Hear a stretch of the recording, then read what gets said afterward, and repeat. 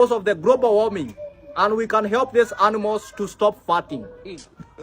We want us to ask you people to buy your cows masks so that you can protect them from being attacked by diseases. And I want to tell you very easy things. That if you treat your cows normally, your cows are going to treat you abnormally. And that's not all Kenyans. Even Rapture the scientist, a comedian, decided to go and inject. And this is what he had to say. William Samoei Ruto.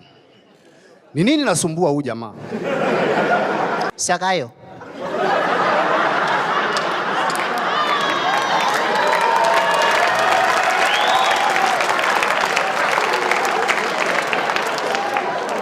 Sakayo.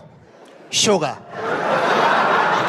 William Ruto ni muongo, kila mtu anajua. As in, hii ni fact, kila mtu anajua. William Ruto ameambia Wakenya uongo, but kuna uongo moja ambaye amesema kubwa kuliko uongo zingine zote. Zote. Na hiyo uongo ni ati anapenda Mungu.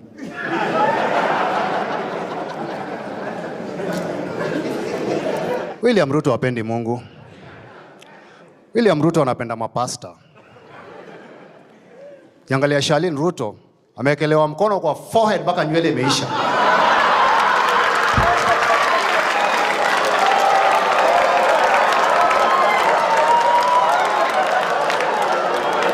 So, viewers, if you are given a chance to go and spend a day with Kasongo, would you do it? Will you take the challenge? Just take a look at this video showing you about spending a day with the president. Take a look.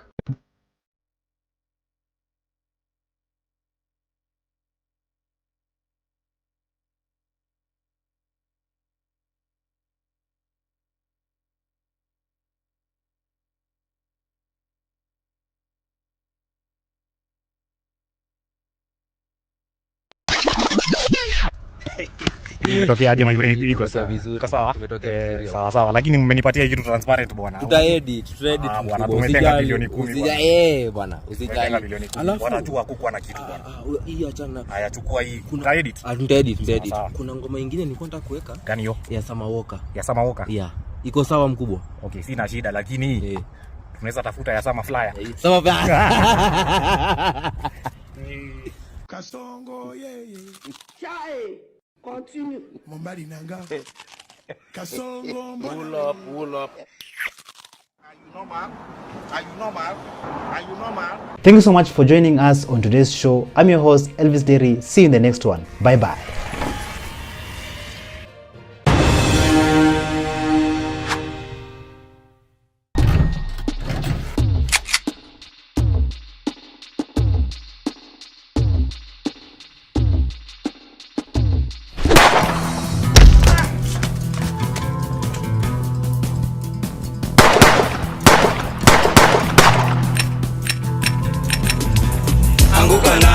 Parliament, we are coming for you.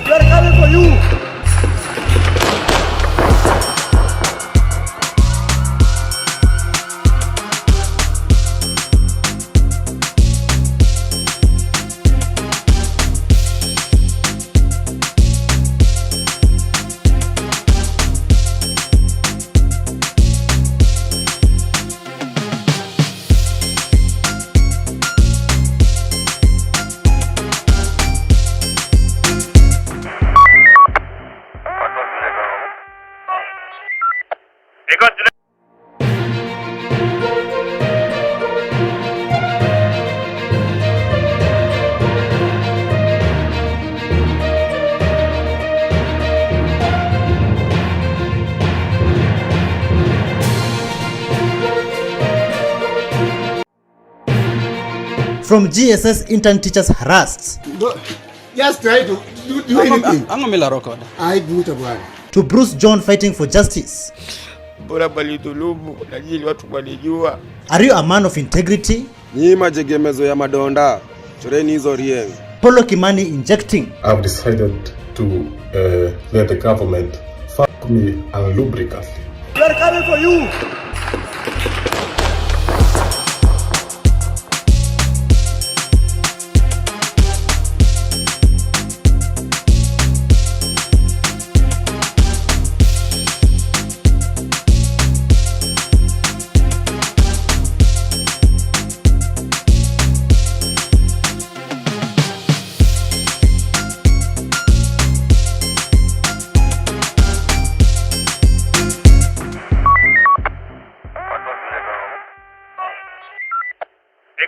Allah, how are you? So many pastors have messed up this country once they decided to accept corrupt leaders to talk on God's altar.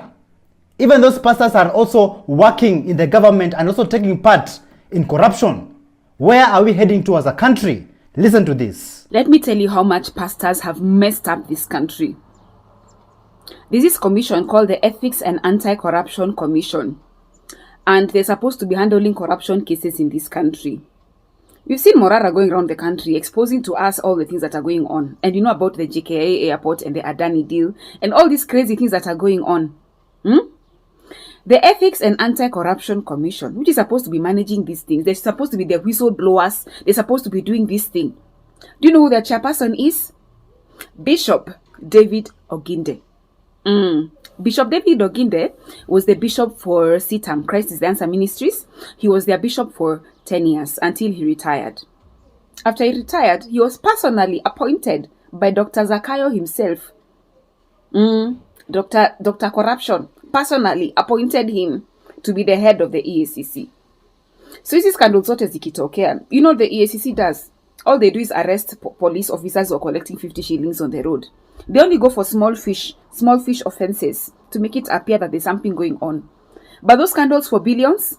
And it's hard to believe that these guys are not actually getting a share of all the corruption money that is going on in this country. Watu wa sitam mutanichukia, lakini ukweli usemwe. All the monies that are getting lost from our government coffers, the teachers cannot be paid, doctors are on strike, all these things are going on. Do you know who's the head of the EACC? You're a former bishop. Na mnaringanga na hizo makos zenu za leadership, sijui ethics and integrity, sijui what. Your poster child is this Bishop Oginde. And what is he doing in this country when this country is going up the way it is going? Mabonga 254, also known as KOT Sonko, he has recently joined Morara Kebaso Senior in going around the country and revealing to us ghost projects.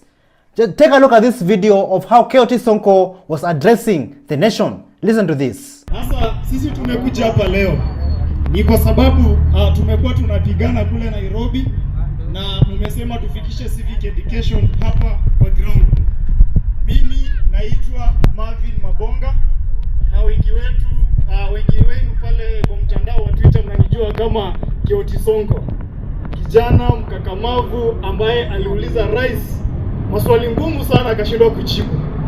Na tumekuja hapa kusema kwamba hatutaki ukabila kwa sababu ukabila ndio kitu imekuwa ikitunyanyasa sisi hapa nchini kama vijana. Tunataka kusema pia mambo na corruption tukiweza kuitupilia mbali.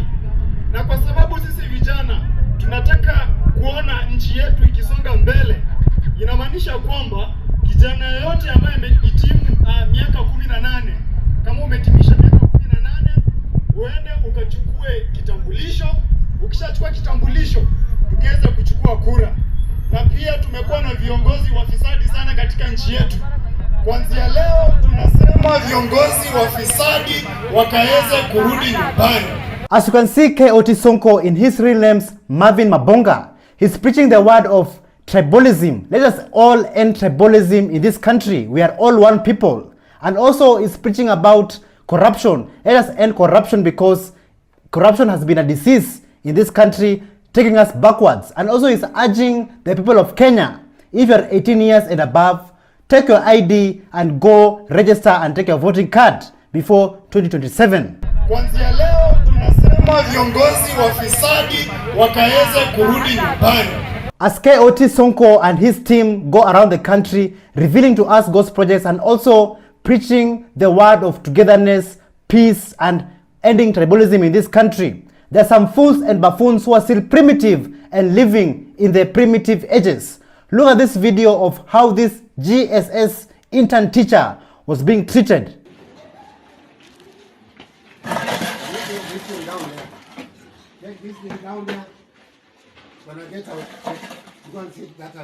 I cannot get out of the school compound. You cannot dictate where I'm supposed to be sitting. We have a staff room for the members of all the members of staff. We have a staff room. It is me locating you where to say. No, you cannot locate me under a tree. Who are you? You cannot locate me under a tree, Who Mr. are you? When I head teacher, you cannot locate me under a tree. You will go there. I'll not sit there. There is a staff room for all members of staff. You will not. You cannot join the staff room. I'm telling you, you cannot join the staff room. Can you give me the chair, one? Jaten. Ango mila record. Give me the chair. No, just try to do anything. Ango mila record. I do it, one. What? Ango min ko dagi issues. Can you leave this chair? I have a right to sit in the Can you staff leave room. the chair? I have a right to sit in the staff room. Mamar school. I'm a member of the school. Whether you are using the phone or what. No, don't push me. Don't push me.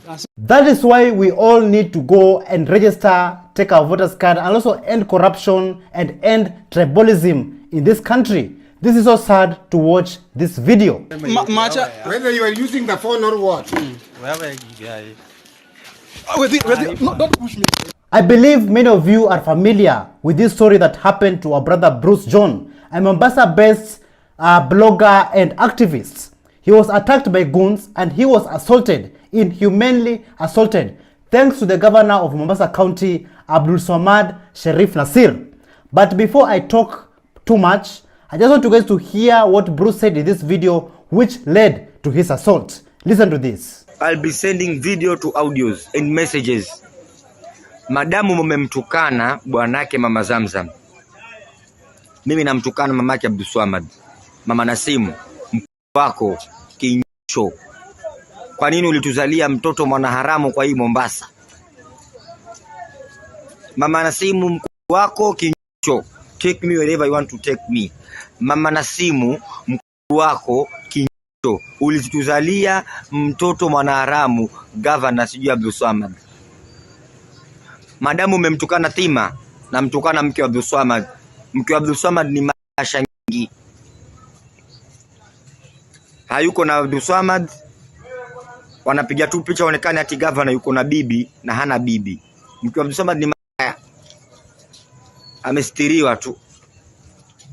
Masecurity wajio washamla mke wa Abdul Swamad. Muje muyaseme hapa hayo. Nisi mumeanza, twendeni nalo. While I was watching this video, I'm not just only listening to the insults, but I'm seeing a frustrated Kenyan who is seeking justice, who is fighting for good governance in this country. I'm seeing a frustrated Kenyan who is suffering, but yet our politicians are enjoying life and posting them on social media accounts. After this video, the governor of Mombasa, Abdul Swamad Sharif Nasir, decided to send goons who attacked our brother Bruce John, who assaulted him inhumanely. And after the assault, this is what our brother Bruce had to say about that event. Sisi leo tumekuja kufunza adabu. Tunakufanya kitu chenye ukitoka hapa ukiongea tu tunapost kwa mtandao. Sasa wale vijana walionichukua 20 wakawa wengine watatu wako huku wameziba, watatu wako huku na 5 wamenizuia pale, wana nguvu, wamenishika, nimefurukuta lakini wapi. Huku akinipiga. Ikawa pale kando kuna vijana wawili wamevaa mask. Hao vijana ni wale, kuna hizi gari za kubeba uchafu, hizi za Mombasa County za kubeba uchafu. Wale vijana wenye kupakia yale magunia, wale ma street boys. Wale ndio wakawa wamelipwa. Mmoja akavua nguo, akalivua nguo, akanilala mpaka kamaliza. Papila kalivua tena nguo, akalala mpaka kamaliza. Nikajikojolea, nasikia maumivu. Baadhi ya vijana wanaochukua video ni baadhi ya vijana kutoka Kisauni, Sindimba na Sele ambao walikuwa wanafanya kwa mpaka saa hizo wanafanya kwa Mombasani yangu. Na washika mpaka mguu, nawaambia jamaa kama kunipiga mshanipiga. Bora bali dhulumu na jili watu walijua. This is very painful to hear. As you can see, our brother Bruce, he suffered. He suffered under the same hands of the people who should have protected him and also listened to his cries. But yet, they decided to send goons to attack him and also to assault him in a very inhumane way. So to you, Governor of Mombasa, Governor Abdul Swamad Sharif Nasir, may you never know peace. You are a shame in this country and are a shame to Islam. You are a cursed man. And to those men, those young men who was paid peanuts by the governor to go and assault our brother Bruce, our brother who is fighting also for their rights, may you never know peace in this country. You are a shame in this country and you don't deserve to be among us. We as a Gen Z, we will never give you our votes. And to the people of Kenya, don't give your votes to such criminals, such terrorists who are assaulting our young men and women in this country.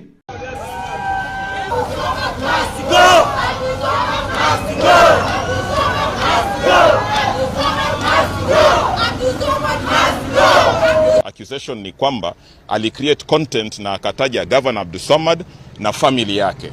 Na mimi naona it was only fair yeye pengine basi awe subjected to a fair hearing. So amefanywa sodomy na akatupwa kwenye gunia kule Mwakirunge. Yule ni kakangu, yule ni babake mtu, mtoto wa mtu. Sawa, walivyofanya si sawa. Vijana msilale, lale lale, vijana msilale, bado mapambano. May your bloodline never know peace. You have not only traumatized the Kenyan people, but also you have traumatized your own family members and your own children.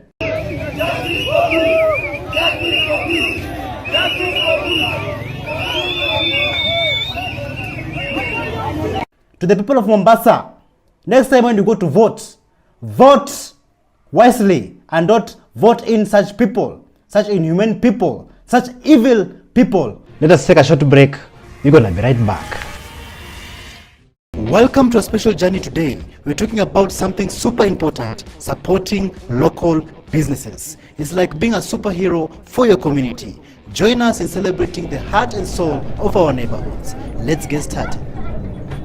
我是老板，我是你的老板，我是老板，老板的老板，我是老板。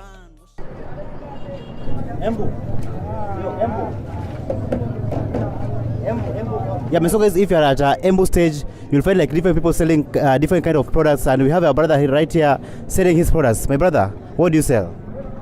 I do sell something like chains, earphones, bling-blings, like specs, and also nail cutters, and also sprays that help me to earn a living.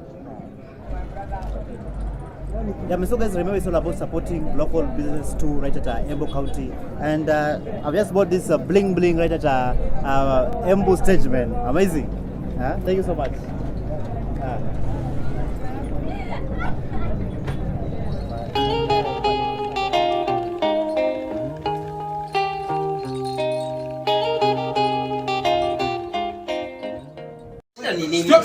Video gani?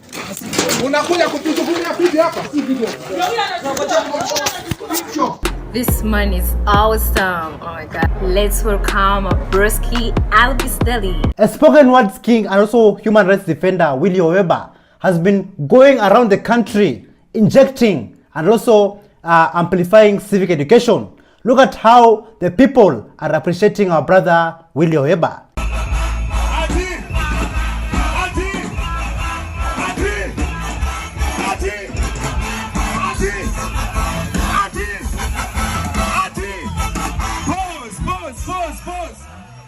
Weka mkono hapa.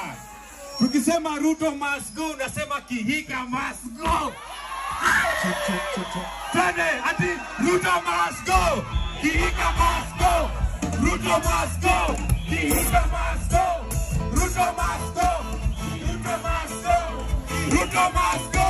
Kihika must go. We all have seen those officers who always take bribes on the roads, also take bribes from matatu conductors and drivers, and if they fail, they end up putting them in police stations and in cells. This man of integrity decided to inject and to warn those kind of officers who are practicing corruption in a daily basis. Listen to this. Zaski hapa. Nyinyi majegemezo ya madonda. Choreni hizo rieng. Asibie bana. Siki madonda bado wanajitafutia bana. Wanajitafutia ngima bana.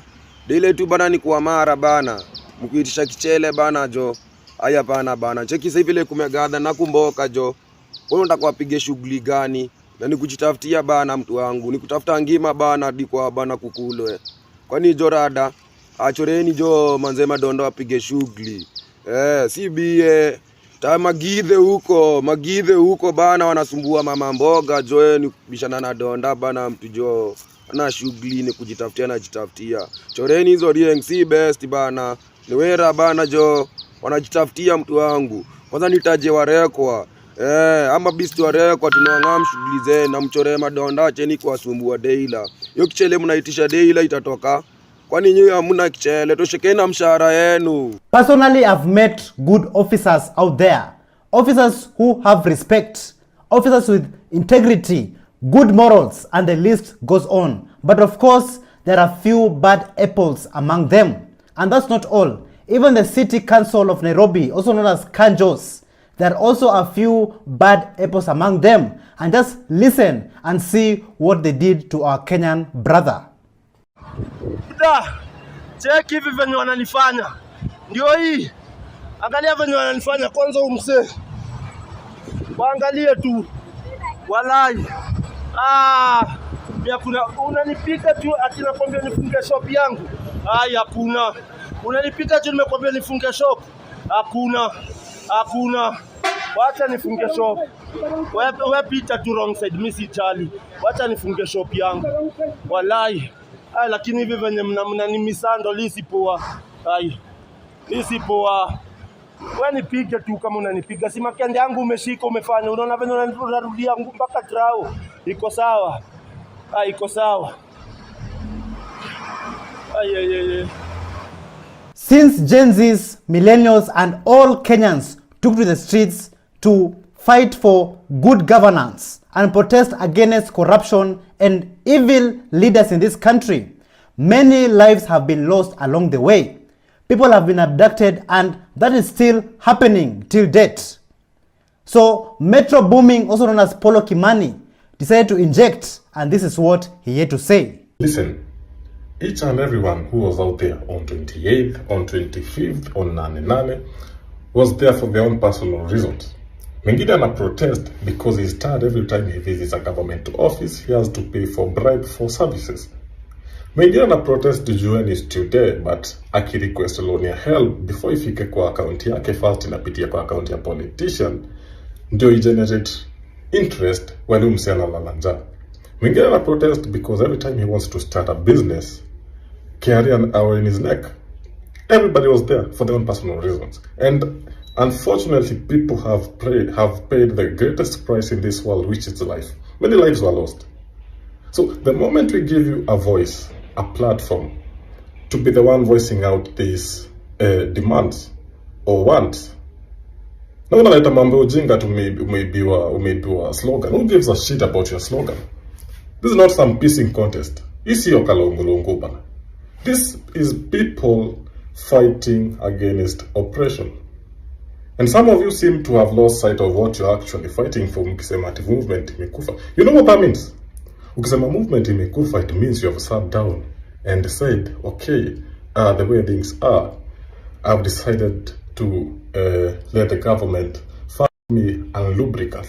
What I can say is this: the protest is still on, and we will never stop fighting for this country. We will never stop fighting for good governance, and we will never stop fighting till justice is served. Thank you so much for joining us on this show of today, Show New Trend. I am Elvis Derry. May God bless you, and may God bless Kenya.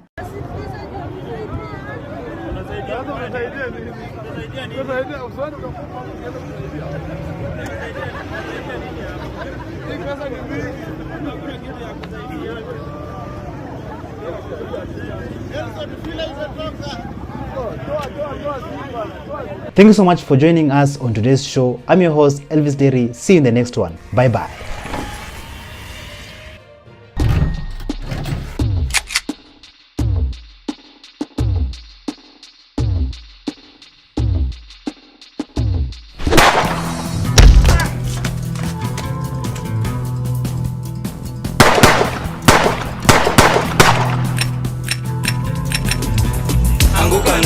They're coming for you.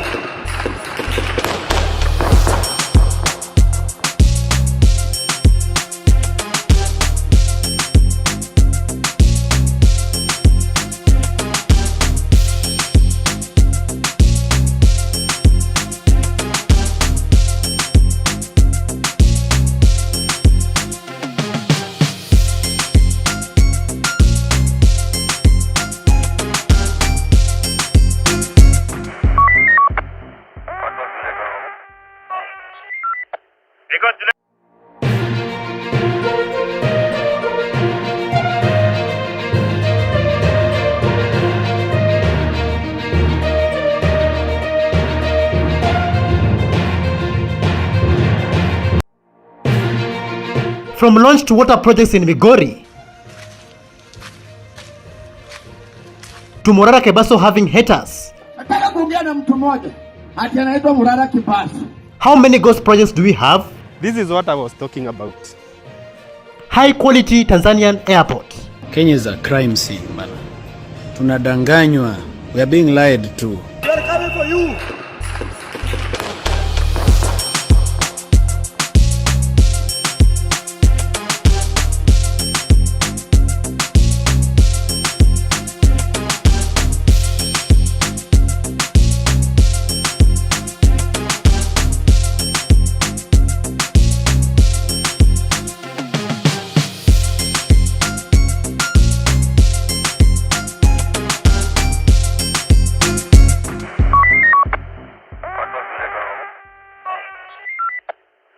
Hello, how are you? My fellow Gen Zs and Kenyans at large. Welcome back to ShowNewTrend, and I'm your host of the day. My name is Elvis Terry. We all know that Kenya is not only the giant of Africa, but also the giant of East Africa. Morara Kebaso Sr. recently went to Tanzania to show us how the airport of Tanzania has advanced, showing us dust here in Kenya. Take a look. Najua nimekuwa ziara ya kisiri kidogo kutafuta ushahidi. Guys, let me tell you, Kenya is a crime scene, man. Tunadanganywa, we are being lied to. Tunaambiwa ati economy za nchi jirani ziko chini, economy yetu iko juu.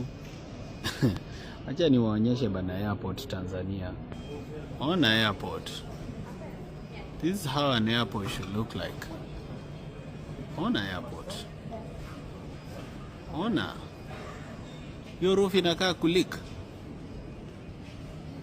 Hiyo ni airport. Imejengwa venye inafaa. Alafu tunadanganywa huko watu wanakula billions hawajengi kitu. Bure kabisa. Ona hadi floor iko na water effect. Cheki, iko na effect ya kama beach. Hiyo ni floor. Cheki pale kwa mira. Angalia TZ bana.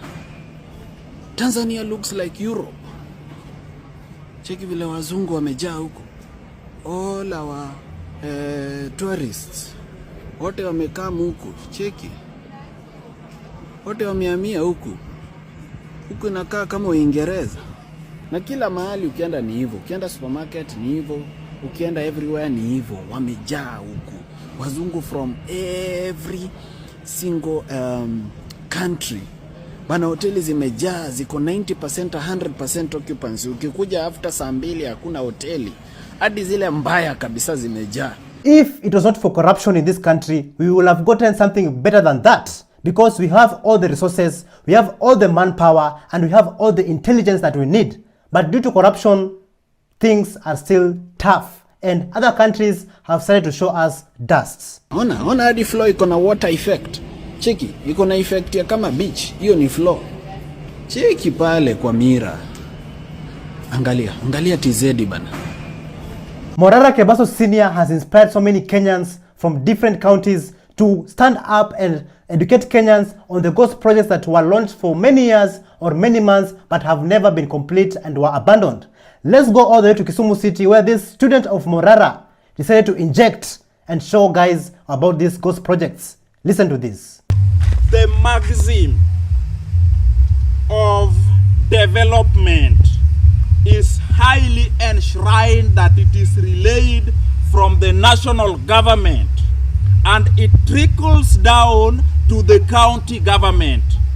Welcome to Kisumu County, Upper Kadianga Sub-Location, Kajimbo Rachir Sub-Location, where we have such a barbaric, pathetic, archaic, weird interconnector. And we claim that we have some of the political elites who are well conversant with the software aspects of issues affecting that person at the grassroots level. Now check. This interconnector cannot accelerate locomotion from one point to the other point. Not only Kadianga Sub-Location was affected by ghost projects, but also in Nyamira County, where this student from Morara decided to inject. Take a look. Watu wa Nyamira mjambo. Leo nimewaleta hapa Sironga. The Fambaya Diaries. Rais Ruto alikuja 2023 kufungua maneno ya industrial park hapa. Unasoma hapa. The groundbreaking ceremony for the Nyamira County Aggregation and the Industrial Park was officially launched by His Excellency William Samoei Ruto, President of the Republic of Kenya and the Commander-in-Chief of the Defense Forces on Friday 25 August 2023. Leo hii sasa nimewaleta muone what's going on hapa kwa ground. Cameraman unaweza kwenda huko. Leo nimewaleta hapa mtione. Waonyeshe kwenda huko. Kazi inaendelea. Kazi ya rais inaendelea, trakta ziko huko. Sasa waonyeshe hivyo kwenda huko, trakta ziko huko. Ng'ombe ziko huko zinajenga huko. Sasa mimi kitu naambia Ruto, unajua saa hii sasa tumerefuka. Saa hii sasa tuko kwa ground, tunaangalia nini inaendelea. Hii maneno ya kutudanganya haiwezekani. Moving on to the next video, we are clearly looking at a government of deceit. Lawyer Ndegwa Jiru decided to inject by saying this and revealing this to Kenyans. Take a look. Utasema hata sisi tumefika hapa, barabara ya kwenda Dongo Kundu. Inaonekana Zakaya alikuja hapa pia yeye. Akapata barabara imejengwa na His Excellency Uhuru Kenyatta. Akakuja akaweka posta yake hapa, flag yake hapa kusema ndiye amejenga barabara. Alafu kwa sababu amejua tunamwangalia sana ameitoa. Sasa hapa hata hakuna industrial park pia walikuwa wameanza. We are just following on Morara Chronicles. Na ametoa, nimesikia ameenda mpaka Haiti kulaunch huko. Kwambia kuja ajenge hii kwanza kabla ajaenda Haiti kulaunch. We are looking at a government of deceit, serikali ya uongo. We are fighting unaccountability, transparency and bad governance in this country. Look, deceit, pure deceit. Mbona anakuja anaweka majiwe hapa na kila kitu anaandika. Kenyans, we messed up. There's no point of us having this guy as a president. We complete messed up. We have to reform this country. We have to work and remove William Ruto, Wanatama, and Rigathi is not a solution.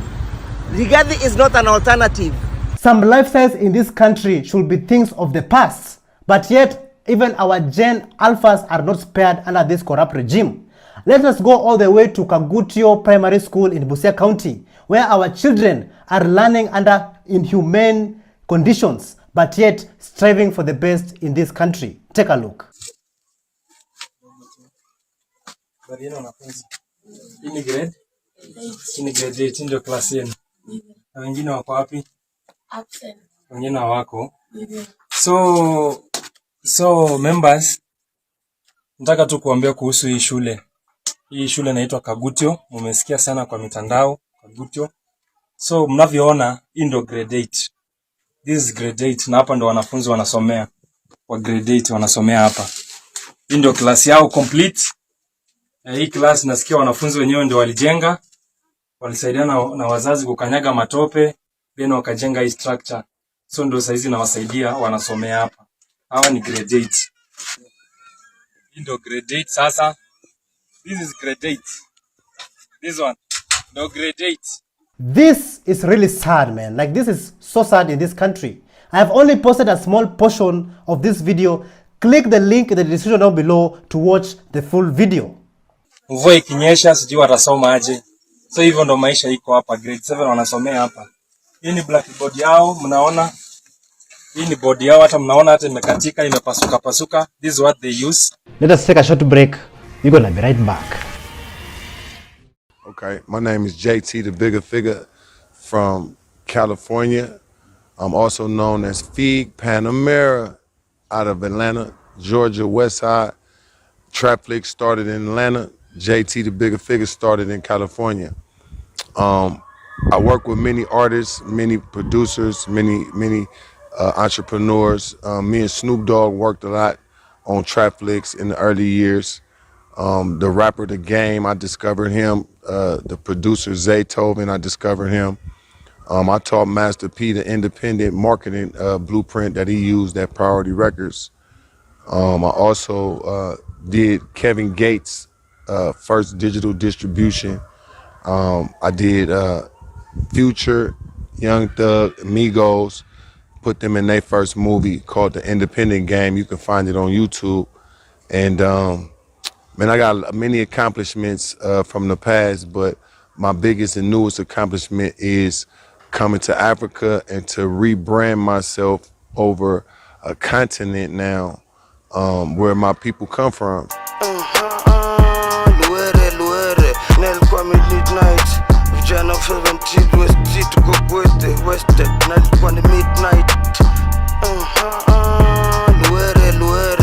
I was the first young nigga out my crew to have 100,000. First time I hit the block, my hood had me going wild. Feel mode. Everywhere I go, I had to rep that, put it on.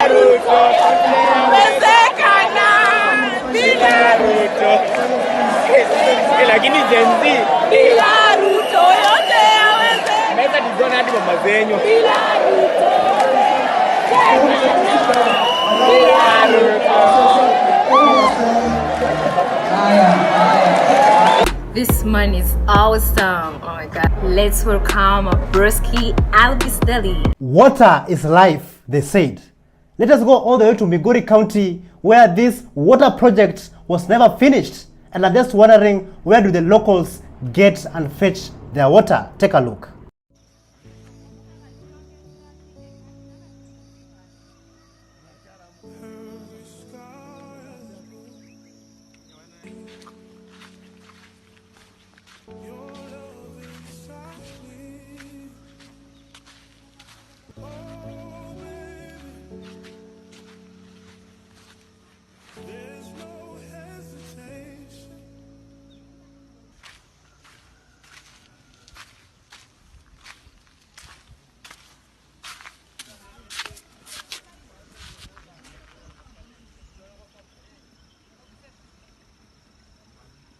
Even the same police officers who are being used to oppress the people of Kenya, the same police officers are also being oppressed.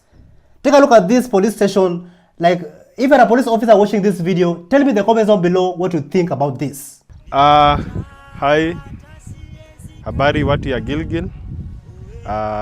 In the morning, I wrote about this police station. This police station, hii ni kazi imefanyiwa hapa na ni kazi ambayo imekuwa substandard. We complained about it in the morning, na saa hii tumekuja kuangalia progress. Tunakuta huyo mkora ambaye alijenga hii asha tuma fundi hapa kwa ground. This is what I was talking about.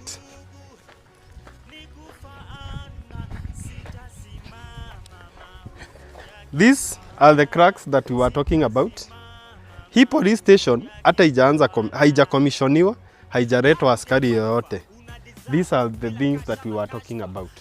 Ukiangalia huku kwote, these are cracks on the wall. This is a police shed. Wacha niache kuita cow shed. This is a police shed. Ni mahali ya kujikinga mvua ya polisi. Because the quality of work that has been done here, it is very poor. We can all clearly agree that Kenya is a crime scene. Even you, police officer who is watching this video, I can see it in your eyes that you agree with me.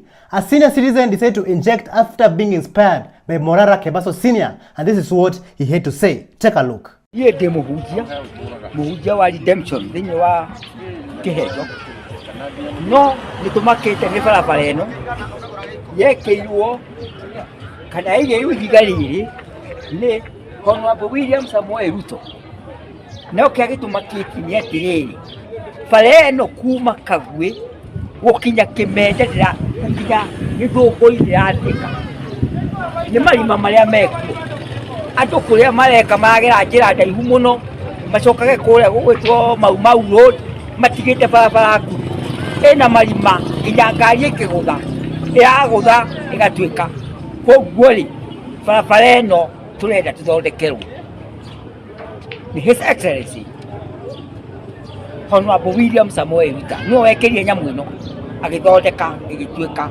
ati ikorwo ituike barabara ya nginya githungu acha ni tukuya barabara ona atumia matigahota guthie ona andu arwaru matigahota gukinya githungu kana gukinya Kiambu koguo Samuel Ruto tuthondekere barabara. I have not understood a single word he has said in this video, but we can all agree that oppression has no language, and we can all see the oppression, the amount of oppression in this video. So if you understand the language and you know what he has said, just write to us in the comments down below for a better and clear understanding. Honorable William Samuel Ruto no wekerie nyamu ino agithondeka igituika ati ikorwo ituike barabara ya kinyagithuku. While our children are suffering in Kagutio Primary School in Busia County,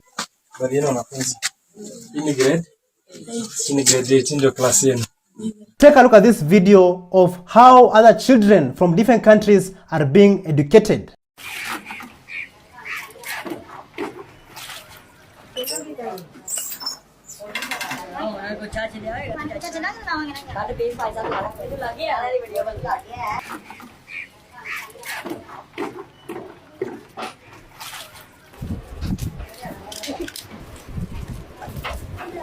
As you can see, our children are striving for the best, but yet they are still studying under inhumane conditions, while other children are being taught meaningful things, advanced technology, and many more. Kenyans, is this the country that we want? So mnavyoona, hii ndo grade 8. This is grade 8 na hapa ndo wanafunzi wanasomea. This is grade 8. This one, no grade 8. Since Morara Kabeso Senior started injecting and revealing to us ghost projects in this country, he has gotten haters from all directions. And one of them is Nuru Okanga, and this is what Nuru Okanga had to say. Morara ametokea tu hii wakati Genzo alikuwa amepanga maandamano, ikahiti ikatulia. Maandamano ikatulia. Baba akaingia ndani. Morara katokea. Unajua aje kama hii ni project, Morara ni project ya William Samoei Ruto na yule mbunge wa Kisii anaitwa Osoro. Wanataka wacheze na akili yetu. Wakenya wawache kufocus kwa ile kitu inasumbua, wanafocus na Morara. Sasa kidogo Morara amepost hana mafuta, kidogo amepost sijui ana nini, kidogo na mimi nikipost wanasema ati tunaomba. Umoja akiposti ameshindwa kulipa nyumba, ati Umoja anaomba. Nuru Okanga akipost ana chakula kwa nyumba, ati Okanga anaomba. Kwani Morara aombaombi? So to Nuru Okanga will live for you Jacaranda grounds in peace. And not only him, but also, do you guys remember this fool? Ati anaitwa Marara ama ni Morara ama sijui nini. My friend, we were waiting for you here. Hapa Embu hatutaki hiyo ujinga. Tunaona kazi yako ni kuchangisha pesa ukitumia mpinu ambazo sisi tunaona hiyo ni fraud. Let me tell you guys, this fool received his greetings in Embu County after he told Morara Kabeso Senior not to go to Embu County and continue doing his work. But not only him, there are more fools. This fool also decided to talk ill of Morara Kabeso Senior, and take a look at this.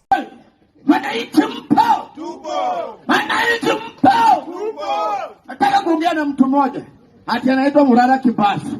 Morara Kibasu, my friend, leo nimekuja na gari yangu, sijasanyiwa pesa. Nimekuja na speaker yangu, sijasanyiwa pesa. Wewe mnaiba wa Kenya, ati unanganya watu, unafanya oversight. Oversight, my friend, enda ufanye kwako. Oversight, enda ufanye kwako. Wakati wa Uhuru Kenyatta ulikuwa wapi? Mbona kufanya hiyo oversight yako? Tunataka kuambia, nataka niwajulisha wa Kenya ya kwamba kitu yenye unafanya ni wizi, unalipwa, unanyang'anya wa Kenya. Na Jimmy Wanjigi anakupatia pesa, Uhuru Kenyatta anakupatia pesa, unadanganya wa Kenya. My friend, hii Kenya ni kidogo kwa sababu hata mahali niko sahihi, hii ni miradi ya serikali ama si miradi ya serikali? Hii ni ya serikali ama sio serikali? We will continue revealing to you guys all these fools who are taking our country backwards and trying to bring politics, but yet for us, we just want a better country, good governance and change, and a better living for our people. Thank you so much. God bless you and God bless Kenya.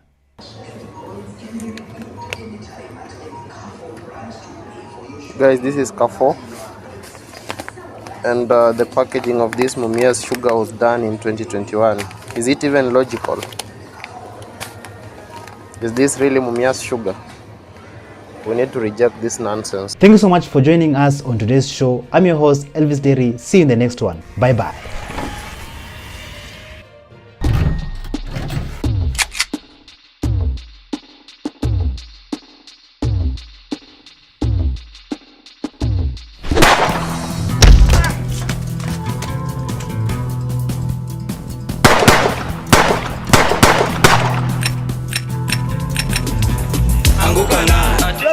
you.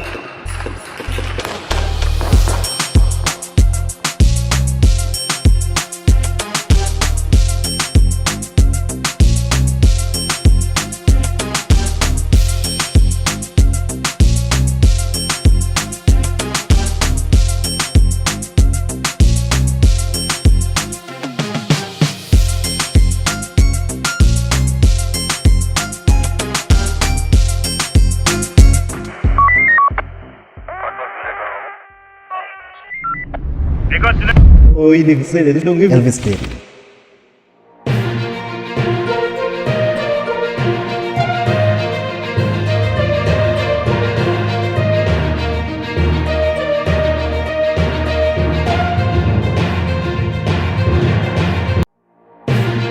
From Kelly exposing the government. When it comes to taxation, it seems like the joke is on us. To Gen Z's called names. And they must go where? Who works for the government? Siko ubaya, mtu yote hadi sahi ana trust Morara. Wewe ni mpumbavu. Piolo Lumumba honest opinion. The Kenyan government may support him, but I believe that he is not my candidate. He's not your candidate. He's not my candidate.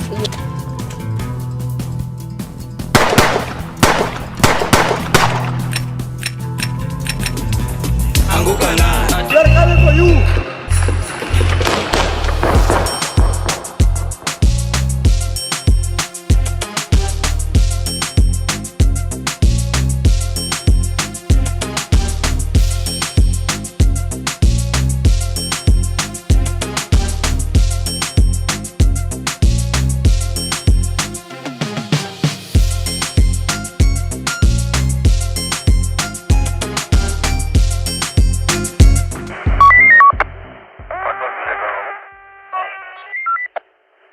Hello, how are you? Welcome back to ShowNewTrend. I'm Mr. Today and my name is Elvis Daring. Sometimes even fools can get power. A member of parliament by the name of Julius Kamket, he went on to rant and disrespect the Gen Zs, calling the Gen Zs names like he was trying so hard to be a comedian. But let me tell you, nothing that was coming from his mouth was funny to the Gen Z. Tufunge internet. Hapana, wacha hao watu ambao kazi yao ni kuhangaika kwa kitanda because they are lazy bones.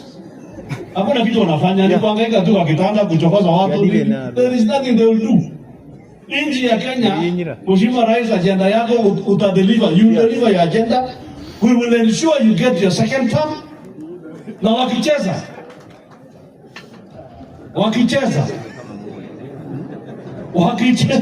watu tunaweza amua uendelee kidogo hivi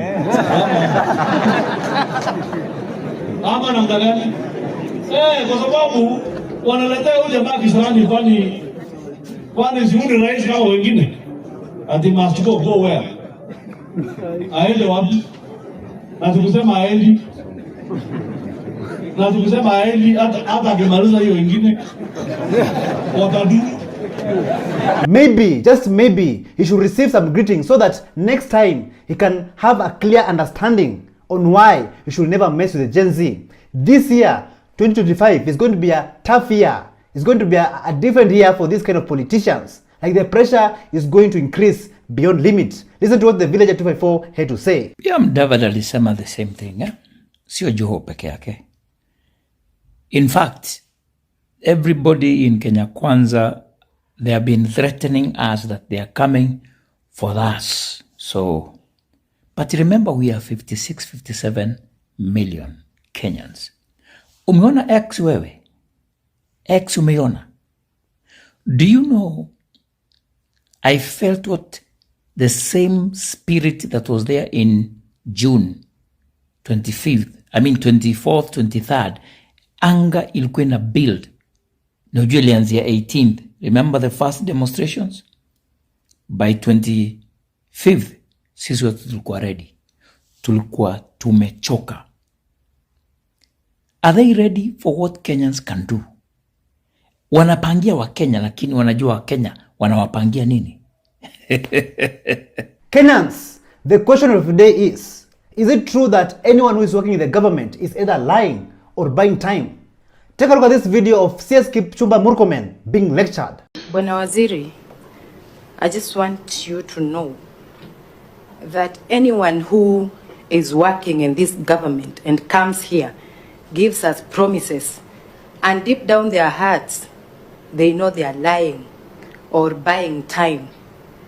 Being a new person in this office, I think we should go with what the PS said and the CEO, or we will impeach them, because we cannot sit here. We go to our villages very excited with all the chiefs and village elders clapping for us.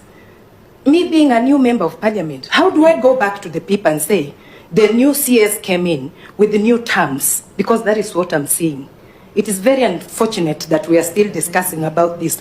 I thought we were going to be told from this date and this date, things are rolling out. Not cancellations, postponement, new discussions. It's sitting bad. Even as you sit there, I was telling my colleague, the CS is talking too much. Because already I'm seeing it is not progressive. We are now on pause. And yet we had kid play. We were so excited, all of us here. So I don't know what exactly you've been saying. Maybe I'm not understanding because I just blocked. From listening, I blocked my mind. Can somebody talk a language I understand here? Mambo iko karibu kuharibika. Currently, we all know that the former Prime Minister of Kenya, Raila Amolo Odinga, is campaigning for the African Union Commission seat. But Pierre Lumumba had a different view on this. He came out and said that at the age of 80, Raila Amolo Odinga should be writing memoirs, not competing for a secretariat office. He went on and said that his manner of campaigning is inconsistent with the African Union Commission spirit, and he does not consider him as a candidate. Listen to this. First of all, I use the word statesman very differently. I don't support Mr. Odinga's bid for a number of reasons, and I've already stated that in different fora. Number one, because his bid is an attempt to use the AU position to exile him from local politics so that this administration may get the support of his constituency. That is not a reason why you give somebody a seat that requires young and vibrant individuals. Mr. Odinga is going to be 80 in the month of January. Really, at age 80, one should be writing his memoirs, not competing with younger people for holding an office, which is a secretariat's office. So, and even the manner and style in which she has campaigned is inconsistent with what the spirit of the AU is. There have been people who have held that office, they did not campaign in that manner. President Connery did not campaign in that manner. He was the first. Jean Ping of Gabon did not campaign in the manner that he is. Nkosazana and Lamini Zuma did not campaign in that manner. Mohamed Faki did not campaign in that manner. My own view is that Kenyans and other Kenyans, the Kenyan government may support him, but I believe that he is not my candidate. He's not your candidate. He's not my candidate. So Kenyans and fellow Gen Zs, do you think that Raila Amolo Odinga will get the African Union Commission seat? Listen to this. Raila will not get the AUC position. Why? But William Ruto will say, oh, you know, simuliona mimi nilijaribu. And let me tell you, I'm making a political prophecy, and I hope you can invite me when the election is done. It won't happen. Baba ataoshwa. In fact, as they say, as he say in the Luo, they will nango Baba. Okay, Bomet residents, they decided to inject after they walked out on President Ruto while he was addressing the nation. Like Kenyans, Gen Zs, is the pressure increasing or decreasing? Take a look. Na niko na Davis Chirchir ambaye ni waziri wangu wa mambo ya barabara. Na huyu waziri mumenipatia ni mtu wako na mpango mzuri sana. Ananisaidia kupanga hiyo kazi. Kwa hivyo mimi nataka niseme watu wako noin. Mbebe pole anatoka mbio.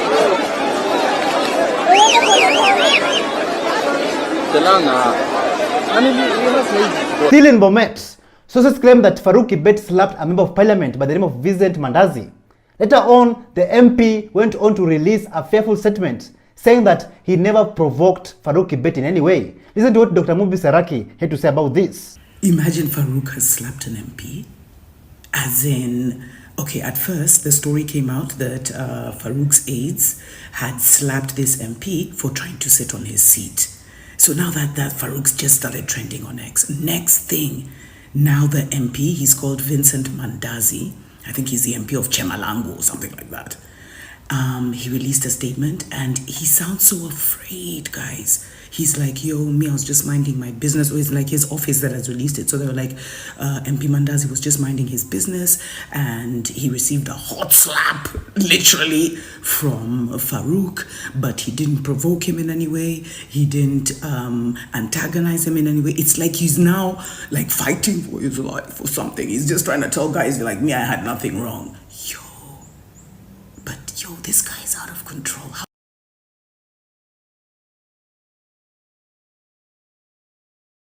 The former Laikipia governor, Ndiritu Muridhi, has been sworn in as the chairperson of the Kenya Revenue Authority Board. My question is this: will he take charge in fighting the corruption that is taking place in the KRA? Take a look at this video of him being sworn in.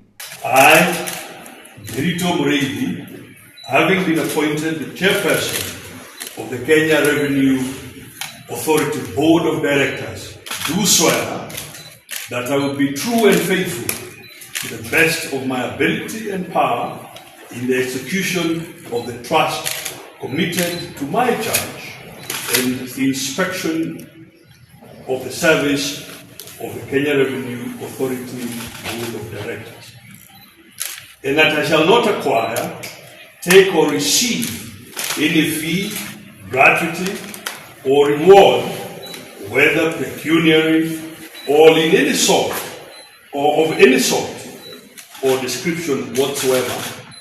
From Musiguze Murima to former Deputy President Rigathi Gachagua, claiming that President William Ruto is targeting the mountain. And how is the mountain being targeted? Listen to what he had to say. Na baada ya sisi kufunga hizo factories na kukaza machiefs na police, pombe ikapungua. Vijana wakaanza kurudi nyumbani, wakaanza kuoga, hata wasichana wetu wakaanza kupata watoto. Na tukaanza kuona dalili inarudi. Hasa hapa kwa Mlima Kenya, Nakuru, Laikipia, Nyandarua, pahali tulikuwa tumewezwa sana na hii pombe haramu. Ndio PS wa internal security akaambiwa na rais kwenda fungua hizo makampuni. Na makampuni zisipofunguliwa, zikaambiwa sisipeleke hiyo pombe pahali ingine, silete hapa kwa Mlima Kenya. Na ndio mimi nikakuwa na shida sana na rais, na nikamwambia tukiwa Nyandarua, nikamwambia unakosea watu wa Kenya, hawa watoto wetu kufungulia hao pombe iwaue ni makosa. Hiyo pombe ilifunguliwa hizo companies mpaka wa leo. Haiuzwi Rift Valley, haiuzwi anywhere else. Pombe ile yote sumu inaletwa katika mlima. Jana pale Bahati hapa Nakuru kumekufa watu 3. Simuliona kwa TV jana?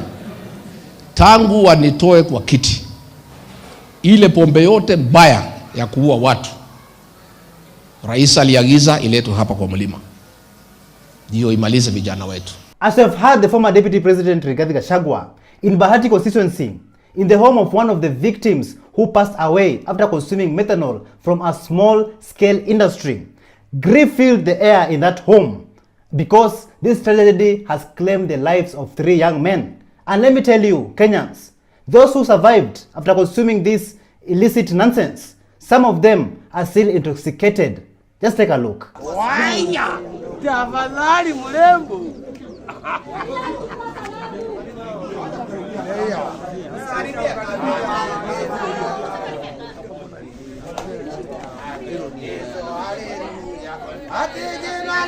After Rigathi Gachagua's expose, I'm just wondering, how was the former deputy president impeached? Listen to what Usingishu women representative unknowingly exposing on how Rigathi Gachagua was impeached. You know, I'm one of these people, I'm told to speak briefly, I speak briefly. Your Excellency, I'm your loyal foot soldier. When you tell me speak briefly, I speak briefly. If you tell me Gachagua ende nyumbani, Gachagua anaenda nyumbani. So I always follow orders, and I will follow those orders. Whether you call me a psychopath, I don't care. Not my words, but Honorable Okello's words. After he went on to confess to the public that he will support every piece of legislation that will be coming from the government. I want to make it clear that because President Ruto has accepted our experts in his government, I cannot turn around now and defeating his bills that have been brought before me by the same experts that I gave him. So moving forward, so therefore moving forward, I want to support every piece of legislation that will come from government. Whether they call me a psychopath, I don't care. I want to close my eyes and support all the issues that shall be brought forth by the experts that we gave him. And one of them is my sister Dorcas Oduor here, the Chief Government Legal Advisor. It seems like some politicians are shapeshifters, are like reptilians. Today they say this and tomorrow they say that. Honorable Simba Arati, he has urged all ODM CSs to work exceptionally in Ruto's government. They should work so well that Ruto is impressed. And remember, there's a time that Ruto was part of ODM. And even Simba Arati went on and said that he's going to support Ruto in the 2027 elections. But Kenyans, wait, hold on. Let me take you a few years back during the 2007 and 2008 post-election violence, while Simba Arati was still the Dagoretti North Member of Parliament. He said that Ruto should come out and apologize to the Kisii community for the deaths and the killings that took place at that time. Listen to this. Sisi kama jamii ya Omo Gusii, naomba Bwana Deputy President, sisi wakati wewe ulikuwa ODM pamoja na baba, mlikuwa watu wawili pamoja, watu wetu wa Kisii wengi waliuawa kule Rift Valley. Omba msamaha hapa sasa. Omba msamaha kwa watu wetu ambao walikufa kule Rift Valley. Wewe wacha.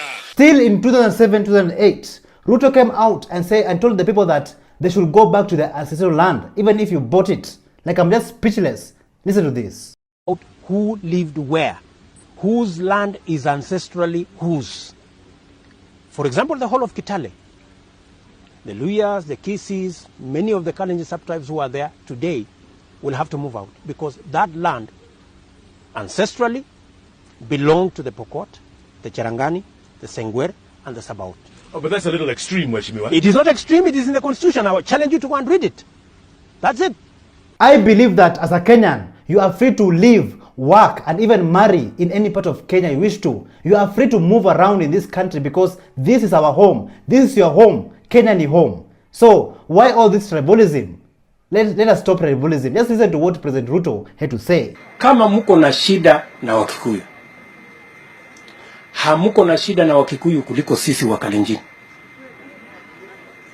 Tuko na shida kubwa zaidi. Sawa sawa? So Kenyans, if I may ask you, what is true patriotism? What does it mean being a patriot in a country? Patriotism is not being loyal to your government and kissing its nyash.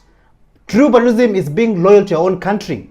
Siding with an oppressive regime, a corrupt government which abducts the young people of Kenya, Kenyans who are fighting for better governance, that is not true patriotism. A true patriotism is holding the government to an account so that the country can move forward in the right direction. Listen to what activist Hussein Khalid had to say about this. Patriotism is loyalty to your country. Patriotism is not loyalty to your government. Actually, a true patriot must hold the government to account. A true patriot must make sure the government delivers on its promises, that the government adheres to the constitution and the laws of the land.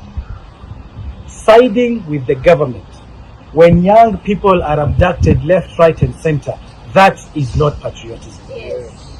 Siding with the government when they refuse to arrest killer cops who are known to everyone, that is not patriotism.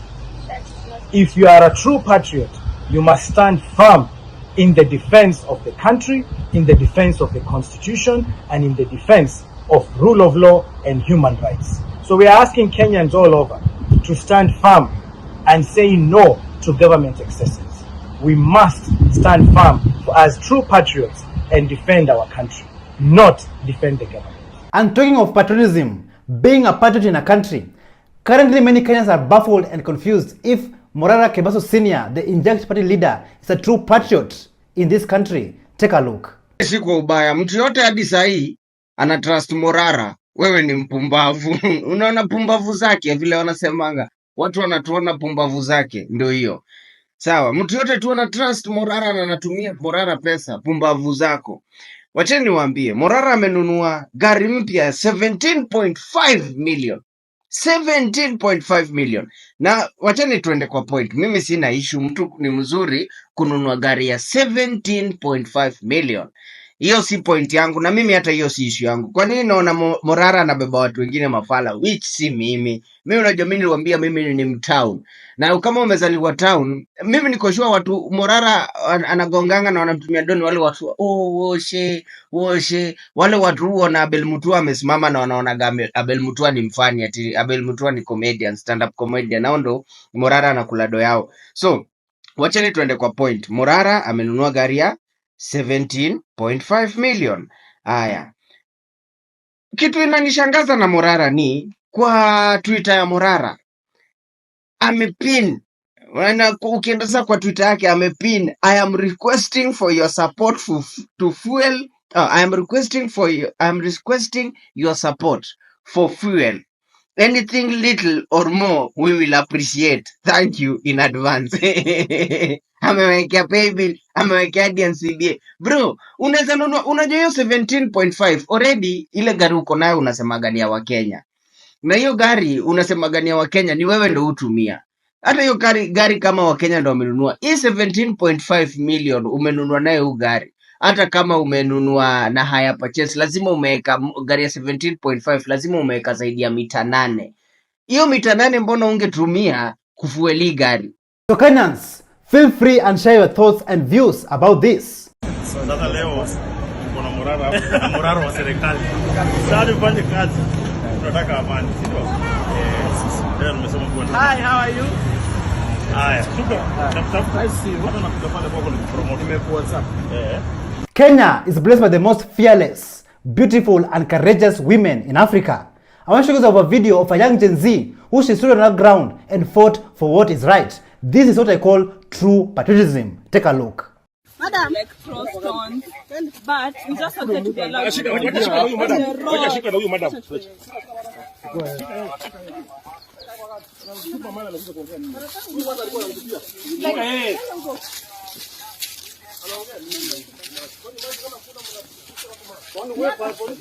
Recently, we saw that new CSS have been appointed. Apostle Michael, he came out and warned the new Kenya Kwanza CSS, saying that they will be used as perfume in a house full of carcasses. Listen to this. I saw Ruto shuffling his cabinet again. I've said though, and I'll continue to say, all of it useless. Kuna kitu hapo. I want to talk to the people that were appointed. William Kabogo, Lee Kinyanjui, Mutai Kagwe, and Muridhiga, and Kempi Gutura.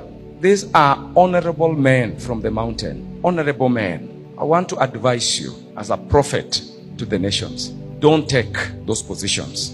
Ruto wants to use you as a perfume in a house which is full of rotten carcasses. No amount of perfume can cleanse a house which is full with rotten carcasses. Very soon, you'll be rendered irrelevant and he's going to look for more others to use.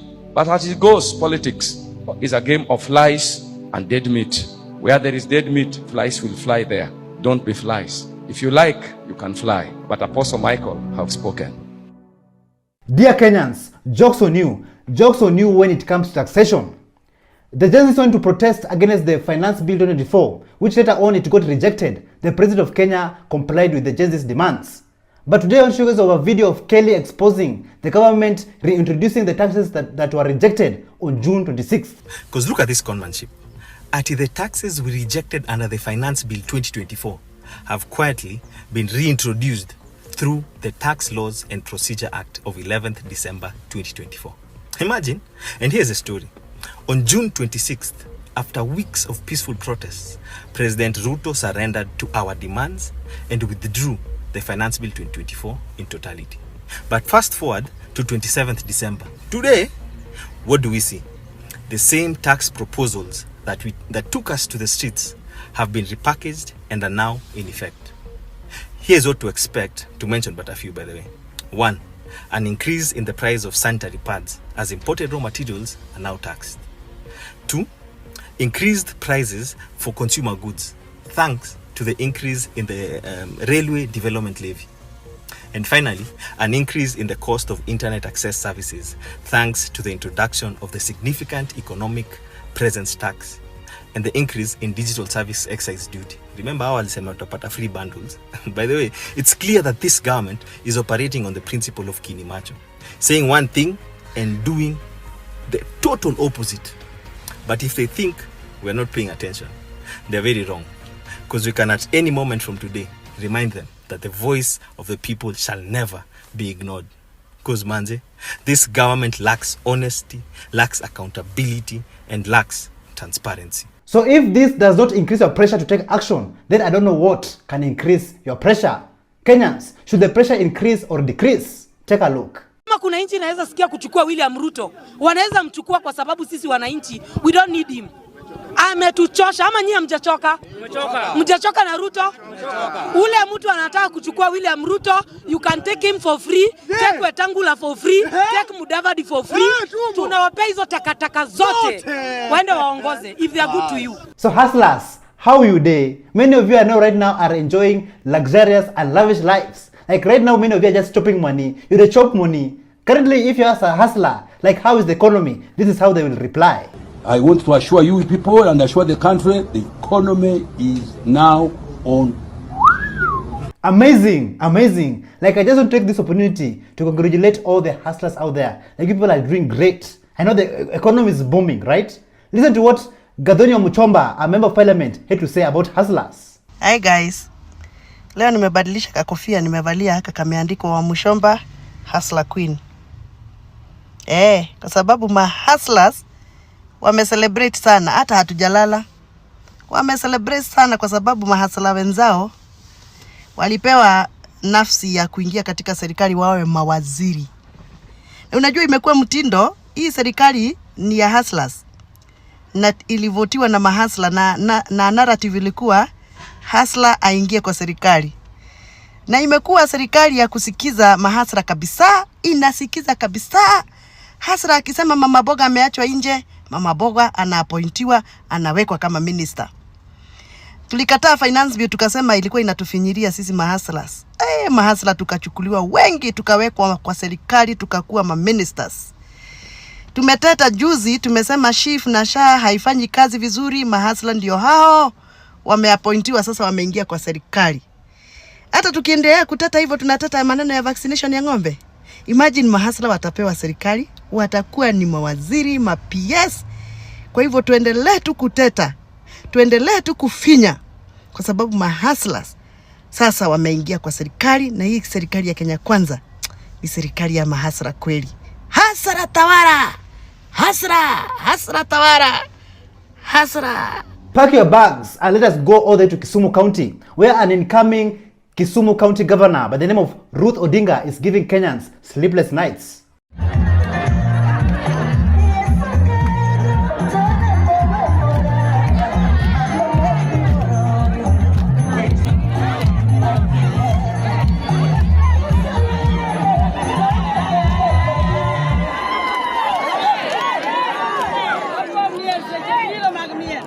It is quite clear that in the coming next elections in 2027, it's going to be heavy.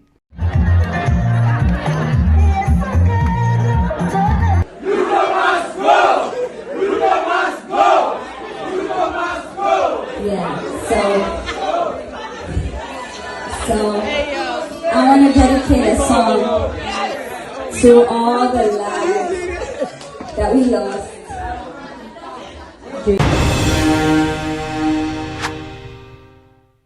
Thank you so much for joining us on today's show. I'm your host, Elvis Derry. See you in the next one. Bye-bye.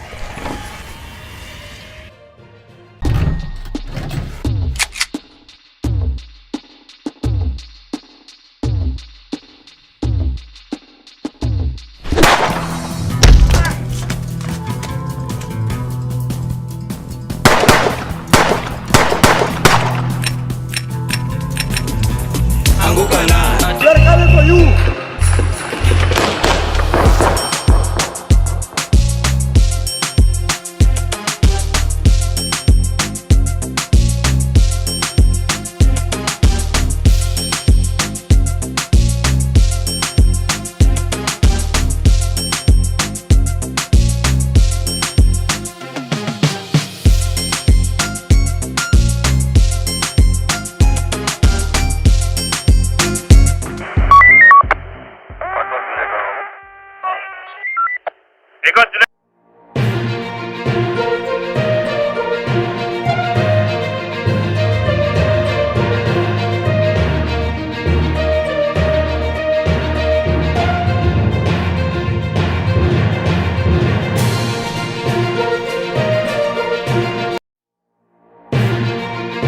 From police officer hand cut off. Bunduki ameenda naye. Bunduki ameenda naye. To more abductions in Kenya. Tulitafuta Brian bila jitihada zote tujapata Brian kila mahali, hayuko Bondeni, hayuko Central. What's causing the fires? Kenyan soldier family speaks out. My name is Katra Abdullahi Isa, the daughter of Sergeant Abdullahi Isa Ibrahim. He was working in the Eldoret Barracks 9KR.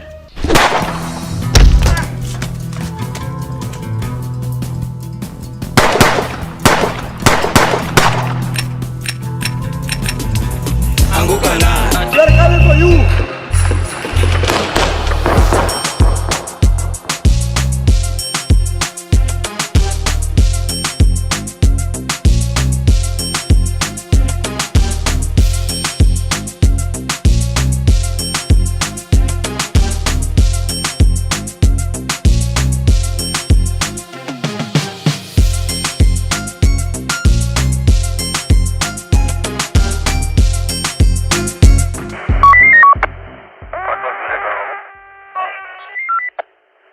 Hello, how are you? Welcome back to ShowNewTrend. I'm host of today and my name is Elvis Dairy. Traffic along Mahimayu Narok Road came to a halt at Duka Moja after the herders blocked road in protests. The demonstration stemmed from an incident where the livestock, 40 sheep, they were killed by a speeding Toyota Prado, and the motorists were advised to seek alternative routes. Let's take a look. But it's not worth the risk. You can't go risky. Hata kama ni kulala afadhali ulale lakini usirisk maisha. Tunataka tumshukuru.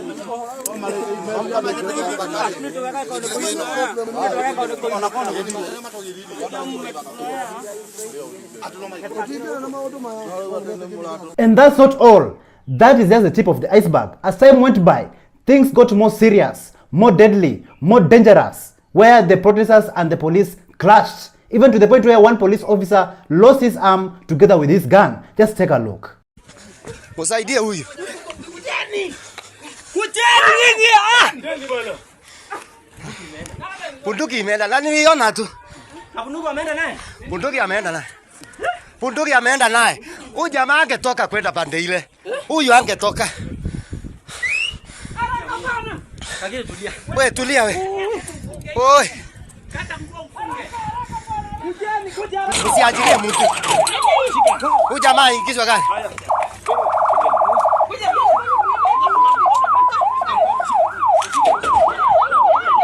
Ngoja, we, mwenye atakuja, usiende huko. We, asiende na nini? We, patiana. Sasa. Siri kwa nini? Siri kwa bunduki. Okay, siri kwa bunduki.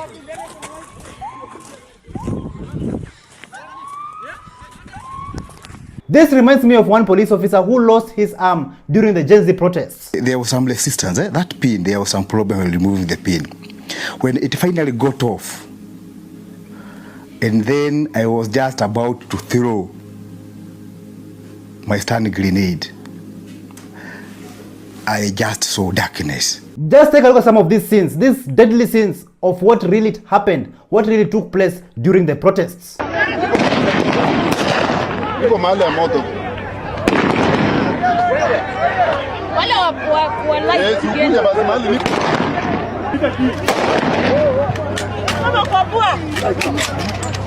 Leta hiyo. Sasa ile nini jamani?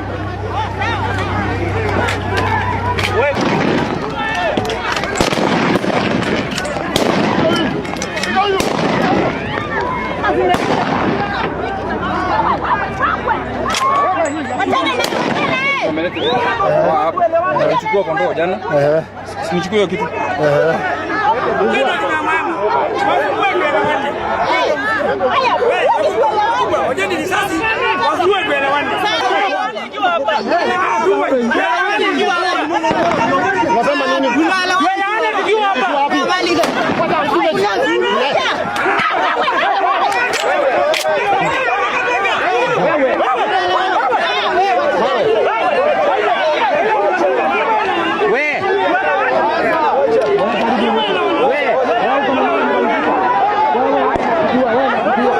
In Nairobi City, Nairobi CBD, one angry woman decided to occupy Ethiopian Airlines offices at Bruce House, Mundimbingu Streets, claiming that she had to take matters into her own hands after the company allegedly defrauded her. Just take a look at how things unfolded.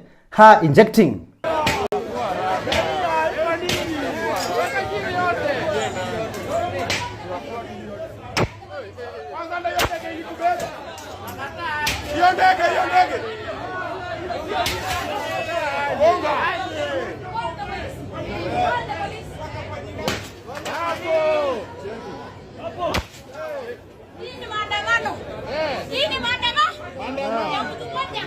Mtu moja.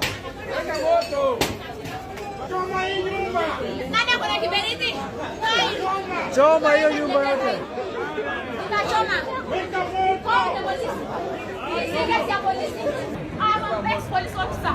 Nilienda kwa Kenya akaunti yangu ikakuwa freeze, ndege ikafungwa, nikalipa ndege mara ngapi?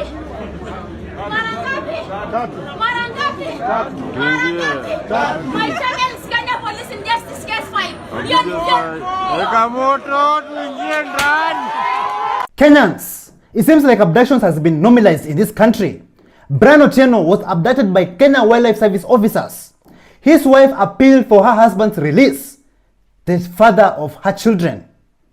And Brian Otieno was last seen with the officers, with the KWS officers. And the report says that he was badly beaten by the officers, Kenyans. It seems like currently the Kenya security agencies have adopted to abductions. Like, where are we headed as a country? Are you not tired asking yourself that question all the time? Just listen to what his wife had to say. Naitwa Alvia huko Okelo, mimi ndo mke wake Brian. Tulikuwa tuna Brian asubuhi vizuri na tulikuwa tunapiga stories za kawaida. Mpaka nikamwambia mimi nimechelewa kazi, awache niende kazi. Tukaachana na akaniambia anaenda kazi. Kufika saa 4 nikapigiwa simu, Brian ameonekana amechukuliwa na watu wa KWS na hivyo ndo ameenda. So sisi kwa akili yetu tulikuwa tumekaa tukajiambia atapelekwa Bondeni police station kama kawaida. Tulitafuta Brian bila jitihada zote, tujapata Brian kila mahali. Hayuko Bondeni, hayuko Central, hayuko police post zozote, hayuko mortuary, hayuko medical, yani Brian hayuko. Tujui sasa walimpeleka wapi. Now the last people walichukua Brian, walionekana wakichukua Brian ni Game Rangers. Ombi langu kwa wale wanichukua, mimi naweza tu waambia wanipatie baba wa watoto wangu. Jota watoto nyumbani wananiuliza kama kuna mwenye aliniuliza leo akitoka shule nitapata dad, mom. Na Baraka aliniambia nende nimtafutie dad yake. And they are young soul. First born wangu iko 6 years. Wapili iko 2 years 5 months. Despite searching in hospitals, police stations and even morgues, Brian Otieno is still missing, leaving his family and many Kenyans puzzled. The question remains, where is Brian Otieno and those who are responsible for his disappearance? What kind of action should be taken? Behind this particular disappearance, there are witnesses, there are people who are there when they took him, there are people who saw him after being beaten up, and we are wondering why they had to do what they have done up to this point in time. So we are demanding the immediate release of Brian from the KWS officers. We know that they know where he is. It is very unfortunate when the family went to look for him first at the KWS office. The information we have is that they were told to wait for 48 hours, the body will rise up in the lake. This is a clear indication that they have done something bad, and possibly they've dumped the body in the lake. We hope that this is just a mere rumor, that this is just speculation, and that we will find Brian. We are also demanding that the KWS Rangers involved be arrested forthwith. They are known, people saw who they were. The authorities at KWS have all the information on who they are, so we don't understand why they are walking scot-free up to this moment. Currently, it seems like Kenyans are tired, Kenyans are frustrated, and Kenyans are desperate to seek for justice and a better future for the country, for the motherland. One female activist, she staged a lone protest, a silent protest against the judiciary and the injustices in our system. Just take a look at this video of how she occupied and injected. Mambo ni live kabisa Nairobi, Kenya. Hapa ni Kenya National Archives. na tuko na mrembo hapa ambaye anajiita Lady Justice. Lady Justice. Ukiangalia ni kwamba she is demonstrating something. Ukiangalia upande ule tuko na pesa na hapa tuko na naitwaje? So inamaanisha for you to get justice lazima ukuwe na nini? Lazima ukuwe na pesa, au sio? Mambo ni live kabisa, tupo live Nairobi, Kenya. But ile message gani wanajaribu kupitishia manzee wananchi hapa, sijui inapitishwa kwa serikali ama inapitishwa wapi, but these are a Kenyan soldier who joined the Kenyan military in 1986 by the name of Abdullahi Isa Ibrahim. He went to Somalia in 2016 to fight against the Al-Shabaab terrorist group, but unfortunately he was captured by the militant group Al-Shabaab and he was held hostage for 8 good years, Kenyans, for 8 good years. But before we continue, just listen to his side of the story. Mimi kwa majina naitwa Abdullahi Isa Ibrahim kutoka Kenya. Nimesaliwa katika kaunti ya Wajir 1963. Niko na miaka 61 ya kusaliwa. Mimi ni mfungo wa kivita. Niko mkononi mwa Al-Shabaab kwa zaidi ya miaka 8 sasa. Mimi ni mwanajeshi wa Kenya. Nilijiunga na jeshi ya Kenya 1986 na nimetoka kikosi cha 9. Nimeingia Somalia tarehe 1 Januari 2016 na nikakamatwa na Al-Shabaab tarehe 15 Januari 2016. Kwa ufamishi ile ilifanywa na Al-Shabaab kambi ya KDF huko Elade. Baada ya hayo kutendeka, tulikuwa tunatarajia kwamba serikali ya Kenya na wananchi wa Kenya watajitokeza kutushughulikia ili kuturudisha nyumbani tuungane na jamii zetu. Lakini kwa bahati mbaya hiyo haikufanyika. Ni miaka 8 sasa ambayo hatujakutana na watu yetu na serikali na nchi yetu ambayo tunaipenda. Lakini wale wametuweka ambaye ni Al-Shabaab ndio wanatushughulikia katika jela kulinda maisha yetu na kutupatia matibabu. Ni miaka 8 sasa hatujakutana na wazazi wetu. Ni miaka 8 sasa hatujakutana na wake zetu. Na ni miaka 8 sasa hatujakutana na watoto wetu. Our Kenyan soldier who has been living in captivity for 8 good years, Kenyans, for 8 good years, captured by the terrorist group Al-Shabaab, should be brought back home. And I'm just wondering, what kind of action will the Kenyan government take to rescue our Kenyan soldier? After his videos trended on the internet, his family came and spoke out. Just listen to this. Fellow Kenyans, my name is Katra Abdullahi Isa, the daughter of Sergeant Abdullahi Isa Ibrahim. He was working in the Eldoret Barracks 9KR. On 2016, January 15th, he was in Somalia with the Kenyan military camp. There was an attack in their camp. Unfortunately, we lost a lot of his colleagues, but we were not able to find his body. We were taken to the Nairobi hospitals to take DNAs, but they were all not matching. After 5 years, we sat down with the military. We were given a presumed death certificate of my father. From all that, yesterday midnight, we received a video of my father being in the hands of Al-Shabaab, saying he's a prisoner and he's captive for the last 8 years and more. He's been requesting the government to help him out. We received a call before that video a while ago, like a month ago. He called me at night at 10 p.m. I couldn't believe it was him because we were still in shock. Apart from abductions, fire incidents have also become a daily occurrence in our country. Not long ago, University of Nairobi was on fire.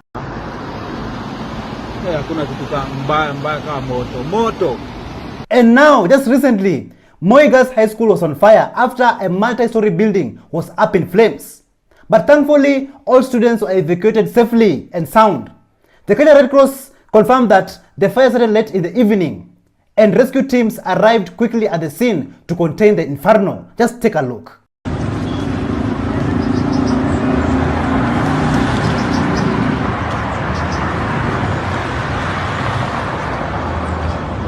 We all know that Moi Girls High School has a history of fire incidents. In 2017, 10 students lost their lives in a dormitory fire. Another fire took place in Isiolo County. Now this is what I call a wildfire, and it raged for 5 good days. Like it's Kenya becoming the new California. Just take a look.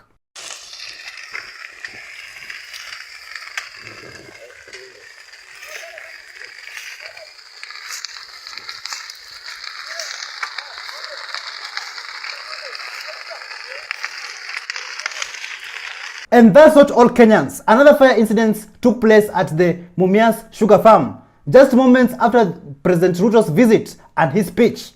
The president promised the people of Kenya that he will not only revive Mumias Sugar, but also empower the people. And I'm just wondering, was the fire part of empowerment? Mr. President, please tell us in the comments down below. So, hii president amekuwa tu hapa a few hours ago. Prezo amekuwa hapa Mumias Sugar. Na ni kama amepigia wakulima story za jaba juu hakuna mkulima anaweza ataka achome miwa yake. Unaona miwa ndio inaungua. Na Preza amekuwa tu hata ajenda mbali. Amekuwa tu hapa saa hii mamako. Amekuwa tu hapa saa hii ndawa zima moto. Sasa hapa ni 8 feet penye president ametoka tu saa hii. Ya hata hajafika mbali, hata ndege hajatua chini. Maji ndio hata hakuna mtu akona haraka nayo. Watu wa maji, watu wa kuzima maji walikuja, pipe zao zika hapo, hata wana haraka, wanasema hizo vitu ziungwe tu kabisa. Governor George Natembeya decided to do the Lord's work after he cleared 2.8 million shillings school fees arrears for Mungano secondary school students in Kiminini sub-county. This school had the highest number of grade E in the county, but Governor George Natembeya has promised to mentor them to score better grades in the coming future exams. Let's listen to what the governor had to say. Sasa mimi what I'm going to do is this. Niambia mwalimu mambo kuongeza fees ile 10 na ngapi hiyo tunataka. Maana ile pesa ambayo wazazi wanalipa majorly goes just to for lunch. Pekee sio mambo mengi, lunch tu. Mimi wakati nilikuwa primary lunch yangu haikuwa ilikuwa tu shilingi 1 ya kukula miwa. Nataka lunch ya kula, nataka kula. Hata mwalimu sisi tunakubaliana. Hiyo weka shilingi 5,000. Ndio? Hata I'm going to pay fees ya watoto wote wa shule.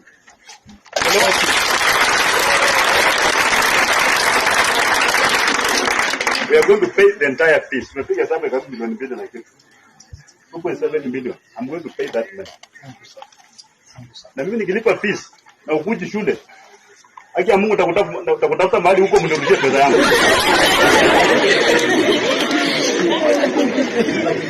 Umeelewana?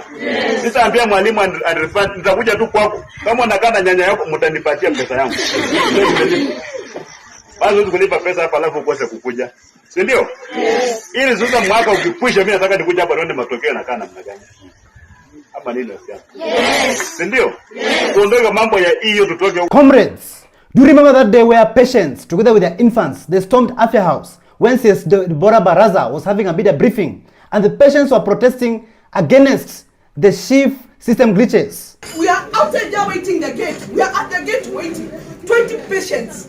We have walked all the way from Kenyatta Hospital, coming here for treatment. From last week, Wednesday, the systems are not working. Hundreds of patients were stranded at Kenyatta National Hospital, even some of them having a mental breakdown because the systems are not working and they cannot access medical care. Like, what a sad state of affair. I want to die! I want to die because of this hospital! I hate this hospital! Another commotion broke out at Kenyatta National Hospital, where relatives attempted to forcibly remove a patient from the hospital. This prompted the security personnel to briefly close the hospital gates, initiating a temporary lockdown. Like Kenyans, just take a look at how things unfolded. Yay!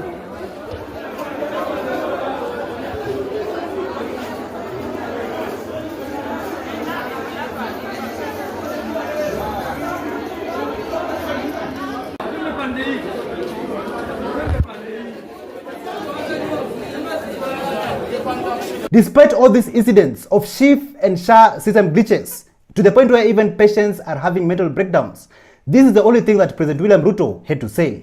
Hata wengine ambao mnasikia wanalalamika hapa mambo ya SHA ni kwa sababu leo wanalipa zaidi kuliko vile walikuwa wanalipa. Sasa badala ya kujitetea kusema mimi sitaki kulipa ile mimi nalipa, anaanza kusema raia wamekataa. Raia ulikutana nao wapi wakakataa? Kwanza raia hawa wengi hawana payslip. Nyinyi mko na payslip? Mko na payslip ya kulipa? Si dunia yote hii watu wenye watu wangapi hapa wako na kazi ya kulipwa payslip? Sasa wewe unatetea nani hapa? Wewe unajitetea mwenyewe, wacha kusumbua raia. Sikizeni wangwana, watu ya Kakamega. Sawa sawa. Mumias East Constituency Member of Parliament Peter Salasia, he decided to inject, advising President William Ruto on how to tackle this SHIF and SHA nonsense. Just listen to what Peter Salasia had to say. Mimi nataka Bwana Rais unichukue mimi, nikuwe personal advisor wako, unilipe.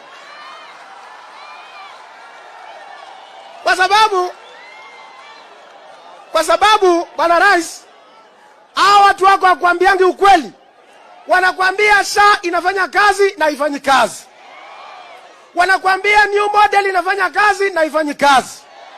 Bwana Rais, mimi nataka nikuambia kwamba wewe ni mtu ambaye uko na moyo wa kusaidia nchi ya Kenya. Lakini kuna makatels matapeli wako katika serikali yako ambao hawataki ujue ukweli wa maneno. Mimi najua you are a God sent leader who was sent to come and save this nation. But kuna watu ambao wako hapa katikati wanataka kukutumia wewe vibaya ili ya kwamba nchi yetu isonge mbele. Mimi nataka wakati unaingia katika ile kura ambayo nataka kura za civil servant, Bwana Rais, nataka usilete karibu. Kwa sababu hao wakora wamekudanganya ukafinya payslip ya Mkenya. And that's why you see Kenyans are bitter with you, Mheshimiwa Rais. Mimi nataka Rais. To be honest, with all these frustrations, pain and suffering that the Kenyan people are facing today, this is the only thing I can tell my people. This is what I urge Kenyans. Kenyans, I want you to know one thing. This one thing you must know. God will not choose your president for you. God has never chosen a president for Kenya. Every time you've been told God chose a president, later you cried. It is these very unscrupulous leaders, useless leaders, wicked leaders who pay prophets. They buy prophets to prophesy they are from God, yet they are not from God. If they were from God, why do you cry after they assume office? God will not choose your president for you. Rise up and choose your president. You are first a Kenyan. The politicians have made you believe that you are first a Luo before you are a Kenyan. You are first a Kalenjin before you are a Kenyan. You are first a Kikuyu before you are a Kenyan. Kenyans can change it. You are first a Kenyan before you are a Luo. You are first a Kenyan before you are a Kikuyu. You are first a Kenyan before you are a Kalenjin. You are first a Kenyan before you are a Kamba. Please, don't see yourself with your tribe.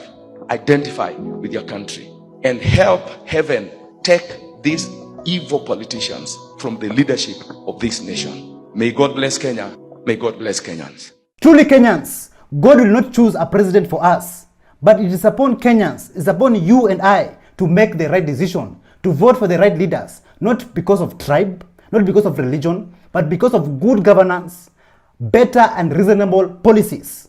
Where some pastors decide to make sense and enlighten the congregations, some other pastors somewhere else decided to use their brains, their heads as facilities to store shit. Like one pastor, he was given a chance to talk, but he sounded more like an ass kisser. Just listen to this. And as clergy, Mheshimiwa Rais, nataka kusema ya kwamba even we have misbehaved. Wezi kutolea sadaka sisi tukakurudishia. Jaribu unipatie sahi kama nitakurudishia.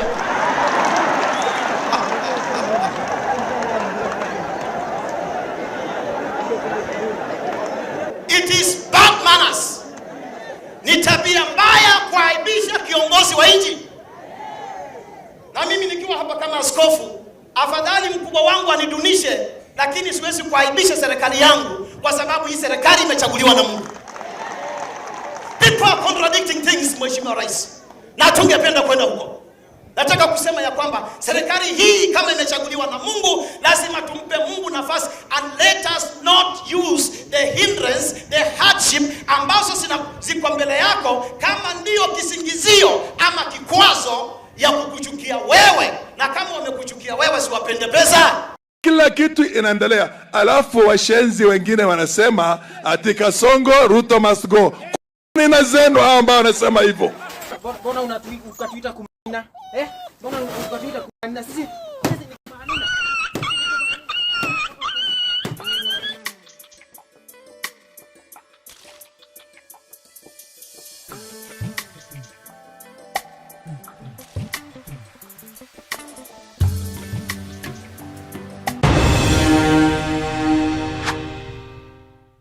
Thank you so much for joining us on today's show. I'm your host, Elvis Derry. See you in the next one. Bye-bye.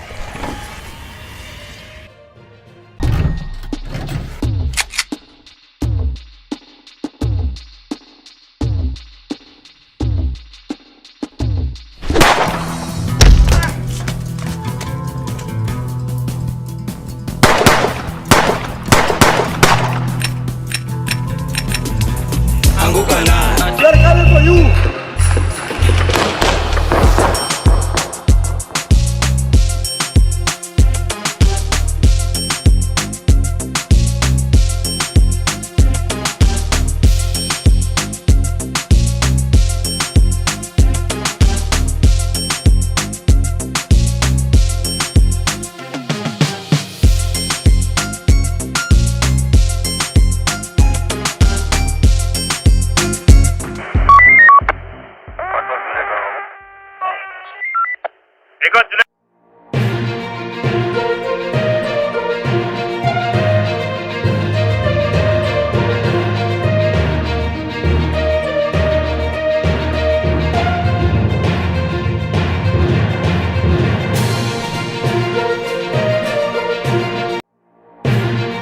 From Morara Kebaso enlightening Kenyans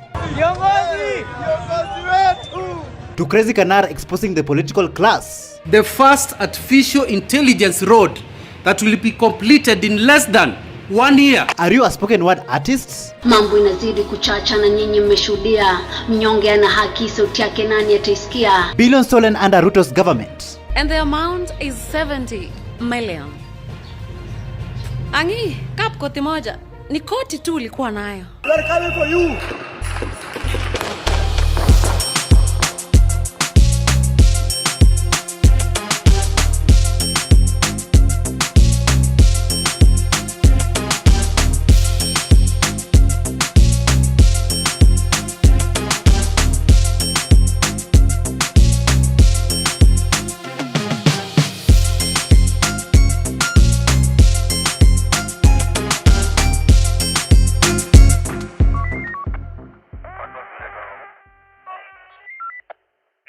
Hello, how are you?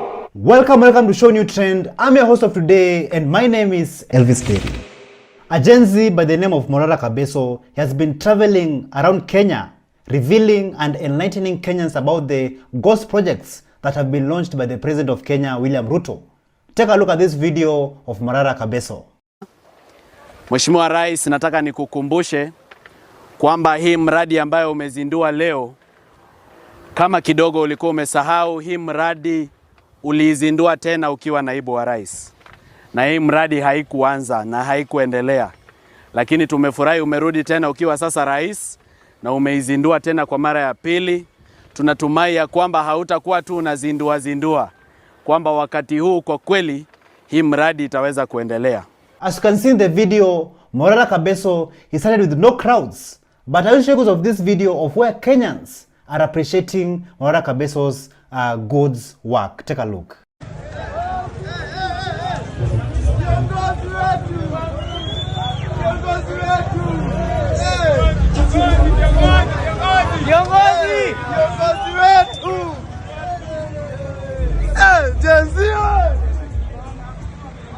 Kenya boma yake ambayo anaiba mali ya umma. Ameiba sana.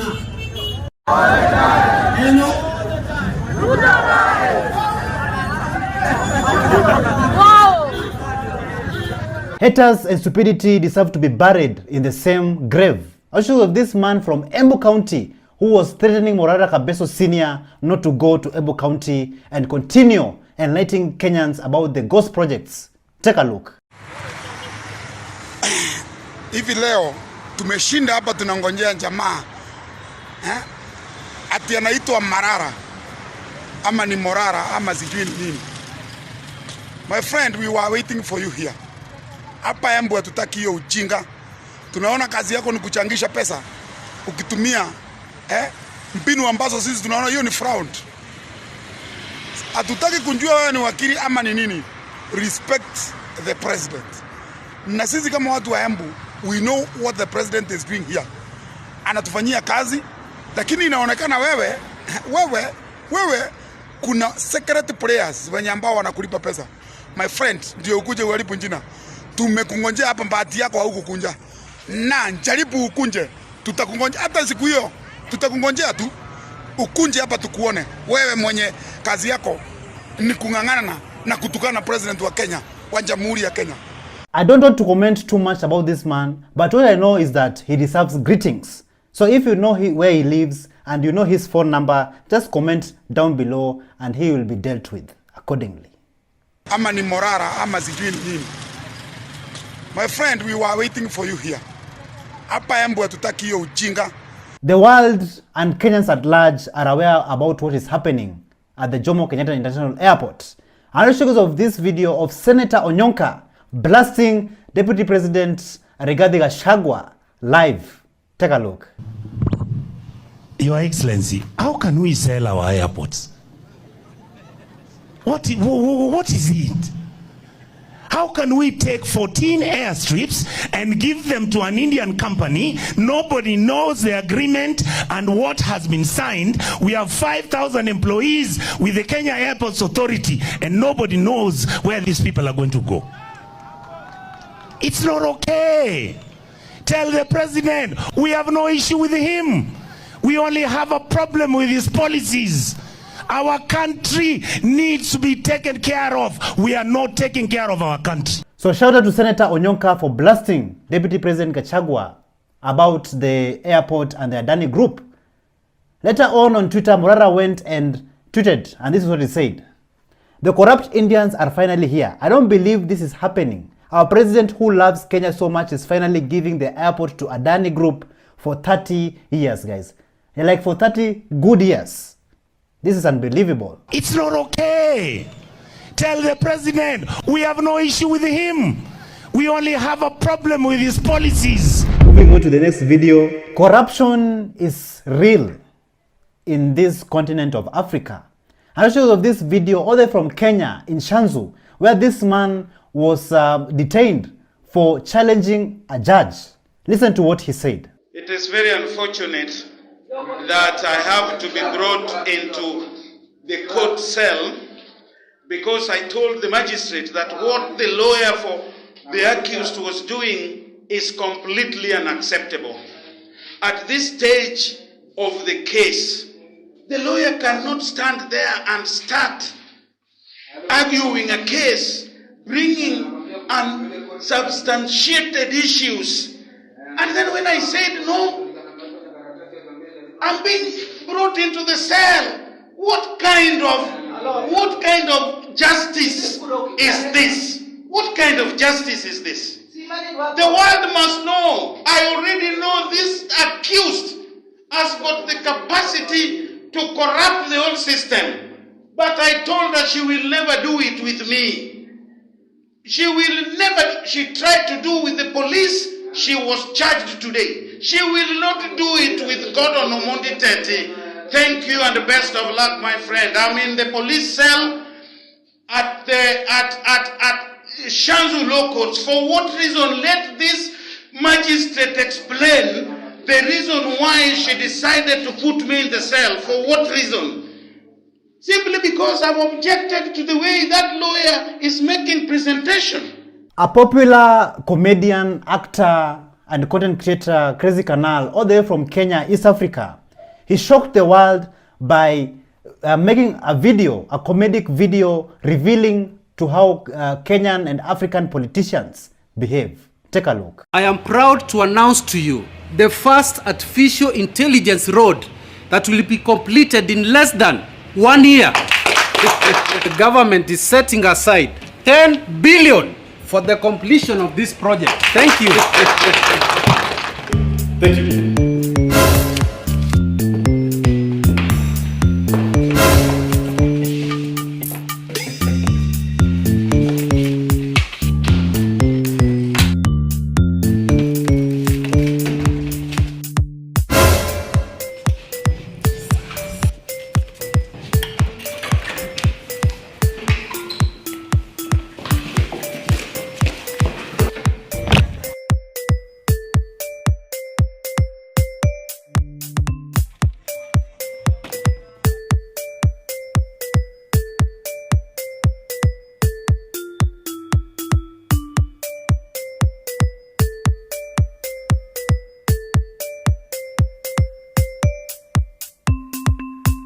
So tell me in the comments down below, how accurate do you think Crazy Kenar is in this video? Thank you.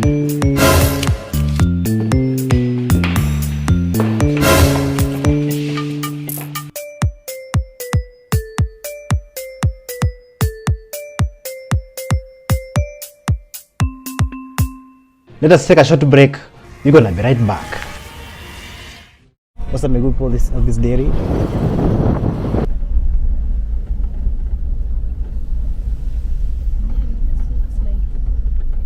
Ruto.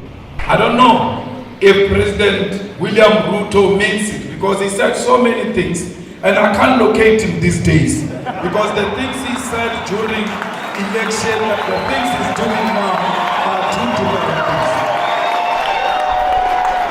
I don't know, because I heard him saying we need to do away with the dollar and build our own currency, but his actions are not speaking to anything of doing away with the dollar. The latest being putting a red carpet for a murder.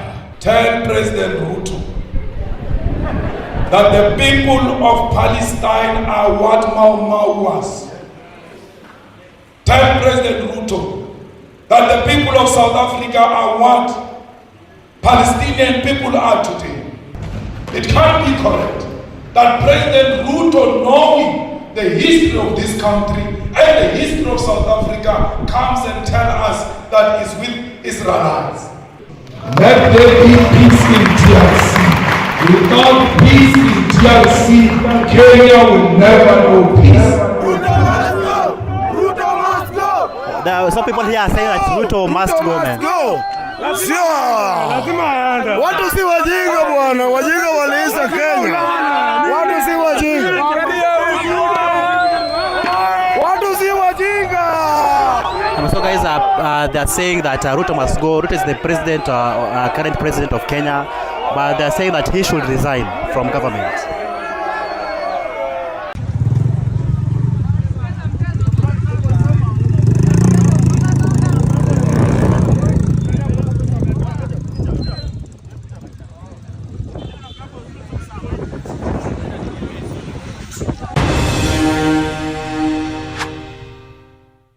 Kenyans, did you know that millions and billions of shillings are being stolen under your noses? I want to take you guys all the way to Usingishu County, where a Gen Z explains to us on how their politicians in that area are robbing them in broad daylight.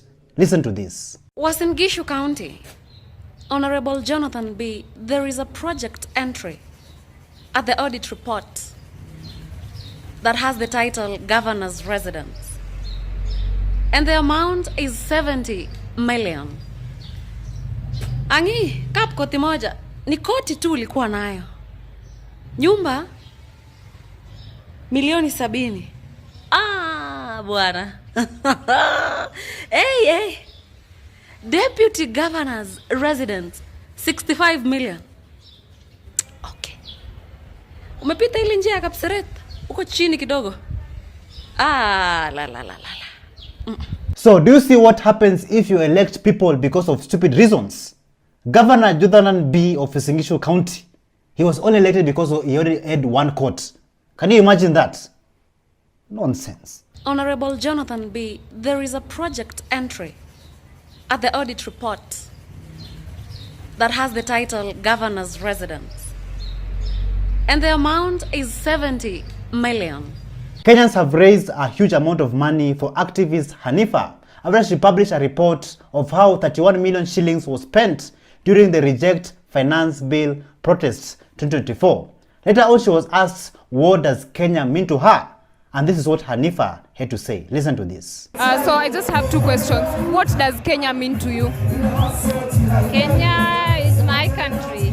I love Kenya, and as you can see, everyone here too. And that's why we're fighting for this, because of the love we have for our country. It means everything for us. Our allegiance is to our country and not the government. So we are going to protect our country from the government. Yes. What is your dream for Kenya? My dream is a corruption-free country, a country free from nepotism, a country that has equal opportunity for everyone, a country that doesn't bully the poor. Yes, a country that works for everyone. Yeah. Kenya ni wapi? Kenya ni home. Home ni wapi? Home ni Kenya. Thank you so much. So shout out to activist Hanifa for the great work she has been doing since day one. And also tell me in the comments down below, what does Kenya mean to you? Kenya ni wapi? Kenya ni home. Home ni wapi? Home ni Kenya. Thank you so much. A spoken word king by the name of Willie Oweba, he has been educating Kenyans since day one on why the country has to change and why the country needs good governance. I'll to show you guys of this video of Willie Oweba's spoken word. Listen to this. Viva corporates, viva! Viva Independence Coalition, viva! My name is Willie Oweba. I am an urban spoken word artist. Ni combination ya failure na success. Vitu most zilikosa meaning, squeezy impress, ndo ni smile ama na smile kujimpress. Tumilianzia nax tunahii saiko hewani. Main motive kujiexpress. Akili sio syllable sana, usistress. Usidigress, mkuwe wa diverse. Wape hata chorus wakidiverse. Vitola When I wanna see my brother. Zakayo afanye nini?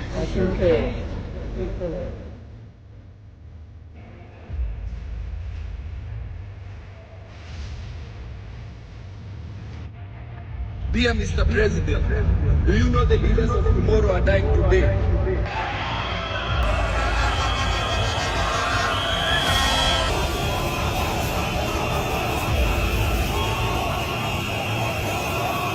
And that's not all, guys. A human rights defender and a spoken word artist by the name of Bennett the Poet also had a message to send to Kenyans and the world at large. Listen to what she had to say.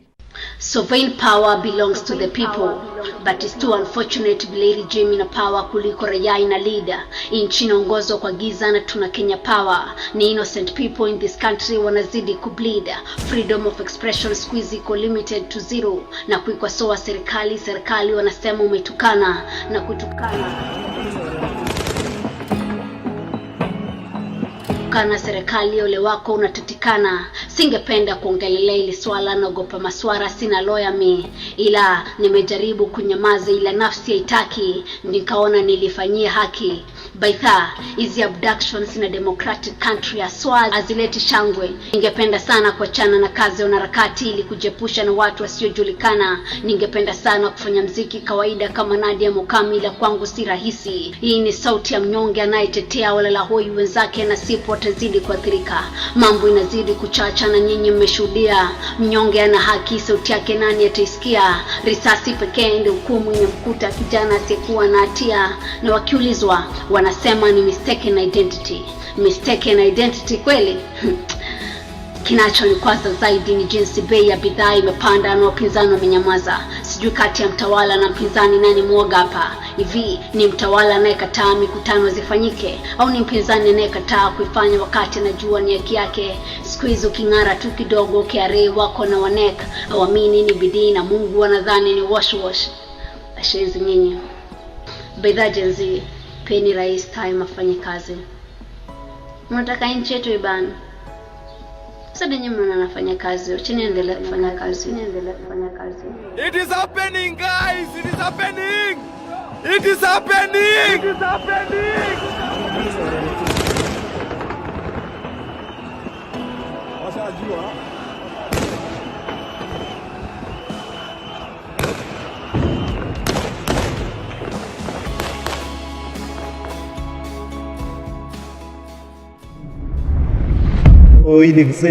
A man staged a lone protest in Nairobi CBD after he was attacked by this gorilla, which it broke his arm on July 16th.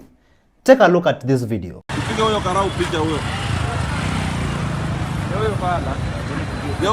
Geuza hiyo kitu hivi.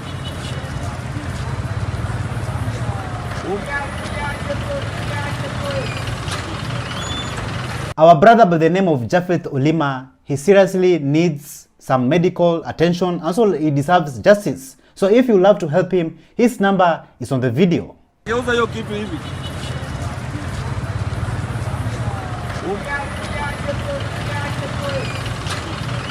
Jacaranda Grounds has been giving Kenyans sleepless nights. As shows of this video of the people there deciding that they are not going to support Ruto, neither are they going to support Raila. Listen to this. Ukiona mtu anasifu William Samoei inafaa peleka mapare apime kama akimzuri.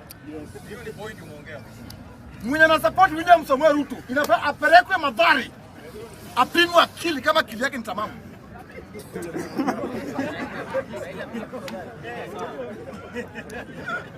Yaani mnachukua sisi wajinga aje?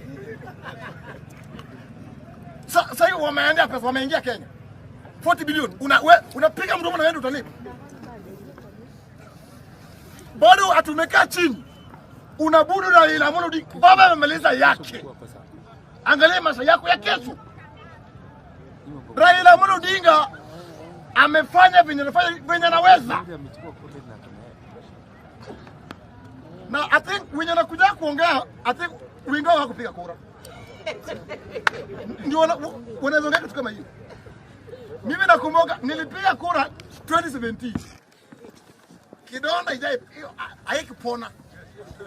Nikapiga kura 2022. Kidonda yangu ijapona. Ikaongeza yaani ya 2017 ya 2022 ipata. Kama ijapona.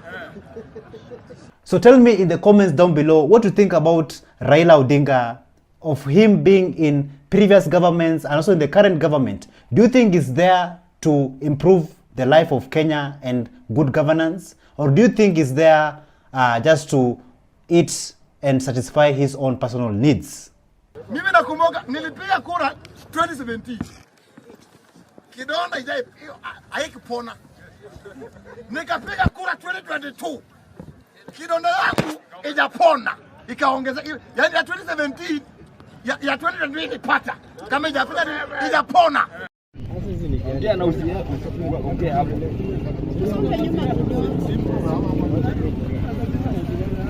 Wewe Ruto wewe ni kubwa wewe.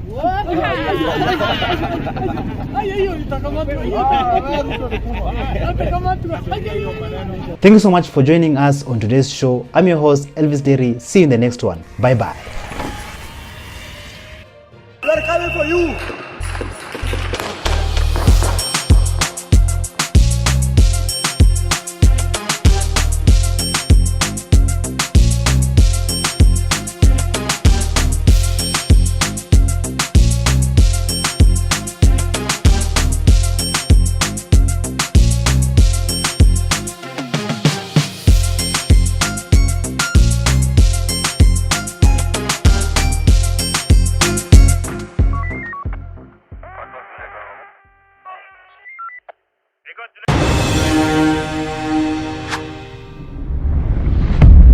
Elvis Derry.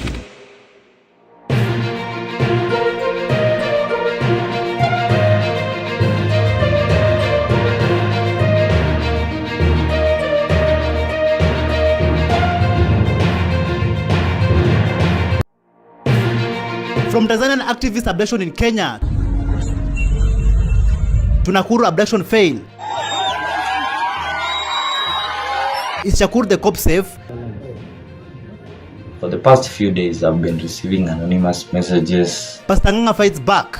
Jaji ndiye ataamua hii kesi, sio nyinyi mtaamua mkidnap. Ukiona mnaongea hivi mnajua.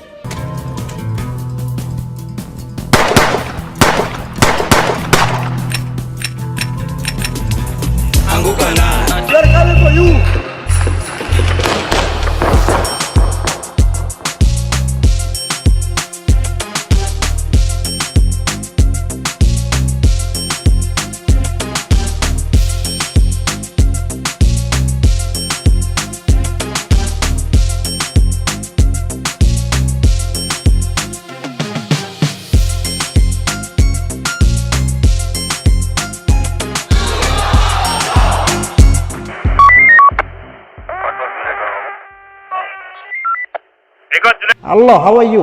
Welcome back to ShowNewTrend. I'm of Day and my name is Elvis Derry. Kenyans, the question of the day is, are we really safe in our own country? Like even asylum seekers are being abducted. And so many cases of asylum seekers have been taking place in this country. A case has been trending recently of a Tanzanian journalist by the name of Maria Sarungi Tsehai. She was abducted in broad daylight. And even some Kenyans tried to help her. Just before we continue, just take a look at how things unfolded.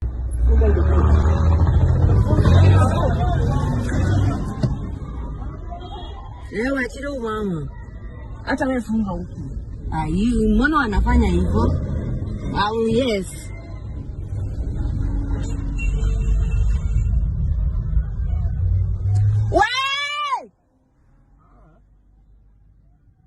A very big shout out to that city hopper driver who tried to block that car which was being used to abduct the Tanzanian journalist. After the abduction, she was later on released, and this is what she said. Asanteni sana, nipo salama, Mungu ni mwema.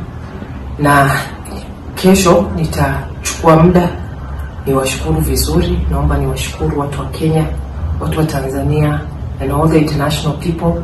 Specific shout out to the people who are the man nation, because today I have been saved. Thank you. As you can see, she's clearly shaken after going through all that, being abducted in Kenya. So what really happened? Let's listen to how she narrates her story. I think I answered your question on the asylum and how many people there were. 4. So 3 were the ones who got out of the car and were always moving around. There was the driver. At the last time we stopped before they released me, the driver also got out. And I was left only with the person on my right who was holding me and choking me most of the time.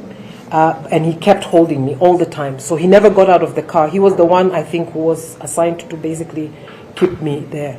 And the driver, when he got out, that was the longest time they were gone. And I believe they were doing some consultations.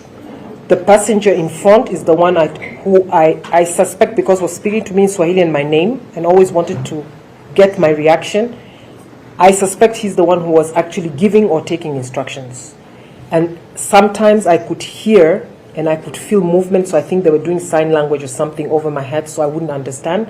But those were more like maybe saying, let's go or watch or something. But if they needed to do any bigger thing, they would leave. What a sad state of affair. Just because she called out the Tanzanian government, run by the president of Tanzania, Samia Suluhu Hassan, for her wrongdoings, now she's being abducted in Kenya. And remember, Kenyans, this is an asylum seeker in Kenya. That means that she should be protected under the Kenyan law. But yet, the same government that should be protecting her is the one that is being used to abduct her.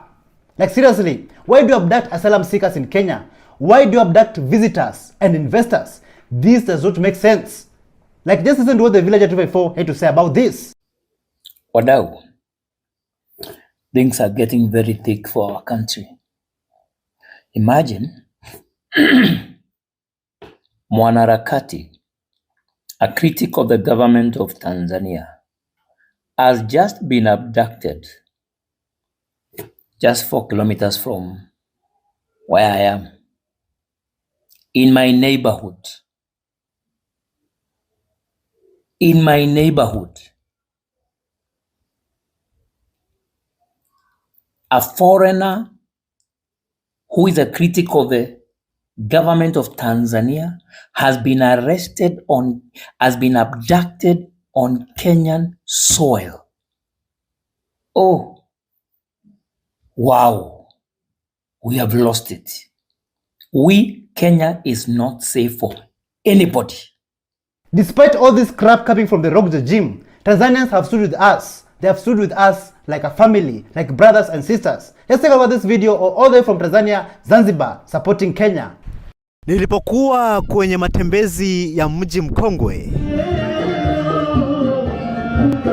niliona kundi za vijana wa kiume wadogo wakiwa wanazamia ndani ya maji ya bahari ya mji huo. Watu wengi kutoka nchi mbalimbali na hata wakaaji walikuwa wakiwazongea kutazama tukio hilo. Nilidhania ingelikuwa vizuri kama ningekwenda kutazama, Nilipofika do salale, hichi ndo nilichokiona. Mimi ni wenyu Elvis Deri.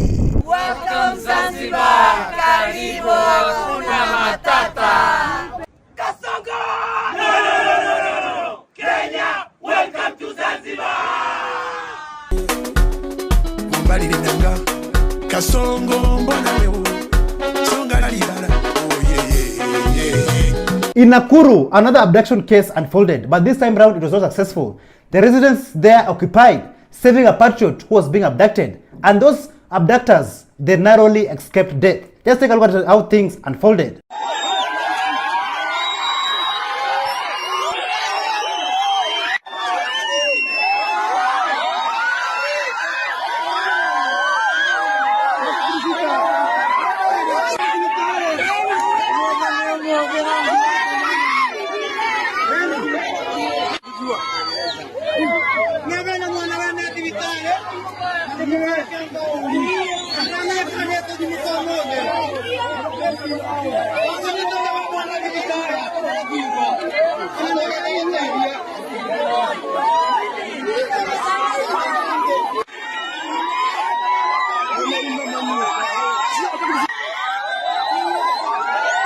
But if you ask yourselves, what really happened during the abductions in Nakuru? Listen to these statements from the locals. Kusikia sisi tukasikia kuna gari. Kufika kwa hapo kwa stage ya Ndudhi, gari kapotea. Tukakimbilia gari. Jamaa mmoja wa Ndudhi akigonga ukuta ni venye ametolewa bunduki. Akatishwa na yenyewe. Wakaniambia wanataka mchele. So juu niko na nibongo anauza mchele hapo, nikawaambia iko. Wakaniambia niwapimie kilo 20. So venye walifika hapo kwa kazi wakanipigia, wakaniambia wamefika. Kufika wakanionyesha kande za DCI. Nikawaambia kwanza nipigie bosi wangu simu, wakakataa. Gari kukuja, nichukua msichana na kumweka kwa mbuti. Sisi kwa watu wa Kiamanyaki tukatoka mbio. Hakufuata gari. Ndio niliamka nikakasema siku hizi mtu anaenda kwa hakujulikana. Wameponea kifo kwa kufuata njia mbaya yenye wamekuja kushika mtu nayo. Na zile gari wanakuja kushika nazo ni zile zinaandapti watu. Maafisa wa polisi kutoka DCI wamekuja hapa, walikuwa na mtaka mshukiwa mmoja. Kwa hivyo wakaweza kuja kumchukua, lakini kwa vile hawakuwa na gari ambayo inaweza bainika vyema kwamba ni ya polisi, raia walipoona hiyo gari wameweza kuleta shinda na wakaizuilia. Still in Nakuru, where the residents occupied, a patriot was being abducted in broad daylight, Kenyans, in broad daylight. But the residents there resisted and they went on to save this patriot from being abducted. Just take a look at how things went down.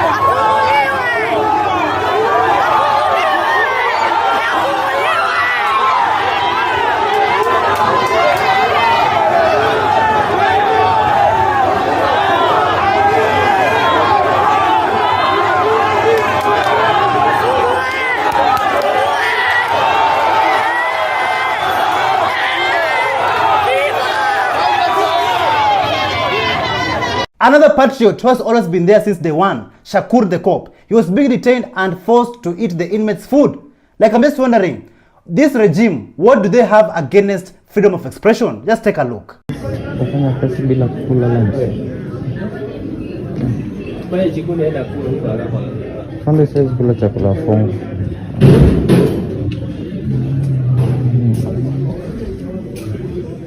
This clearly shows you that those officers who are detaining and forcing our brother, our patriot, Shakur the Cop, they got orders from above. And even Shakur the Cop, he was almost abducted. Just listen to his story. My name is Jackson Kuria. Most of you know me as Cop Shakur or Shakur the Cop. Today, I've survived an attempted abduction. Were it not for my self-defense skills, stories.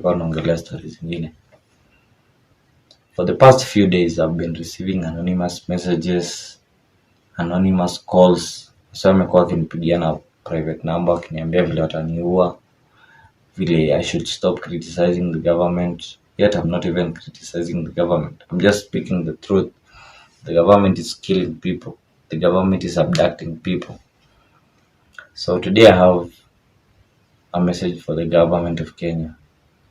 Tomorrow I'll present myself to the police. If you want to arrest me and charge me, do it.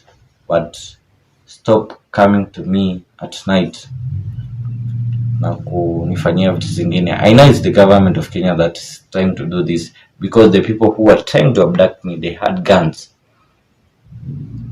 Tomorrow I'll present myself to the authorities. If you want to charge me in the Kenyan court of law. That's my message.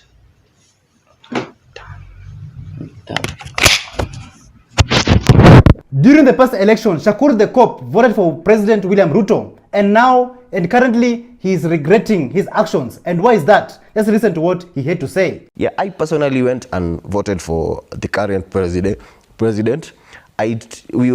Tulikuwa tunasimamia election in Kiambu. I took an Uber to go and vote for him. I paid an Uber for 1,200 shillings. I think to and from it was around 1,200 shillings. And the allowance that we got was around 900 bob for that whole period. And as a young person, I'm just asking myself a question. Is this the country that I want my daughter and my son to live in?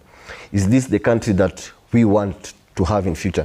And if we continue having this tribe thing, and these people are saying, we are going to be a complete mess as a country. Abductions.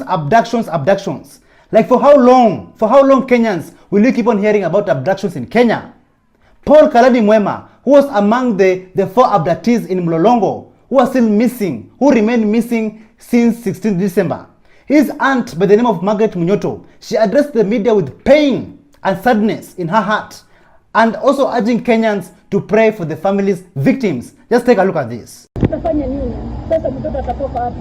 Pia mama yake, hata ndugu yake. Kwa ufupi mimi nasikia shida. Mimi naomba serikali hata kama ndivyo na kuomba uwe ni safi. Hata kama ulifanywa nini na hiyo watoto na kuomba usichukue kama mtoto yako. Na kuomba.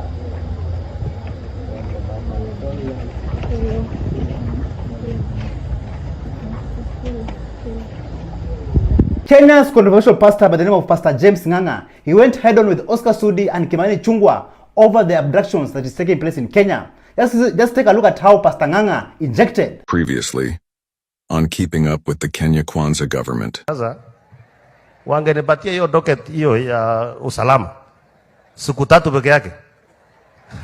Hiyo watoto na ujinga hiyo ya kuchora vitu kwa maneno itaisha. It's about to go down. Nimeona Sudi akisema ati kama ni yeye angeandikwa angeua watoto, siue mama yako, umbwa wewe, takataka, you are killers. Sipeleke mtoto kotini, sipeleke mtu kotini. Naona jana wanashambulia ati mpaka na mapasa. There is nowhere. Kotini kuna mada, kuna life. Jaji ndiye ataamua hii kesi, sio nyinyi mtaamua mkidnap. Ukiona mnaongea hivi mnajua. Ukiona mnaongea hivi mnajua kule watoto wanaenda. Don't blink lances. Na hii mwaka na nyinyi mtaona mtakufiwa na special zenyu. Shame on you. Shame on you.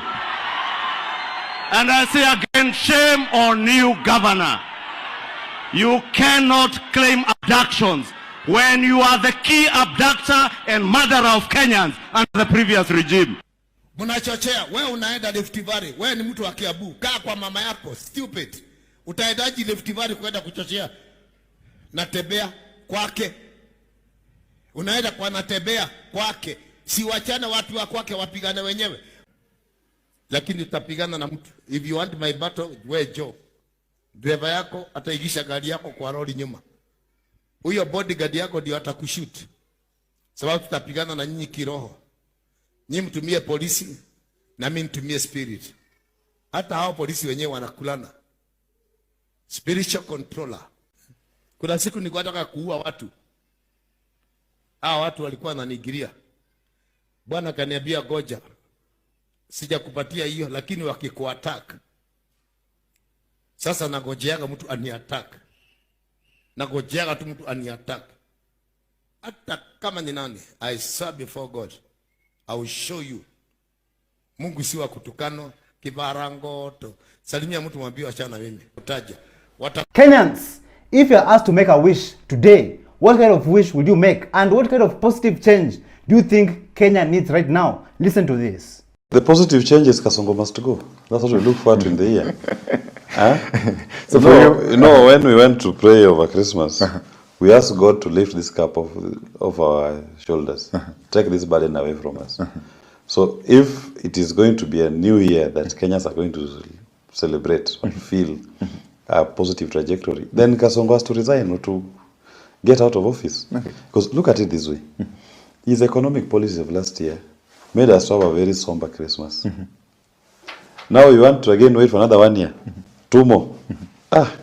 The question of the day is the DCI boss, Mohamed Amin, a wanted fugitive? And Kenyans, who do you think should be arrested first when it comes to all these abductions that is taking place in Kenya? Just take a look.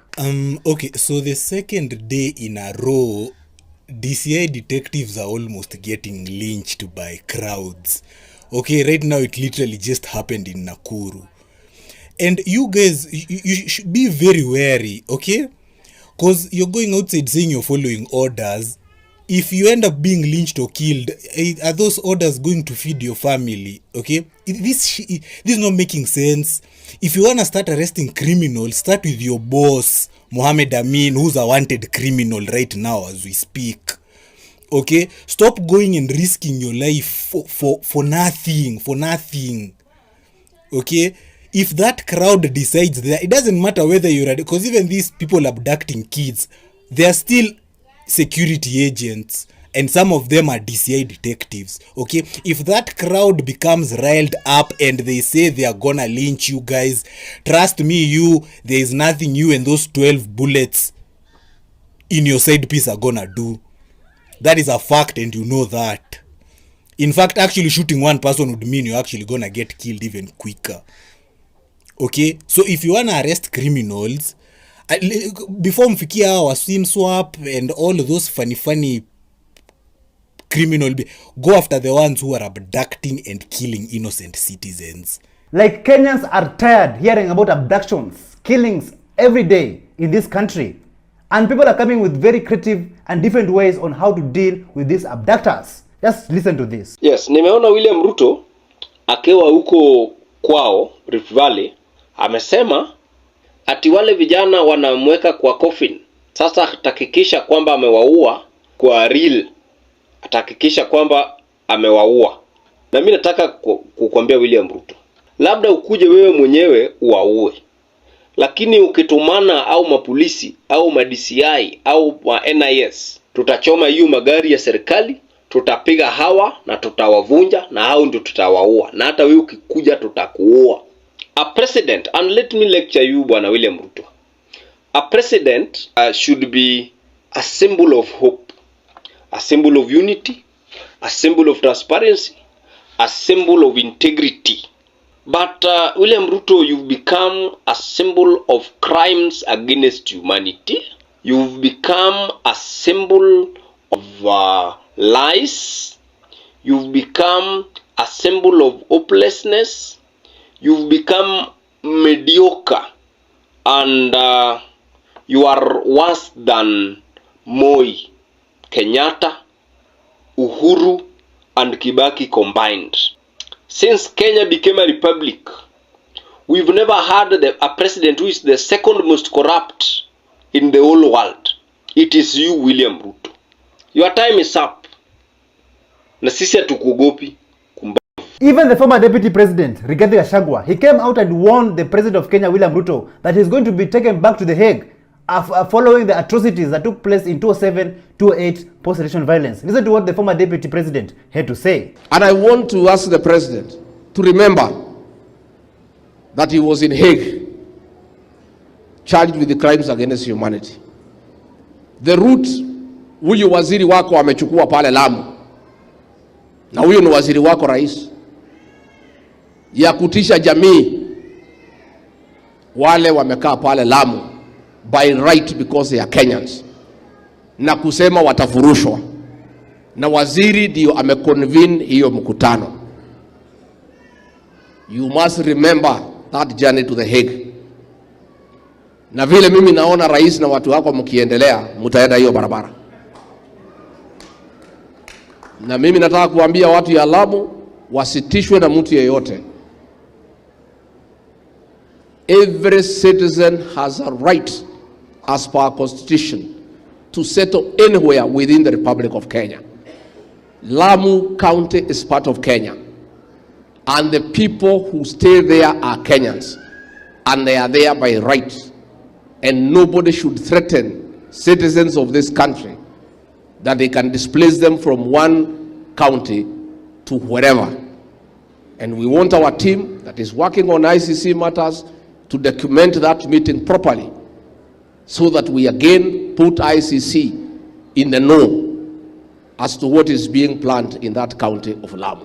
It seems like some people, they really don't understand why the Kenyan people, the Gen Zs, are fighting for better governance and holding the political class accountable. Some people don't really get it. Some people think that the Gen Zs, the Kenyan people, hate the president. No, we don't hate the president. The Gen Zs don't hate the president. What we don't like is the president's policies, lies, corruptions, abductions, and so many more. Kimani Mbugua, he decided to choose the wrong side, and just listen to what he had to say. Hello all, young people, Gen Z, millennial, and everyone who's under 35. Let me be very open with you. You know, when I was looking at you guys protest last year, I was very sad. That day in June was a very sad day for me. Because,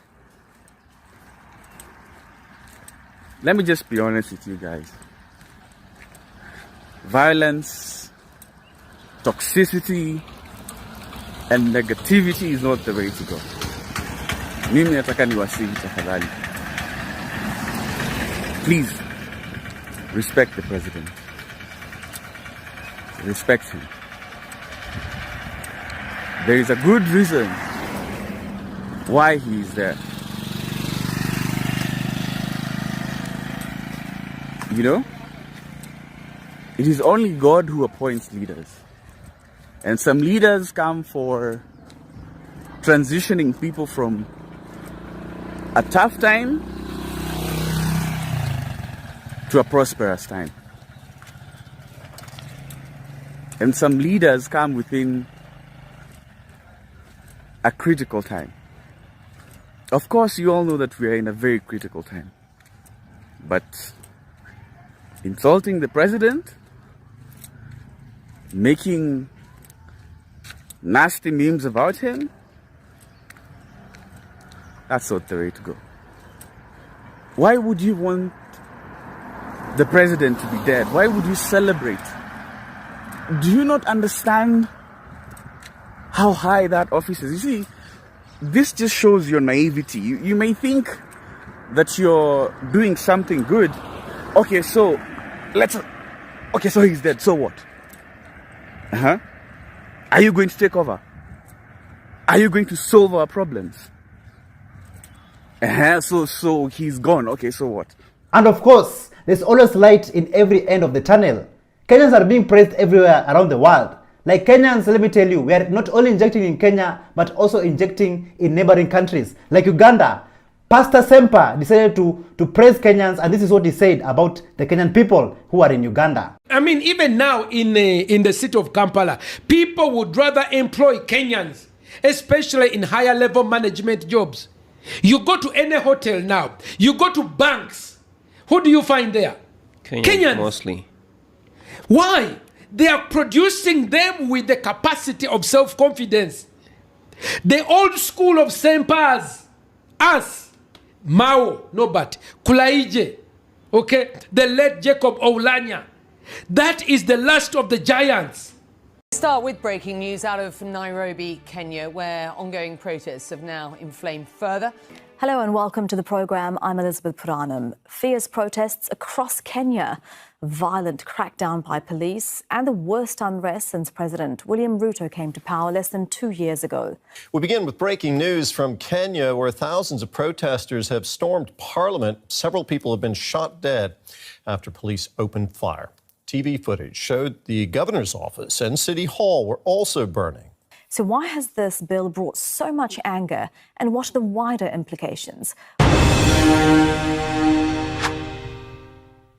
Thank you so much for joining us on today's show. I'm your host, Elvis Derry. See you in the next one. Bye-bye.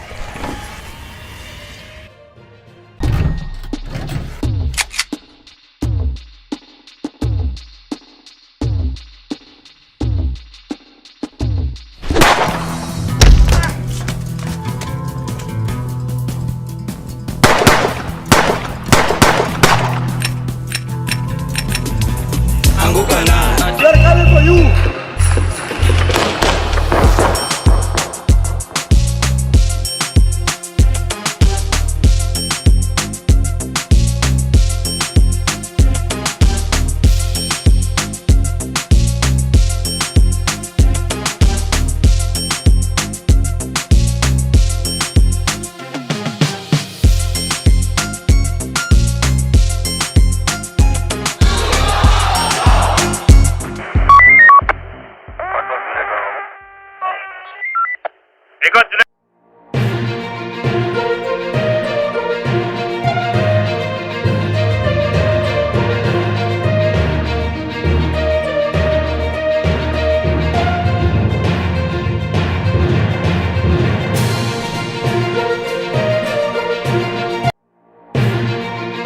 From Okia Mtata addressing CPK.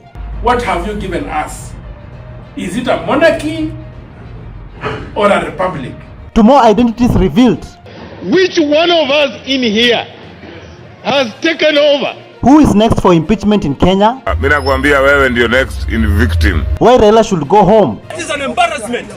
Raila Odinga ametuaibisha na we are so much surprised. Anguka na. They're coming for you.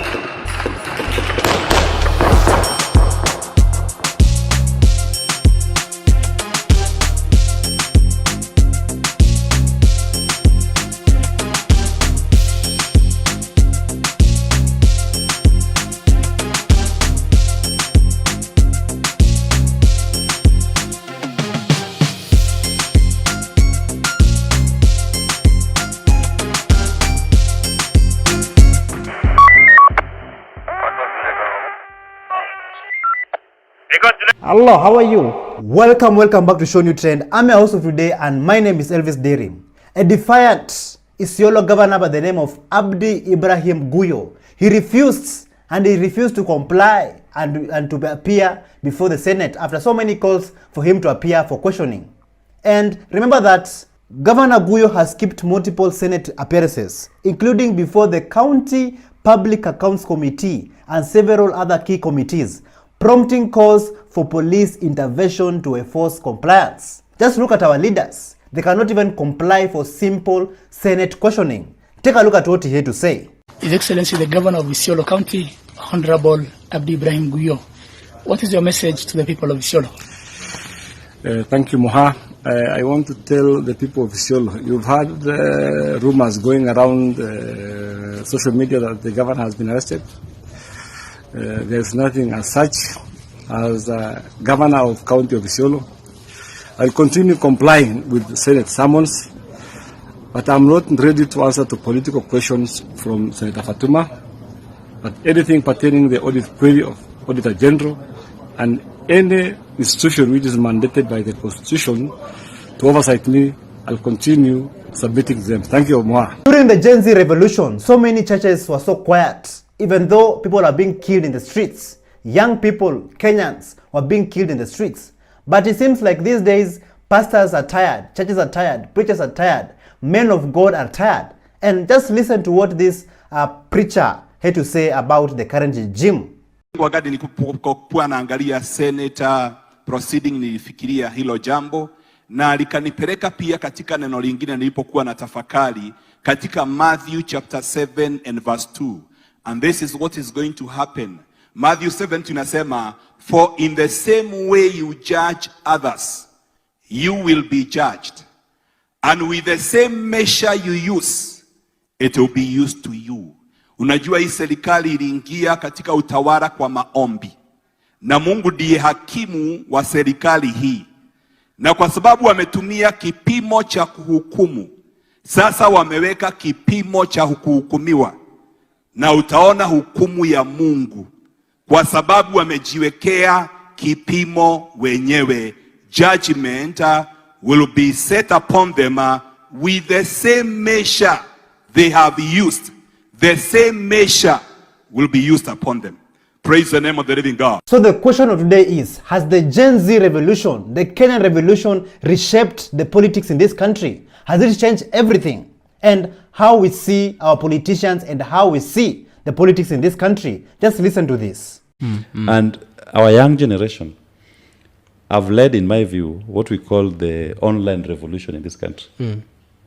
This is a generation that, in my view, kicked Uhuru out of Twitter when he started speaking nonsense and not making sense to their lives.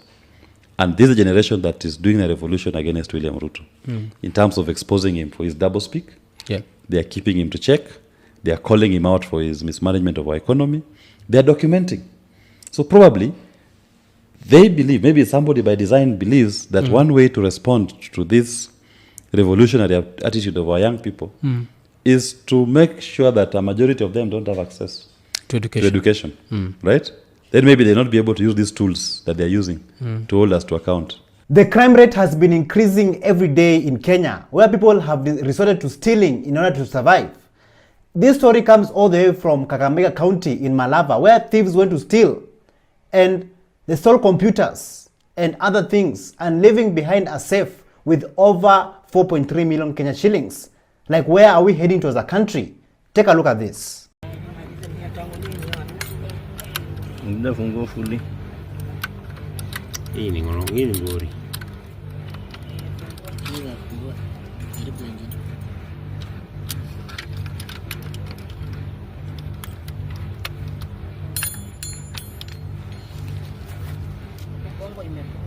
Hapa imegonga ikarudi ndani. Unaona hapa? Hapa. Unaona hapa? Wamegonga sasa, ukishafungua hizi nini, hii nini imeingia ndani. Sasa haiwezi, ikiachana haifunguki.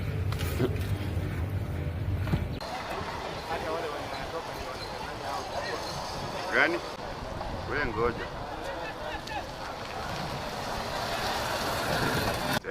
Register majina.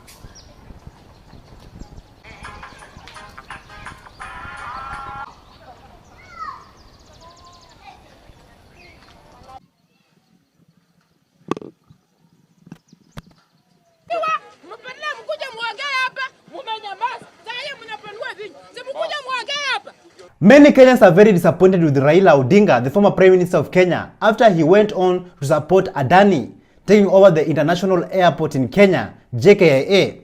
And the ground is hostile, man. Like, people are very, very disappointed. And just listen to what people in the streets said about this. Wanajua pahali Kenya inaendelea. We have disowned one Raila Amolo Odinga. Because Raila Odinga cannot visit a press conference alafu anasema kwamba Adani is okay. That is an embarrassment.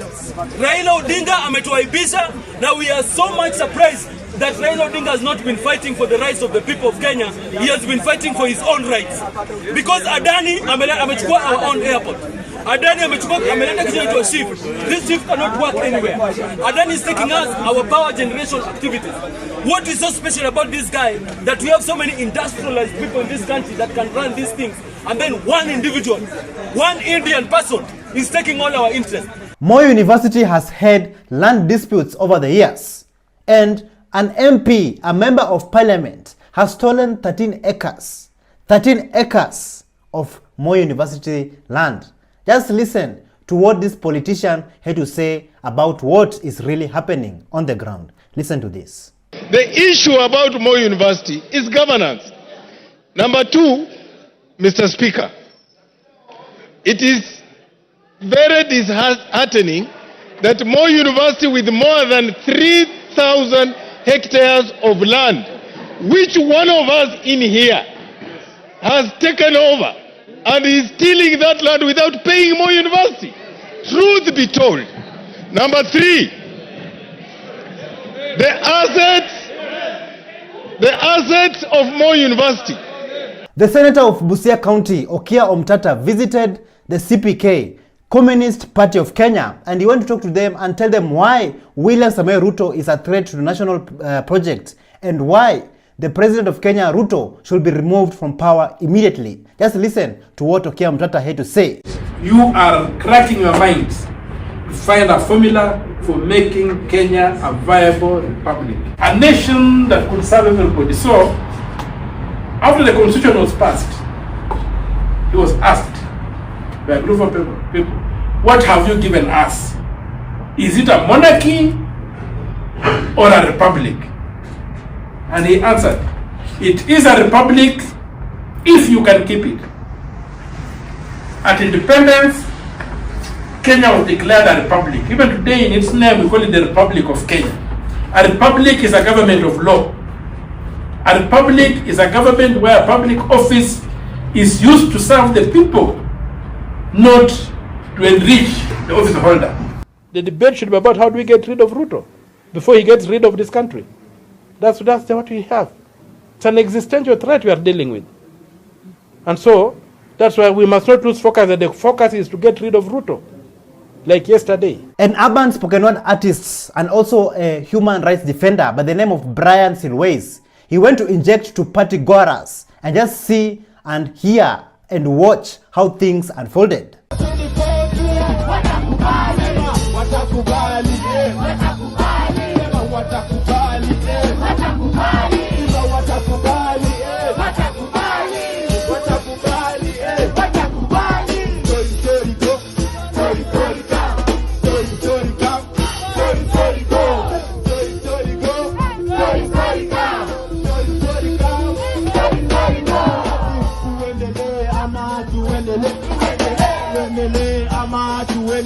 So after Gachagwa's impeachment, the former deputy president of Kenya, so who is next? Who is next to be impeached in Kenya? Just listen to what this comrade had to say about this. Wewe Tangula, mimi nakwambia wewe ndio next in victim. Wewe ndio next victim. Wallahi bila wewe ndio next victim. Sasa nimesikia hapo wabunge wa ODM wanajipanga wanataka kuimpeach. Wewe kama speaker unataka kuimpeachiwa waweke Otiende ya Molo. Yo utaenda. Hata wewe Kimani Chungwa utabadilishwa hapo kama majority leader. Utaenda. Malipo ni hapa Kenya. Tunataka kufinywa kama kiroboto. We all know that Kithure Kindiki has been appointed as the new deputy president of Kenya. But while the Gen Zs were protesting, he had all the power to stop all the bloodshed, all the killings, all the abductions, but he never did. Just listen to this.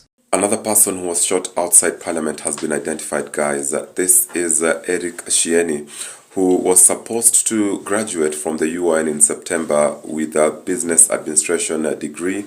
He had just finished doing his CPA 6. He was living in South Bay with his brother, and his life was cut short. His brother says if you want to contact the family, support them in any way, you can reach them on 0702 281 381 0702 281 381.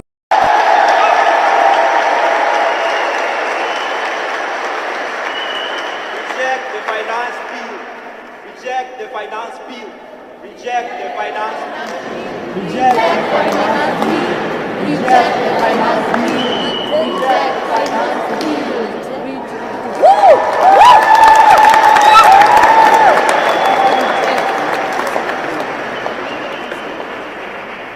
Let's give him a round of applause for expressing himself. Thank you so much for joining us on today's show. I'm your host, Elvis Derry. See you in the next one. Bye-bye.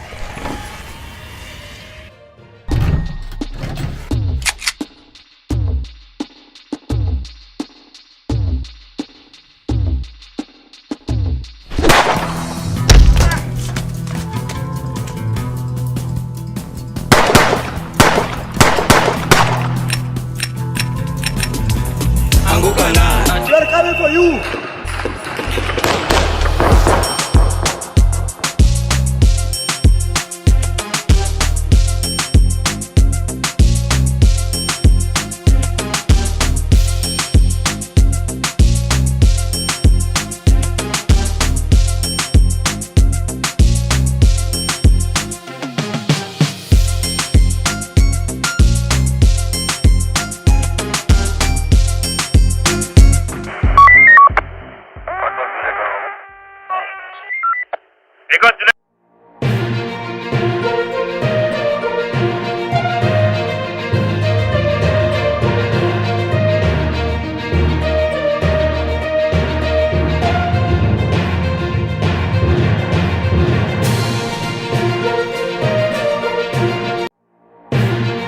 From Billy Mwangi's father seeking justice, Seriously, who took my son and raised my son? to unseen CCTV footage. Will abduction stop? Zakayo, kama umetahiriwa, kuja ni abduct. Zakayo, kama umetahiriwa. Larry Madowo takes action. Peter Muteti was abducted while he was at this store on Saturday morning. We are coming for you.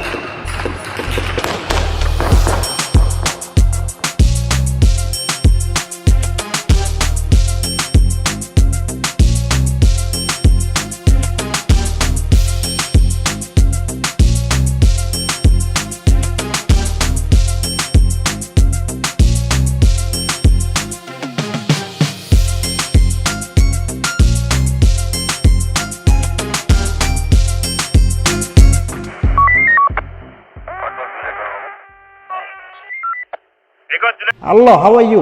Welcome back to ShowNewTrend. I'm also today and my name is Elvis Derry. As Kenyans are being traumatized by daily abductions and kidnappings, a well-renowned journalist and a patriot by the name of Larry Madowo, he came back to Kenya after cancelling his vacation to come and report on the mysterious kidnappings and abductions that is taking place. Take a look at this. Peter Muteti was abducted while he was at this store on Saturday morning. He was buying milk and eggs. And a lot of people have been to question the staff there, except the police. The police have not asked them anything if they claim they don't have them. He was bundled into a car that was parked over here. But here's the interesting thing. The building has 5 different CCTV cameras facing here. There they are. Those are the cameras on every floor of this building. There's a CCTV camera, and the family has not been able to get access to them so far. Currently, so many Kenyans are still missing, and people are asking themselves, where have they been taken to and how are they surviving? A social media influencer by the name of Peter Muteti, who was abducted just outside his apartment in Udhiru. Just take a look at this CCTV footage.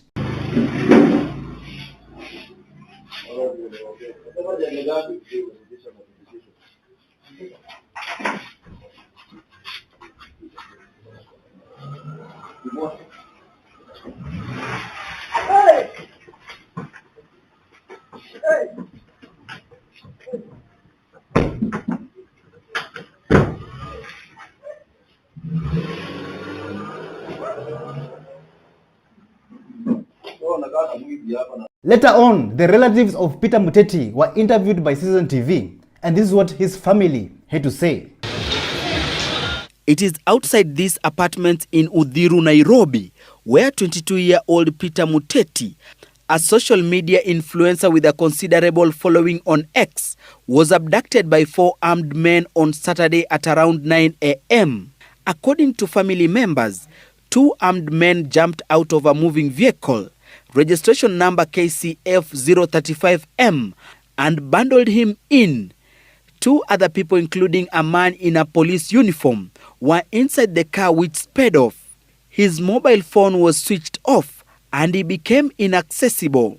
Jana aliendea breakfast around 9 and hakurudi, so I went downstairs to check on him.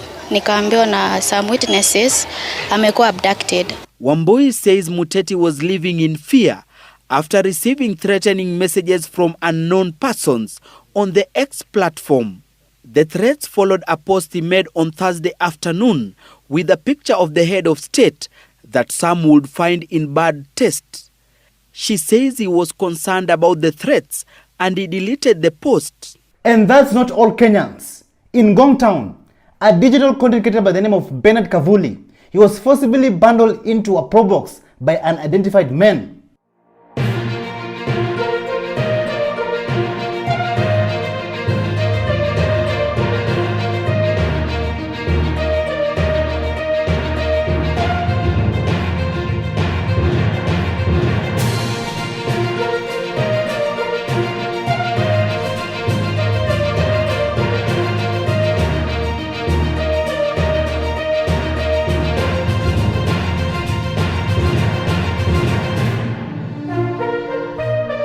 Kibet's sister, Mercy Cherotich, she gave out her statement on Citizen TV after his brother was abducted. And this is what she said after having a phone call. Just listen to this. Familia nyingine kaunti ya Nandi imejitokeza na kudai haki baada ya ndugu wawili kutoweka kwa njia tata. Gideon Kibet, almaarufu kama Kibet Bull mtandaoni, ambaye hutumia vibonzo kwenye mtandao wa X kushtumu serikali, alitoweka Jumanne. Wakakommunicate, akasema ashapanda gari anarudi Kikuyu na hakufika.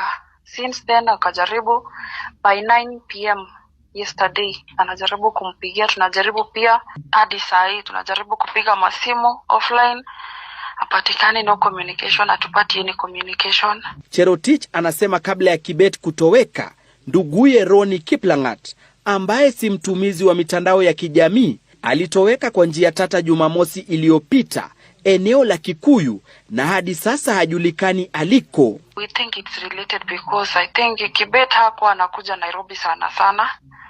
Alikuwa anasema he save on the other side because alikuwa anaona because anapost some things online yenye criticizing government inaweza mfanya maybe akuwa arrested or abducted.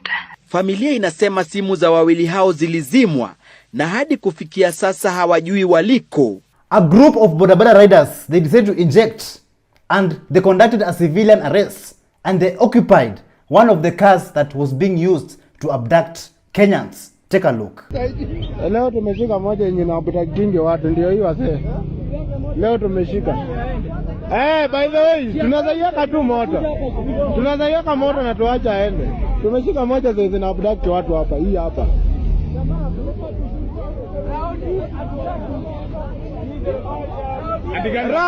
Raundi hii serikali ya huyu jamaa tunaimaliza. Wamezoea. Mumetuzoea. Lakini wamemalizana na huyo jamaa.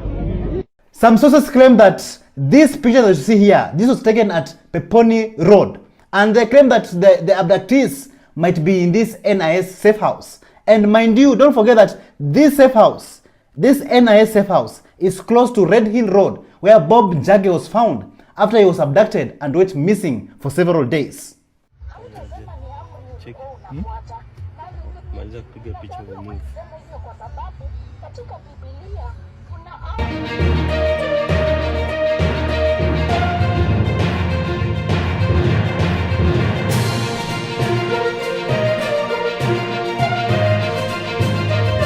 Due to all these abductions, currently Kenya is getting the international spotlight after Larry Madowo cancelled his vacation to come and speak out and document about the current happenings in Kenya. Just listen to what Dr. Mumbi Seraki had to say. So the police coming out and saying they're not the ones behind the abductions and Kenyans should stop spoiling their name. You know why they did that?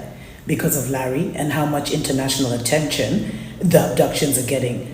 Yo, everyone is watching what's happening in Kenya, including the ICC, but these guys don't seem to get it. 7 days ago, Nabi tells parents to tell their children or to teach their children how to talk. Now within 7 days, we've had 7 abductions. Then now the police have come out and said that they're not the ones behind it.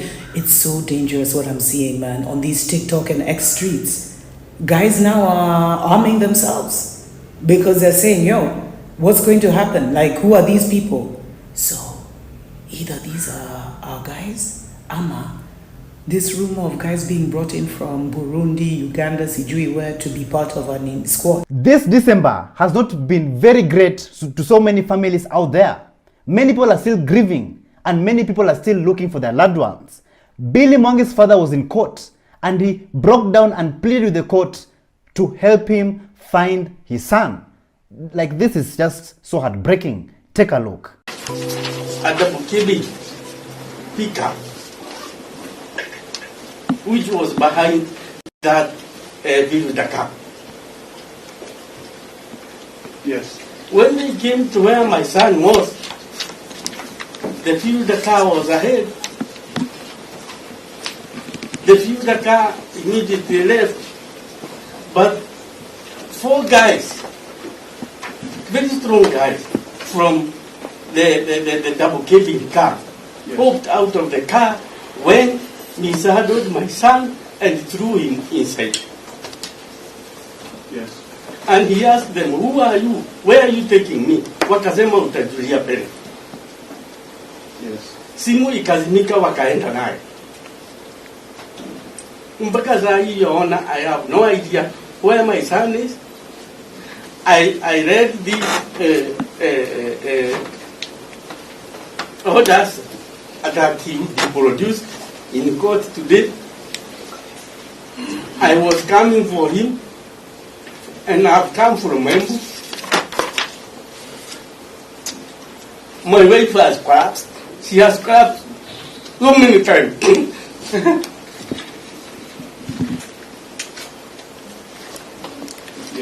I did not come with her because I cannot be able to handle it. So when I look around the courtyard, I cannot see my son. I thought he is here. Seriously, who took my son and where is my son? It seems like not all politicians are in the same basket. Some politicians have come out and spoke against the illegal and unconstitutional abductions that has been taking place in Kenya. Like a member of parliament by the name of Gitonga Mukunji, he came out and demanded the immediate release of Billy Mwangi, a social media influencer who was abducted in Embu County. Listen to what he had to say. Nataka kusema ni huzuni sana ya kwamba watu wanapotea, hawapatikani, na serikali inajifanya inasaidia lakini haisaidii.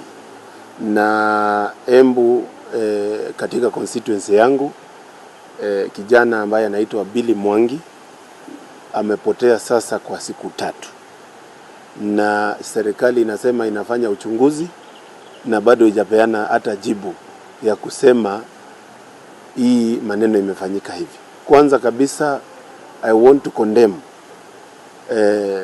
jinsi ya kutumia what we call extrajudicial ways ya kufanya maneno ya sheria ikae kama haitumiki vizuri. Na I want to say that we expect the organs of law to produce Bill unharmed and alive.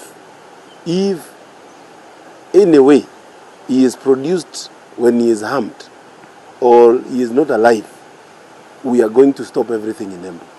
We are going to call demonstrations. We are going to close all government offices because we cannot accept the order of the day of losing our young people.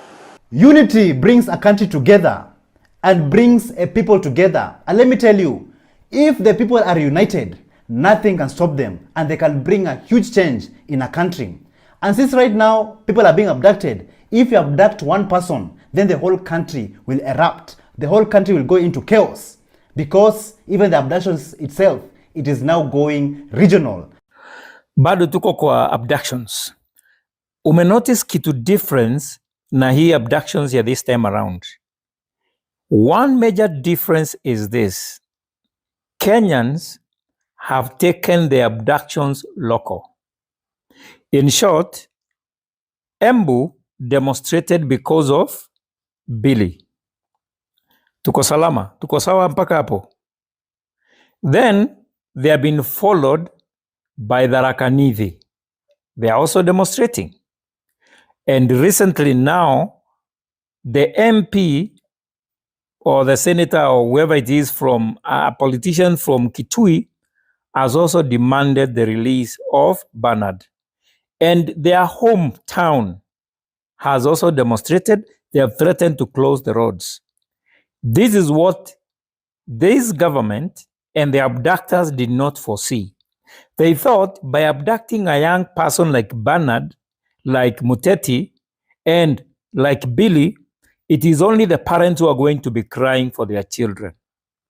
They didn't know that this thing is going local and it is going now regional. Despite all these abductions that have been taking place in Kenya, people are still fearless and Kenyans are still injecting every day. And just listen to Longton brothers ordeal in captivity. And let me tell you, their story is very heartbreaking. Au ni nani anawasupport kifinancial kufanya maandamano? Nikamwambia mimi kuogopa Mungu, hakuna mtu yote amenipea pesa wala kunisupport kwa hii nchi kwenda kufanya haki ya mimi kama mzalendo wa Kenya. Nimeenda kama mwananchi kusaidiana na wale wananchi kulilia uchumi na hali ya maisha irudi chini. So mimi nikashift, nikapelekwa kwa ile room.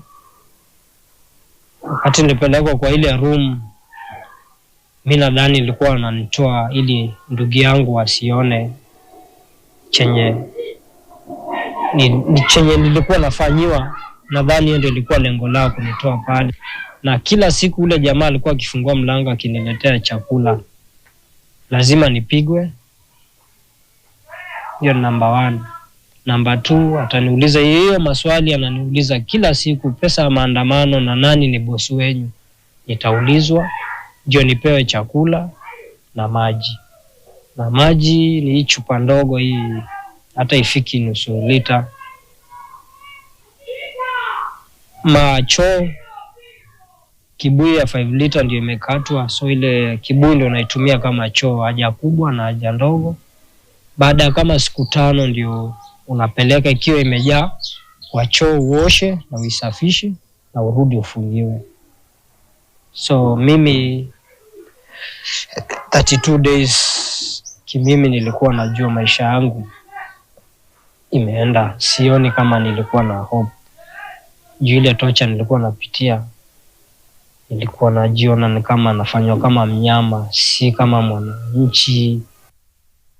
Those abductors out there, they don't know that the more they abduct the people, the more the people become more stronger and more fearless. And even our sister here had a message, a very special message to the President of Kenya. Listen to what she had to say. Zakayo the abductor. Zakayo the abductor. Until you are saying you have decided you'll stop the abduction. Come and abduct me. No go in, no. Mushude. Zakayo abductor. Where is Zakayo abductor? Nakwambia tunakutoa kwa kiti next year. Una adabu wewe Zakayo, shadow. Kuja kama Zakayo, kama umetahiriwa, kuja ni abduct. Zakayo. Kama umetahiriwa, kuja uni abduct. Lade funda wewe. After the Inspector General of Police, Douglas Kanja, came out and said that the police and the government are not involved in the abductions, Kenyans have become more vocal about this issue. And one man came out and gave out a resolution on how to deal with the abductors. Listen to this. Umesema sio mapolisi. Sasa sisi tunataka kufanya hivi.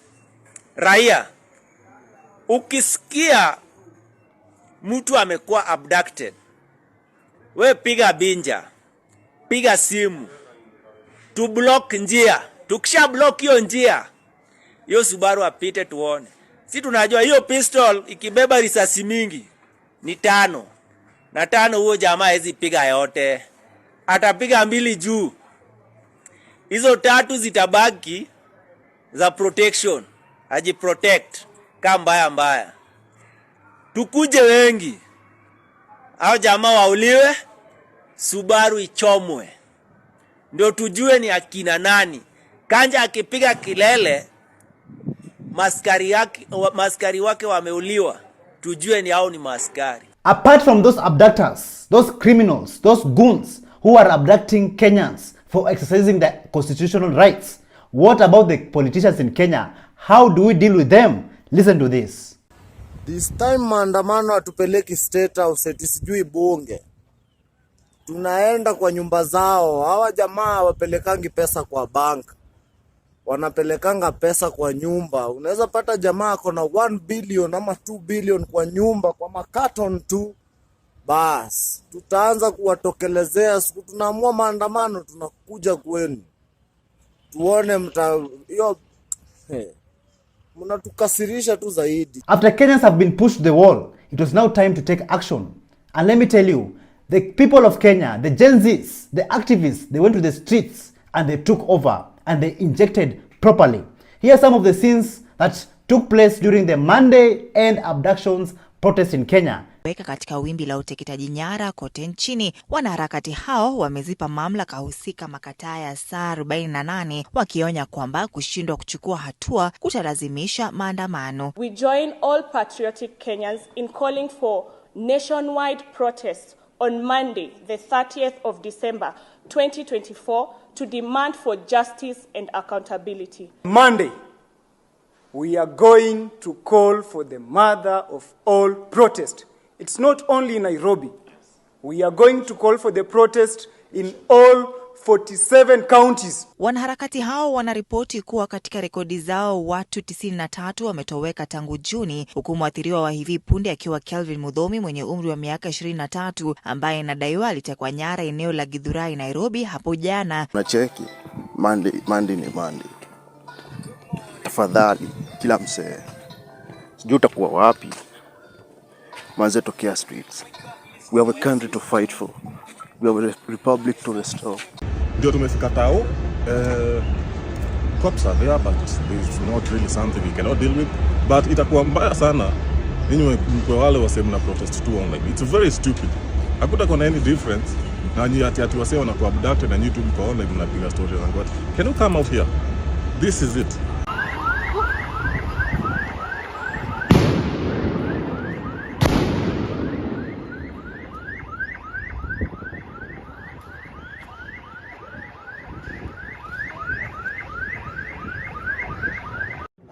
Wewe ulisema kwamba tusiende maandamano, sisi tumelipwa. Kwa hivyo hizo pesa zimefikia pia wewe. Na umekuja sasa kuchukua tu mileage. Umekuja kuchukua mileage. Anifa. No, I'm also asking you, why did you go live and tell people that they don't come to the street? Yes, today. Yes. Show me the evidence. And told people that wasije tumelipwa. Now let me tell you guys something. For sure. It's either you're with us or you're not with us. Let me tell you something. We have one enemy and that enemy is me. And the people I have never had a live. Live on TikTok or where? Just TikTok, you know. I've never had a live for the last 3 months. Okay, but you wait, the whole day. let's sort one issue at a time. No. One issue at a time. You said, I said. No. Nilisema kwamba mmelipwa. You don't. I have never been live for 3 months. No, let's focus so on when will this live happen? We are here to sort out issues of Mkia Omtata. You will not create chaos here. Nani alikupea habari? You will not create chaos here. We are here. From today we agree on one thing. We need to stay united as a movement. And side shows, lies, misconceptions, those things we will not accept. We have to stand together. We have to stand together. We are here to follow up on the release and the status of Mkia Omtata. The rest of the matters will be handled by the individuals concerned at their most appropriate. Perfect. Yeah.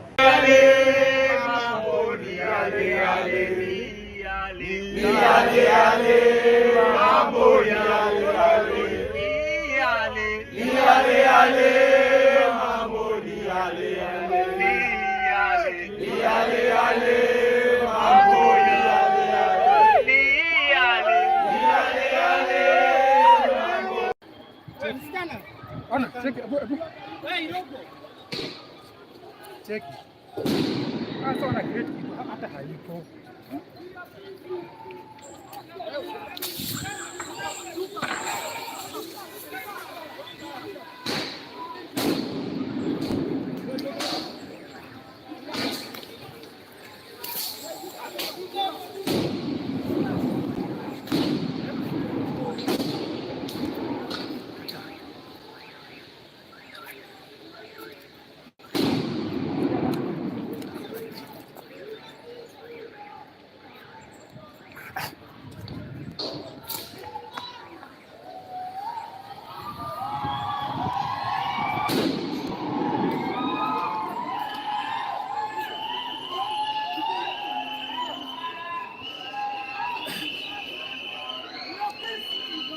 Sasa kwa nini wanatupisha?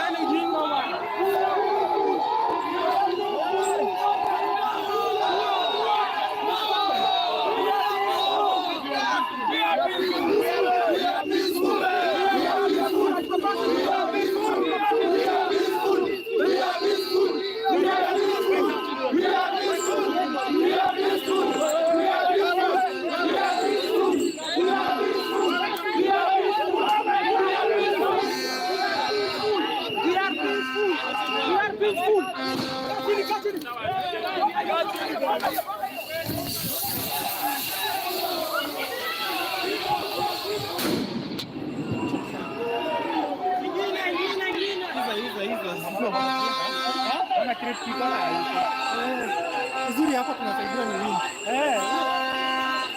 Somali. Tuangalie Somali hapa. We are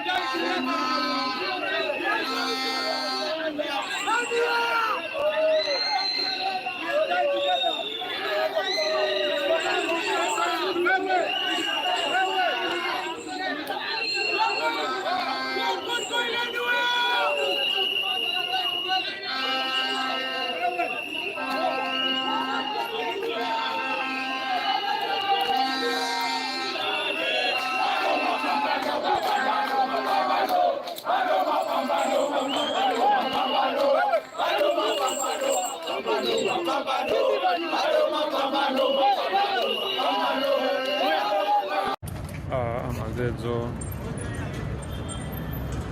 Pingu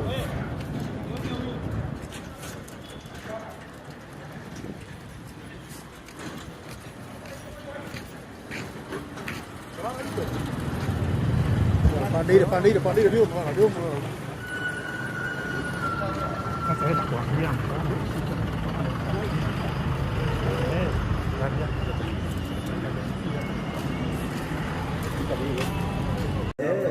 Lakini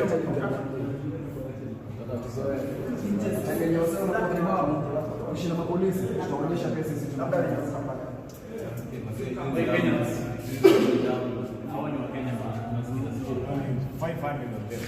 Hata wameniacha hadi bila zipu. Na mimi belt yangu. No! Don't move! Don't move! Don't move!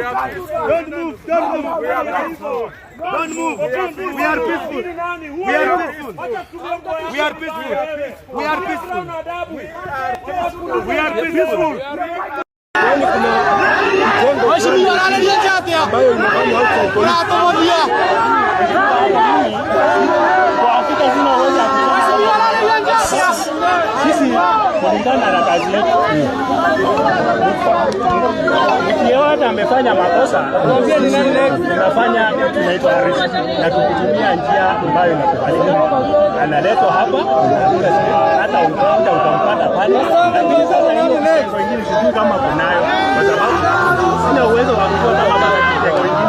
Mimi wa polisi, mimi nataka kuwaomba kwa unyenyekevu.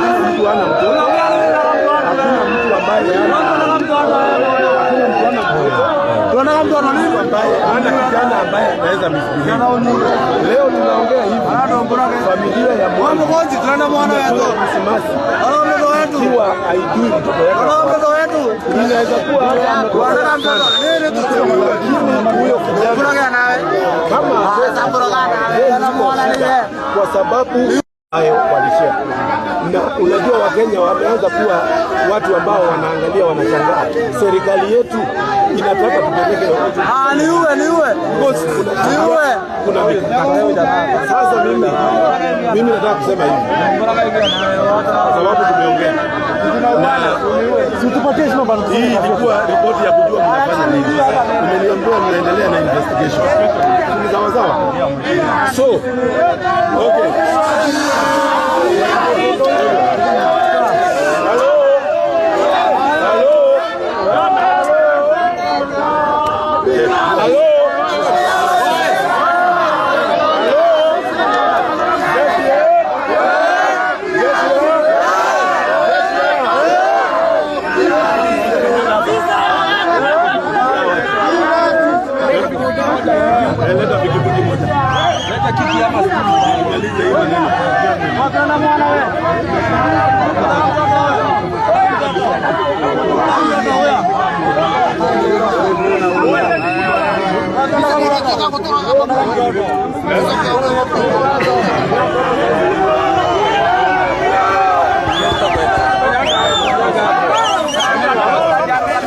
Pita kidogo.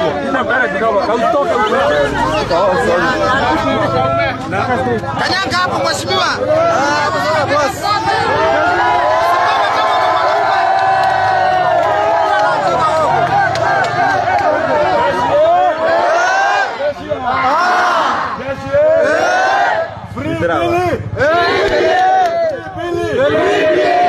Sasa mimi nimeongea na nao sasa hapa.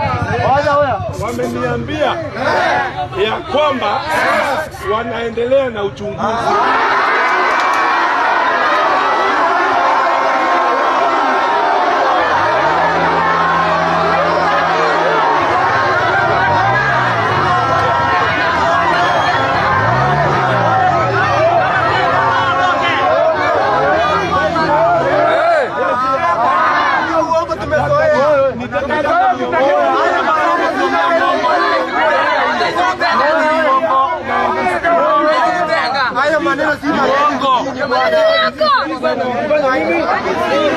Mimi nasema hivi, tumewaongeza 24 hours.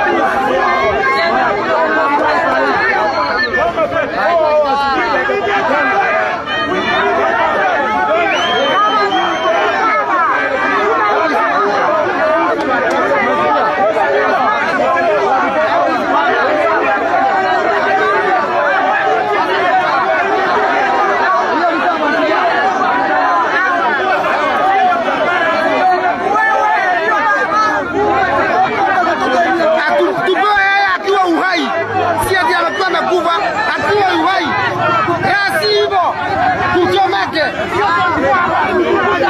Rasivo kuchomeka.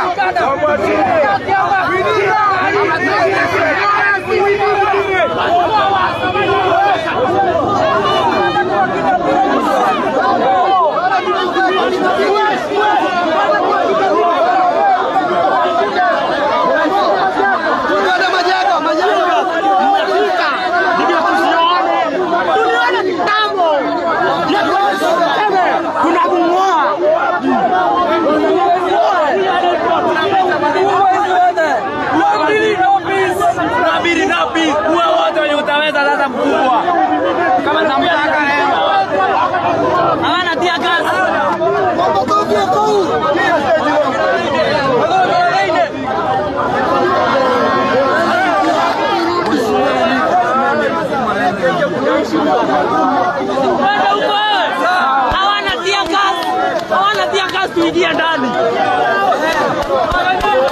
Ingia ndani.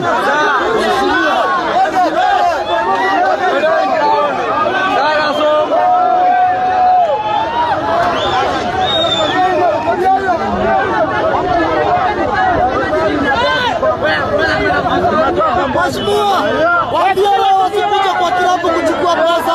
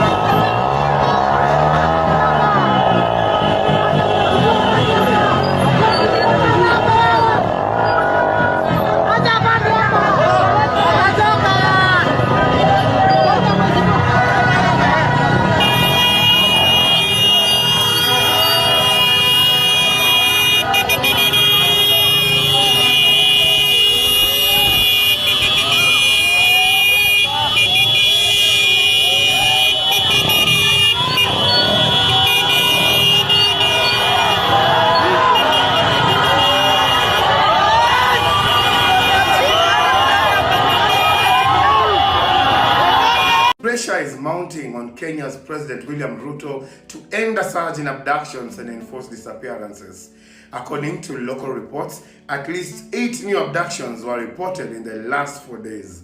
Human rights organizations have documented over 70 cases since June 2024. The Law Society of Kenya, LSK, has threatened legal action, expressing concern over the rising trend during the festive season. Kenya's police have denied involvement in the abductions, which have targeted government critics and protesters. International bodies, including Western embassies, have condemned the arbitrary arrests and disappearances, calling on President William Ruto's administration to ensure the rule of law prevails. Thank you so much for joining us on today's show. I'm your host, Elvis Derry. See you in the next one. Bye-bye. 170 go control.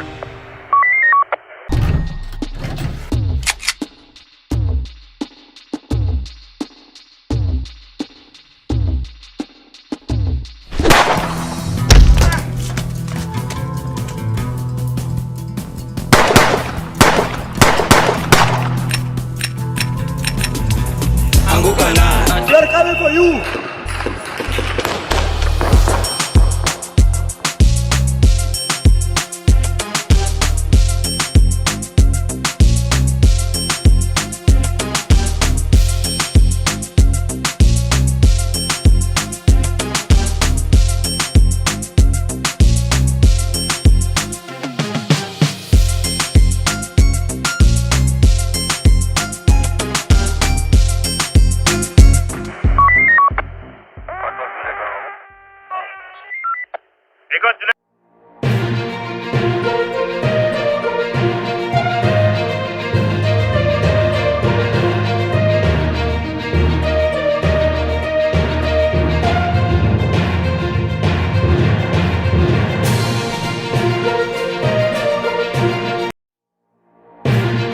From Nairobi University on fire. Hakuna kitu mbaya kama moto.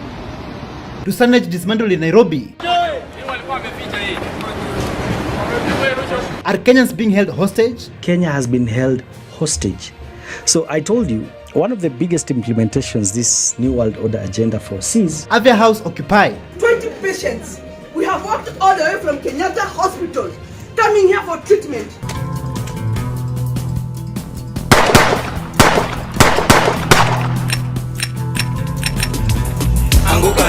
We are coming for you.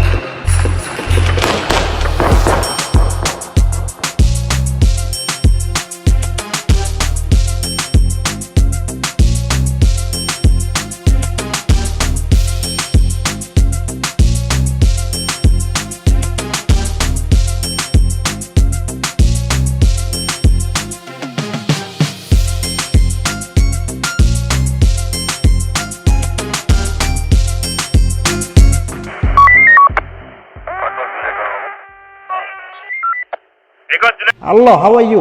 Welcome back to ShowNewTrend. I'm Yusuf today and my name is Elvis Derry. Patients, some of them carrying infants, they stormed Afya House in Nairobi and they were protesting against the shift system glitches as hundreds of patients are still stranded Kenyans, are still stranded at Kenyatta National Hospital. And I'm just wondering, what is CS Deborah Baraza doing? Is she really working for the people? Just take a look at how things unfolded. We are outside there waiting the gate. We are at the gate waiting. 20 patients. We have walked all the way from Kenyatta Hospital, coming here for treatment. From last week, Wednesday, the systems are not working. And I have come here to protest, to say that they are not working. There are patients in the ward who have been discharged, and they have not been treated. This man has a child. Come sit here. He has come all the way from Kibwezi. Come and sit here. His child has swollen a coin. From yesterday, he has been waiting for the SHA to work. It is not working. We have, ladies, please, if you want, you can come and join us down there. We have patients who are sitting out there waiting for that SHA, and it is not working. They are not approving. We have walked all the way to NHIF. We have been told that they are unable to access the portal. We have been in Kenyatta waiting for that portal to open, and it is not opening, it is not working. Please be aware, it is not working. Tunazungushwa tu, can we just get answers surely? Tunaumia. You think coming here tunaumwa, we have to get the courage ufike mpaka hapa. Yani, Kenyans, you mean to tell me that we have been pushed the wall? The people of Kenya have been pushed the wall to the point where even patients have started activism so that they can access the system and hopefully get treatment. Like, where are we heading to as a country? System of a downgraded healthcare service pushed sick people to storm into Afya House during a press briefing. A woman who had undergone CS 2 weeks back and developed complications said she couldn't get treatment because of the inner refusal workings of SHA. I had CS done 2 weeks ago, and then there were some complications. Nikakuja Kenyatta again. Nothing is going to happen unless SHA approves. GOK is currently offering Schrodinger's healthcare coverage. Many of the patients who don't get pre-authorized end up paying out of pocket or abandoning treatment, and with push coming to CS, having to show up at a press briefing to be listened to. After patients and infants storming Afya House and protesting against the system glitch, the SHA system glitch, the SHA shift nonsense, CS Deborah Baraza, she came out and said this. Now, today we have come just to assess the situation following the incidents and the concerns as well as grievances by Kenyans regarding the system interruption. And we acknowledge, yes, there was a system interruption, which is common with any system, as we can see, not only in Kenya, but globally. And so, having identified the system interruption, we've been able to first visit the labor ward as well as the maternity area. We have also seen the billing and discharge area in this facility. And we are happy to report that the system is up and running following great work. There was tireless and endless work among the technical team. I had instructed them to look at interventions to ensure that we don't have any kind of system interruption, have an alternative in case it do so happens. And we are happy to report to Kenyans that yes, we have an alternative system, and we have experienced and seen that there is no system interruption. The incidents occurred on the 14th and 15th up to 10 a.m. and the backlog has been sorted. Patients have again are receiving seamless services, and I want to assure Kenyans that health services will continue in the National Referral Hospital and other facilities, and will ensure that the services are seamless. Since the protest started, to the point where even the Gen Zs, they stormed the parliament building and set it ablaze, Kenya has gained a lot of international attention. And the question is the international community watching? Are they taking notes? Are they seeing what is happening in the Kenyan politics? Just listen to what Cherina 254 had to say. So I did a bit of reading on the ICC case that was, on President Ruto, and I just discovered that he was never acquitted. The court actually refused to acquit him, but the case was dismissed for lack of evidence. If I was President Ruto, I wouldn't let Kenya go where it's going, and I wouldn't let uncivilized, uneducated people like Sudi be talking the way they are talking, because Kenya is being watched. I live in the Netherlands and people are talking, and the ICC is watching Kenya. And one thing about a prosecutor, if he didn't catch you the first time, if he has an opportunity to catch you the second time, he's not going to rest. So for President Ruto, people are digging a grave for you. Don't let your loose dogs like Sudi be talking rubbish like that and polarizing the country before 2027. It's gonna be trouble for you. Nairobi City County Chief Officer for Environment, Geoffrey Mosiria, together with his team, they went around at night in Nairobi City removing businesses' signages in the streets. But not so many business owners were happy with these actions. Some of them claiming that those businesses' signages are paid for and who will compensate them. Take a look at some of these scenes of Geoffrey Mosiria and his team removing businesses' signages in the streets. These are the signage zina block watu kupita. Na sasa pembeleza watu. Hii ni Sabina Joy. Sabina Joy wameficha signboard zote. Wameziweka, wamezipanganisha hapa. Wewe, hebu toa hiyo kubwa.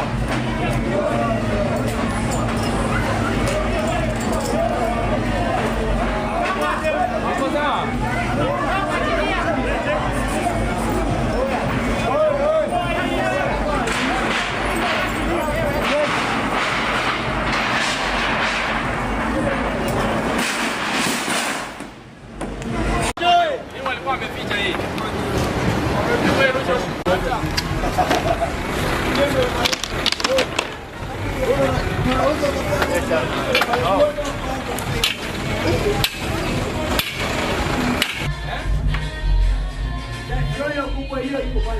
After many complaints from business owners, Geoffrey Mosiria, he came out and said this. Mlisema mnataka CBD kwe safi. Mkasema amtaki kuona uchafu town katikati. Amtaki kuona zile mikokoteni zinafungwa kwa walkway zinawazuia kupita. Amtaki kuona zile masanduku, my illegal structures ziko kwa walkways zimejaa uchafu kila mahali. Kama department ya mazingira chini ya uongozi wa Governor Sakaja, tumeamua kusafisha jiji. Tunakuja, tunasafisha, tunatoa all illegal structures. Kuna wengine walikuwa na complain, ukitembea town, hata some of the signages zimewekwa zinagonga watu vichwa zao. Some of them are illegal. So let me say this. We are going to remove all illegal signages ambazo zinafanya town ya kuwa chafu. Watu wameprint paper signages, wameweka kila mahali.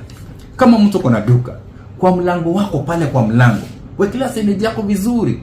Haja gani kwa walkway unaweka signage ambayo inafika kwa macho ya watu?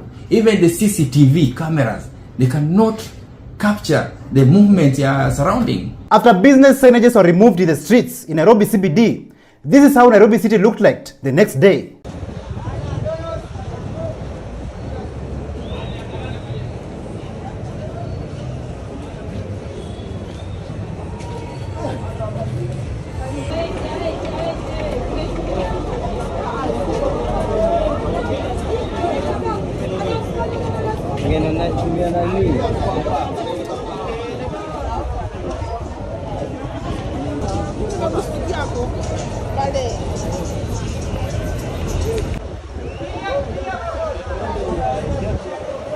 And in another shocking story, Nairobi University was on fire at night. And I'm just wondering, and many people are wondering out there, like, what caused this fire? What was the reason for this fire? And many people have been left speechless. So if you're from Nairobi University, a student from this university, tell us in the comments down below what really happened, what really took place at the university. Tell us some of these scenes of Nairobi University on fire. Hakuna kitu mbaya kama moto. Mimi naleta moto kama selo. Mimi hadi uniue kuliko moto. Mimi naenda kwa lift kwa chini na ngoja. Moto gas itakuua.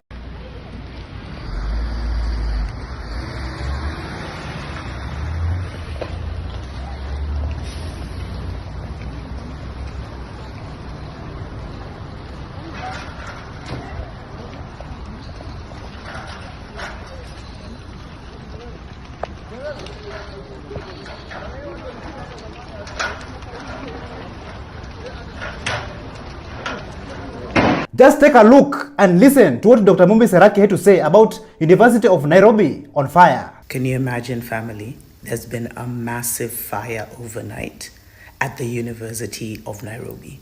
On the eve of the biggest demonstration that was supposed to happen today, where students from all over were going to be protesting against this new financing thing, HELB, whatever it is. I swear, these guys think, do they think we're such idiots? Do they think we're such fools? Have you ever heard? Me personally, I've never heard of a fire at University of Nairobi, like where the main campus is, where all the files, all the books, all the knowledge is.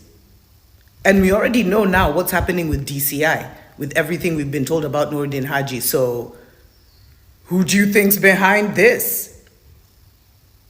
So this is the fire at University of Nairobi. There was one fire truck that came. Guys are saying they hope it's not the finance department, because you know how these guys like to joke around.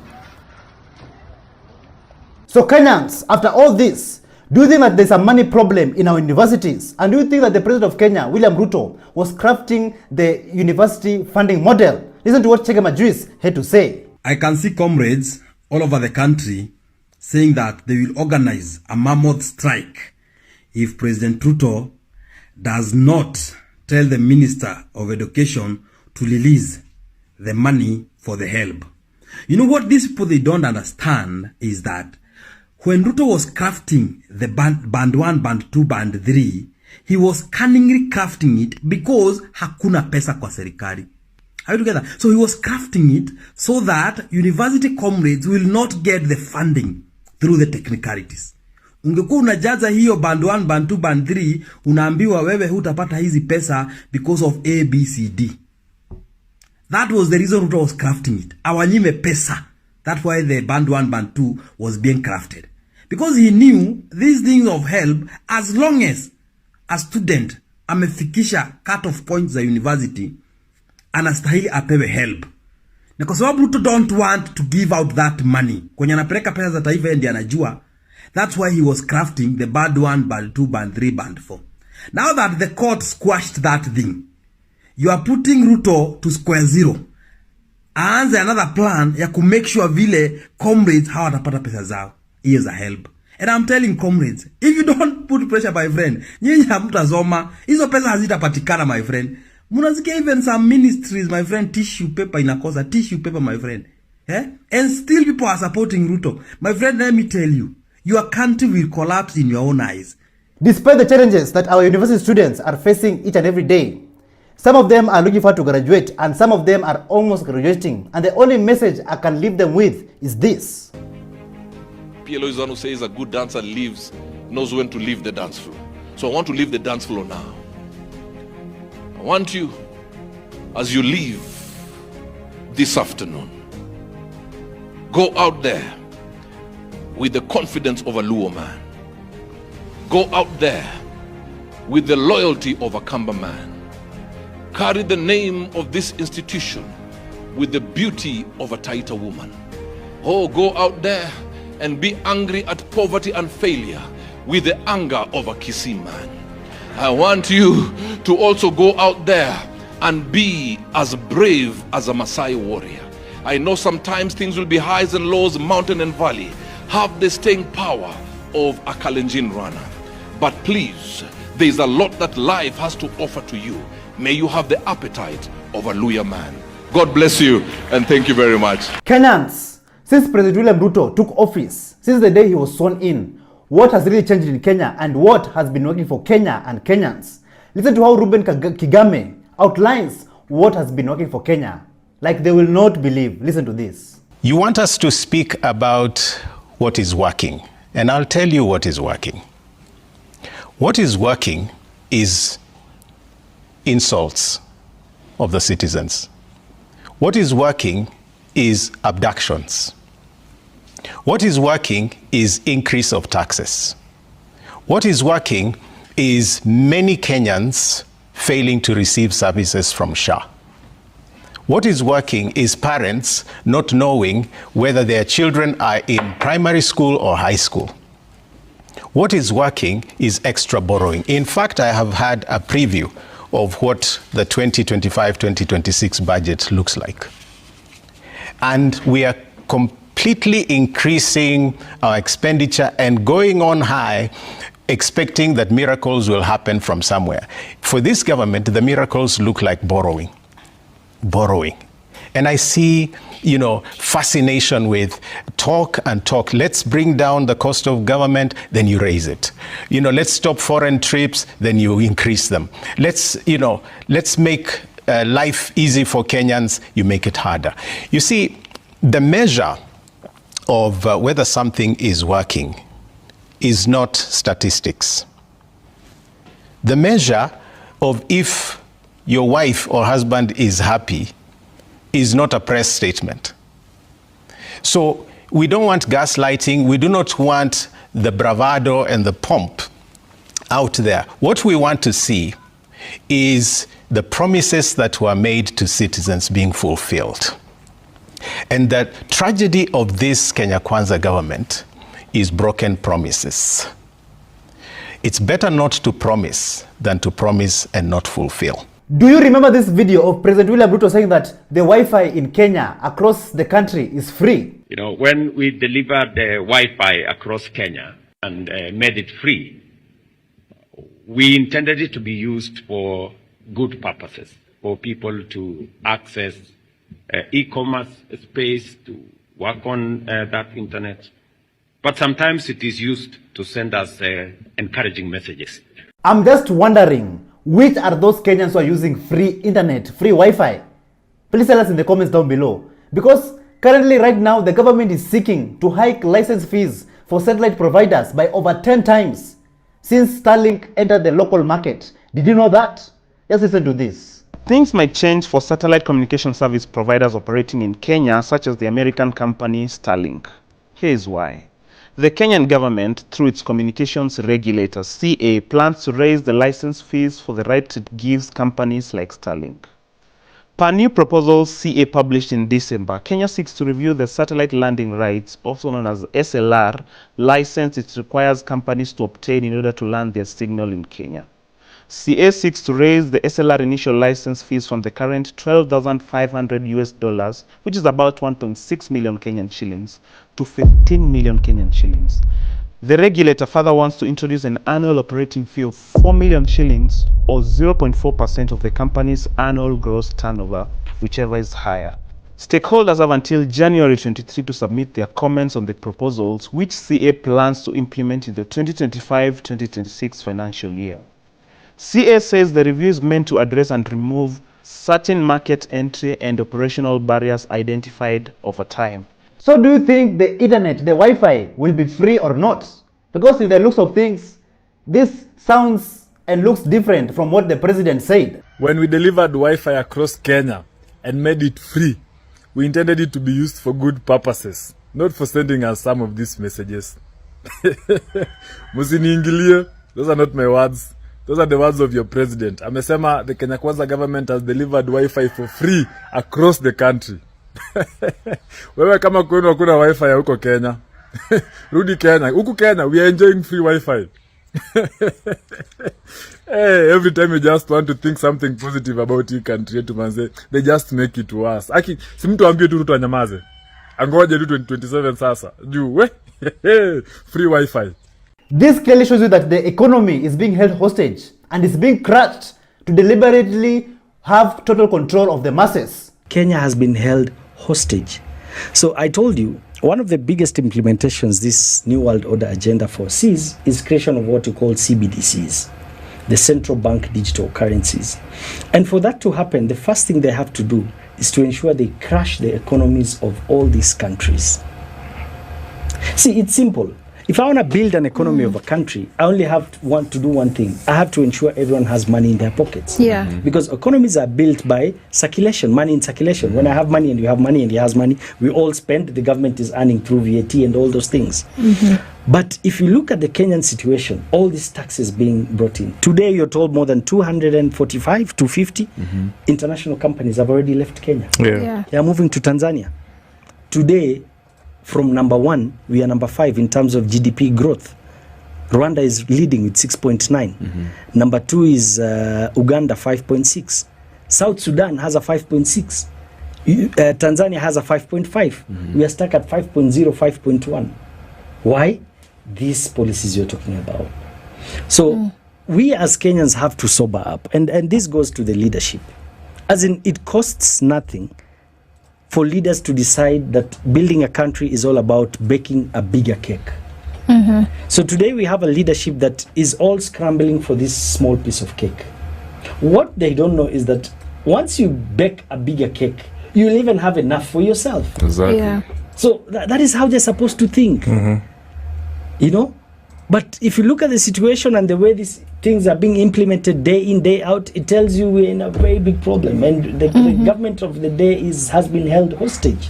And we have to say as is. And that's the reality. To be honest, it is quite clear that Kenyans are tired and they want a change in this country. They want a better future for this country. And one man decided to inject on the streets in public, despite his current situation in life. He understands exactly what is taking place in his home country. Let's listen to this. Wamama wa mboga,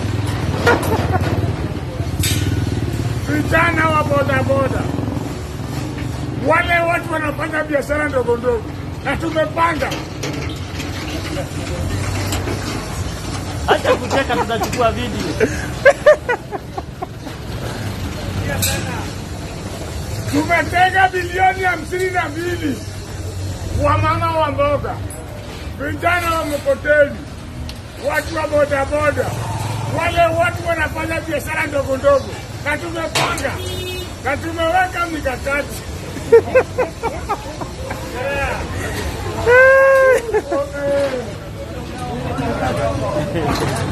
Na tumeweka mikakati. Safari hii hatutakubali mwananchi wa kawaida akosa pesa mfukoni. Ama namna gani jameni? Wale That women will no longer use jembes to till their land.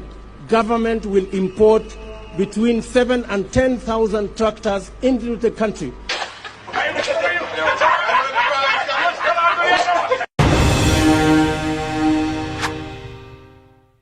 Thank you so much for joining us on today's show. I'm your host, Elvis Derry. See you in the next one. Bye-bye.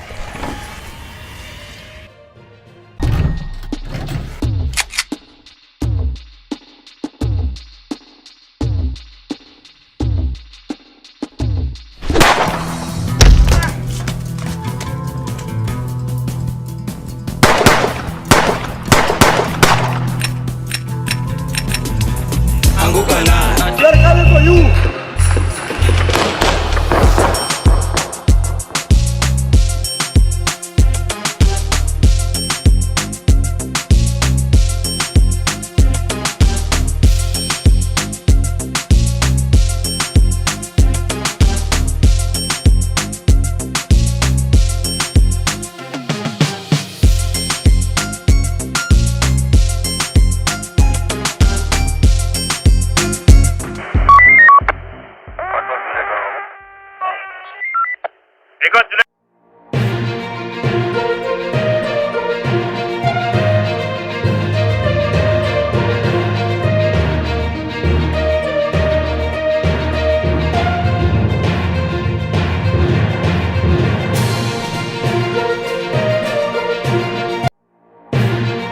From accidents during Christmas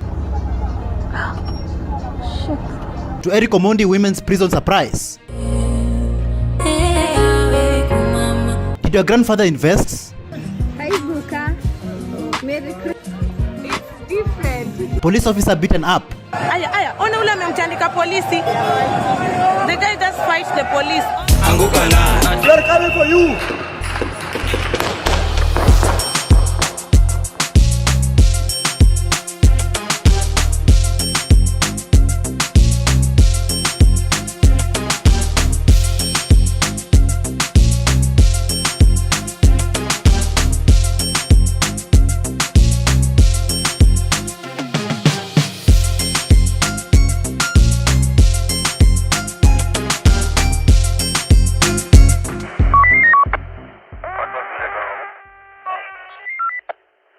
Hello, how are you?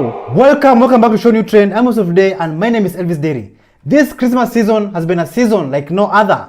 So much drama, so much things have been going on, and today I want to share with you guys of what has really been happening. An internet personality by the name of King Kalala, she came out to advise relatives and visitors. Listen to this.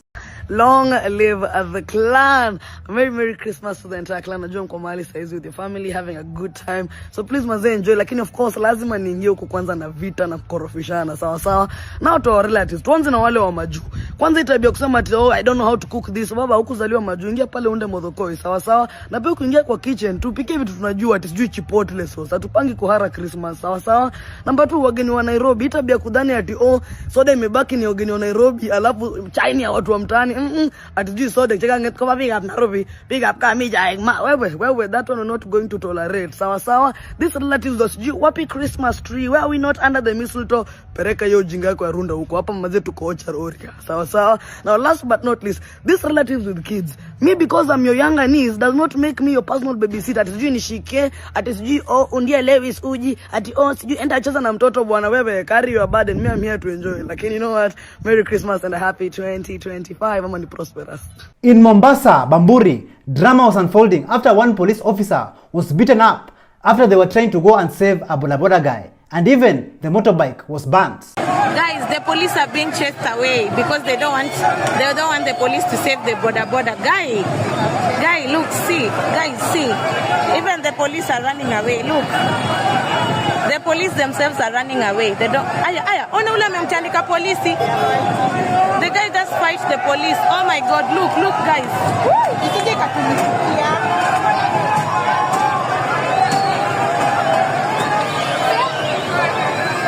Guys, it's burning, Mazee. It's burning. Look. And people are passing. Watu hawaogopi. Nowadays people are not scared at all. Watu hawaogopi kabisa. Yani moto wawaka tairi la wenyewe lile pikipiki basi ni mpya mazee mwenyewe amepigwa akafukuzwa. Angalieni. Hapo kuna jamaa amempiga polisi na jiwe. Kuna jamaa amempiga polisi na jiwe akia nani? Angalieni guys, na hata watu hawaogopi. Many Kenyans are currently traveling back to the villages to spend time and celebrate Christmas with their families. One TikToker by the name of Winnie Masin, she came out and injected and educated Kenyans on how they should be dealing with their families and relatives who are back in the villages. Mimi kwa ushago. Prime Minister. Na ushago unajua watu wengi saa hii mtu anakujanga anaona pesa ni unamtumia upkeep. Si important kama ile mheshimiwa nonsense atakuja ampatie kama 200 kama 500 au ana value hiyo sana. So kama unataka civil education huko Ocha, ule anko yako mwenye anakujanga na kuomba kaso 2 hapa, mpatie 50 ama mpatie so. Akianza kukuuliza ni mwambie unaona hii uchumi ya Kasongo hivi ndo kunaenda. Mama yako kani ule ati damu, baba damu, sijui nani damu. My friend, anza kukata upkeep. Kama ulikuwa unatumia mzazi wako 5k, tuma 25. Akianza kuuliza maswali mwambie unaona hii serikali ya Kasongo. Create hiyo anga. Ndo watu wajue huko. watu wanasafa kivipi? Jue watu wako ushago wajuangi mtu wa Nairobi anasafa aji na mataxes. Yeye anataka tu nitumie. Sasa yenye umekuwa ukimtumia, mtumie nusu yenye umekuwa ukimtumia. Ndo waingie in line na sisi. Some politicians wished Kenyans a happy new year, even to the point of having big billboards on the streets, but Kenyans were not pleased with it. Honorable Beth Nyawera, peleka upuzi nyumbani. What is this you have put for us? Beth Nyawera, hata una adabu wewe. What are this? We don't want your Merry Christmas. Shame on yourself. Beth Nyawera, shame on yourself. We don't want your Merry Christmas. Bloody. Nairobi city looked deserted after so many Kenyans went back to their villages to celebrate Christmas with their families. One comedian by the name of Nusru Hassan, she came out and said this. Wara, iko mganga amebaka sisi mafuta magongo wakati amesema kona mtumbo. Habana lambo wara. Iko watu sisi Somalia kiongea kitu kidogo wanatuambia tuende jumbani yetu. Kitu kidogo sisi kijangia naambiwa ende jangia ubumbafu jumbani yenu. Swali nataka kuuliza nyinyi ni nani ameenda jumbani yao? Nani amewajiwa Nairobi? Wara, angalia Nairobi habana iko na mtu. Hakuna mtu hata mmoja. Wara, next time mtu na kuambia maneno yataenda jumbani yenu, ambia hii watu wakati wao wameenda ushago kukula jabati na busa. Nani amejiunga Nairobi? Nani amekuwa washman na jungia wao vitu yao? Sasa ni wakati yetu ya kutawala Nairobi. Wara, sisi ni watu wa biashara, lazima anafanya vitu yote harash. Kitu unataka niambie mimi ndo nimeshikilia kifungue Nairobi, mimi ndo nimeshikilia. Wara, hii parliament na nataka parliament. Wara, Osman tuchukua parliament takubatena 150 peke yake. Mahmud sisi waekelea wara 200 peke yake. Abana Supreme Court ameshachukua mimi. Bas. Mahmud ameshachukua KICC. A 3-time Olympic champion winner, Faith Kipyegon, she was caught on camera cooking and preparing cooking ugali for her family.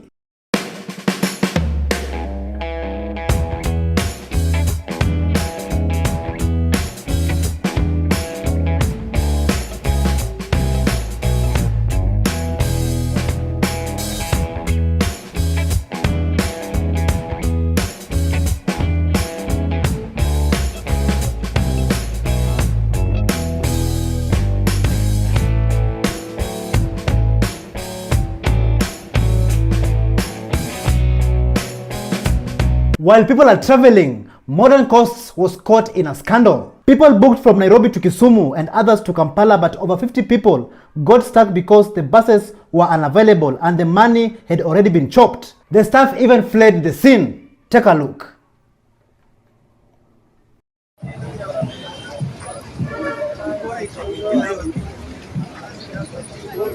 "2024 has been a tough year for so many Kenyans. Eric Omondi went to bail out some women who were wrongfully incarcerated. Some of them were arrested and imprisoned for simply trying to put food on the table. One was arrested for hawking without a license. But thanks to Eric Omondi, they got their freedom, they got a few shoppings, and thanks to him, they are going to celebrate Christmas with their families."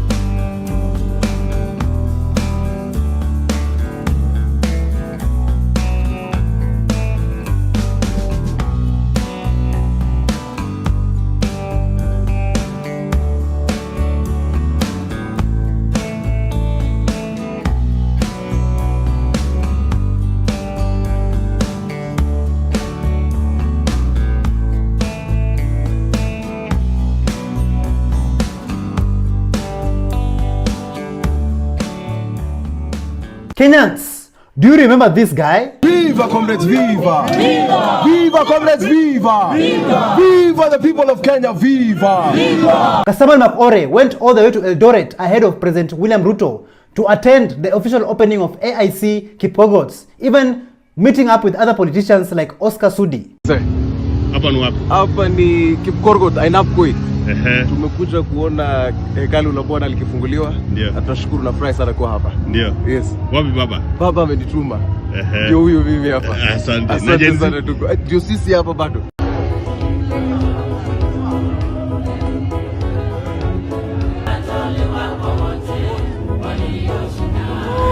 But one man by the name of Big Bad Ogre was not pleased with Samuel Makore's action, and this is what he had to say. Yo, Kasmuel, unaweza enda kukutana na Ruto. Kasmuel, ojana hii, unaweza enda kukutana na Ruto. Alafu umepiga smile kubwa sana. Ni kama kupatia land huko hivyo Soigoi. Kasmuel unakuwaga sawa? Yaani zile vitu zote tulikuwa tunapitia Gen Z tunapigania, unajipendekeza, kamera ikitokea ndio huyo wewe umefika. Kidogo unataka uende mkutano yote imetokea, wewe huyo mdomo. Ukijifanya niko na to represent. Sasa hii umepata chance ya kutugeuka, uende kwa government, unakimbilia Ruto bro. I hope hizo helicopter unapanda saa hii, they are worth it. I hope hizo salamu unasalimia kubwa, they are worth it. Because remember, at the end of the day, sisi, utagrow up na sisi. Hawa wazazi unajichocha nao, utawaacha nyuma. Unashinda ukisema, oh, wazazi wetu wanakupenda. Remember mjinga hii, sisi ndio utagrow nao. Sisi ndio tunaenda na wewe umetugeuka. Yako na sisi imeisha. Remember, yako na sisi imeisha Kasmuel. You are dead to us. How can you go and sleep with the government yenye imekuwa ikituua, ikitutesa, ikitunyanyasa? Unajifanya ni moja wetu, kumbe ulikuwa unatutumia ndio uingie government. Wewe ni fala sana na wewe ni umbwa sana. Na wewe yako imeisha. In this festive season, Kenyans have been traveling day and night. But some of them are not lucky in arriving to their destination. An accident occurred at Kimende Road where a bus fell off a bridge while trying to avoid head-on collision.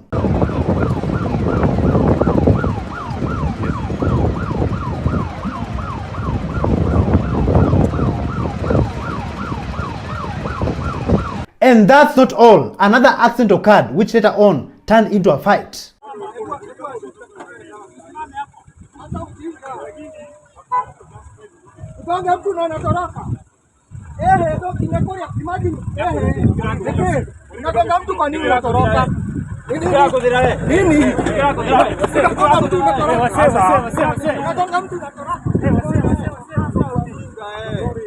Ako na mawe na anaogopa.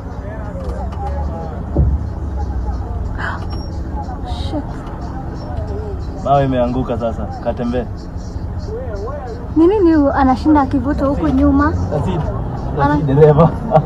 Even the SGR was not left behind during this Christmas and festive season, after it was upgraded with the SGR Premium Coach, making your travels more luxurious, having a better experience. Let's take a look at this review. This is the Madaraka Express SGR Premium Coach, and I want to review the tech inside this place. Let's find out. First up, the internet. There is Wi-Fi on board, and these were the internet speeds. But put in mind, we were just 6 people out of the 28 people this couch can hold. And as we all know, the more people, the slower the internet. Before we go to the entertainment, let's talk about the seats. It's a recliner with 3 presets, and the bed can go fully flat. This is me trying it out. Each seat comes with a pull-out touchscreen display. The resolution is not 4K, but it is way better than what I've seen in some airlines. And there are few entertainment options to choose from. And trust me, hautamaliza zote. They give you headphones, which is quite nice, but the volume is terribly low. I wish they could switch this to some noise-cancelling headphones, considering that inside a train, there's a lot of ambient noise. At the back of your seat, you can charge your devices. There are 2 USB-A plug and 1 Type-G plug, the standard UK one. You also get a wireless charging pad for your wireless charging devices. I tried it on my phone, it worked. I tried it on earbuds, it worked. And I also tried it on my Apple Watch, but it didn't. I mean, this is a different technology, it's understandable. You also get an adjustable reading lights with 2 levels of brightness if you're into those kind of things. Pro tip, if you're going to Mombasa, sit on seat number 26, and here's the reason why. Your view is not blocked, but on the other side, it's a bit weird. You're seated facing one direction, but the window is on another direction. I don't know if that even makes sense. But on seat number 26, you get a perfect view of outside and your screen at the same time. Also be cautious of other seats that don't have a view. But again, these seats can rotate. So wanaweza wakazungusha na upate hiyo seat number 26, it's the one without a view. But I'm sure if you're going from Nairobi to Mombasa, it's okay. But going back, wanaweza tu wakazungusha hiyo kiti na ukose view. There's food on board. I honestly don't know how to review food, but it was just sweet. The customer service is amazing. We had one stop at Voi, and since it's the premium class, it's the last wagon, you get a view of outside from the back. This is how the amenities look like. They are clean. And the question of the day is, can your grandpa even? Just take a look at this family where they went to visit their grandfather, and let me tell you, the grandfather has built an amazing home for them. Yup.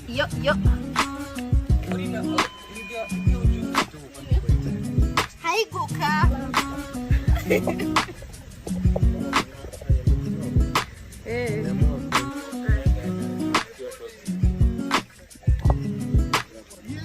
Hi, Goka. Merry Christmas.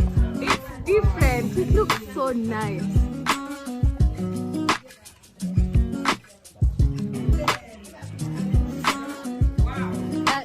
Merry Christmas. Yes.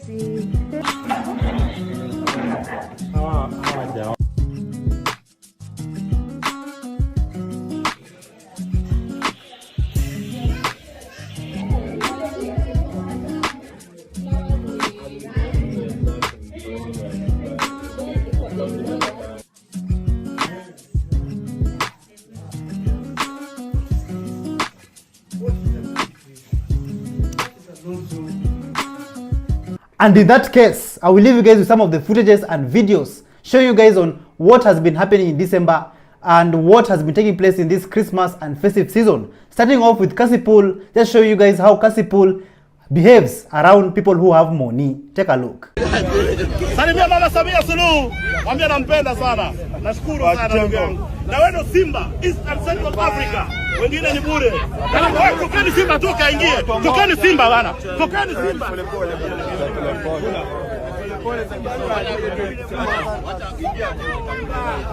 Simba Sarkar. Wanangote. Msogeni basi hapa. Dada msogeni hapo tutakuja kumia.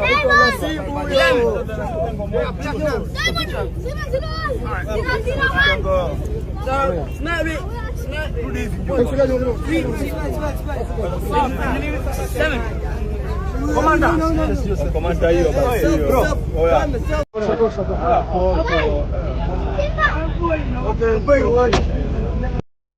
Sawa na nguvu spin.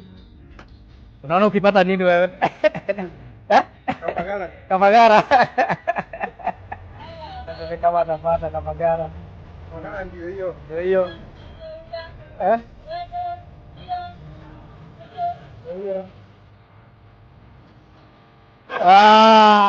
Amepata katishu. Ndio hiyo.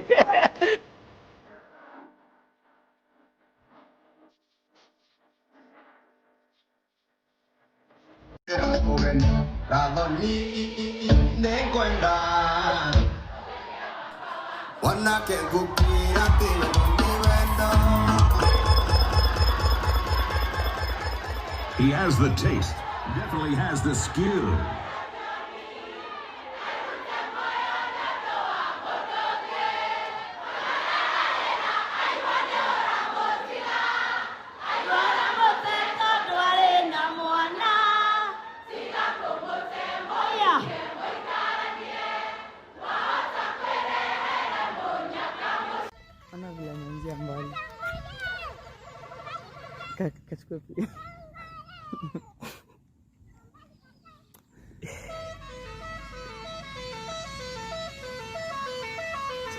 Kasi lopal kami.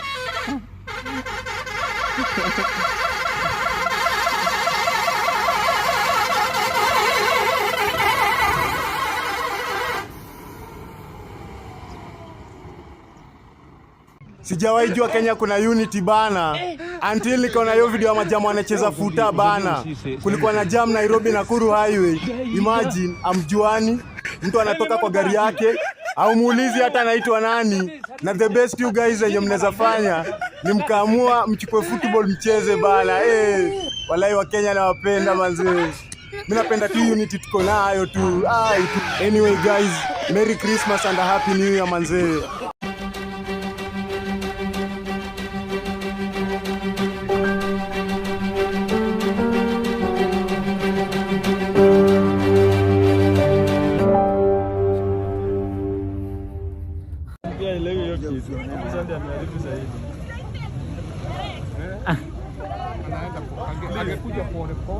Huyu ni mwoga.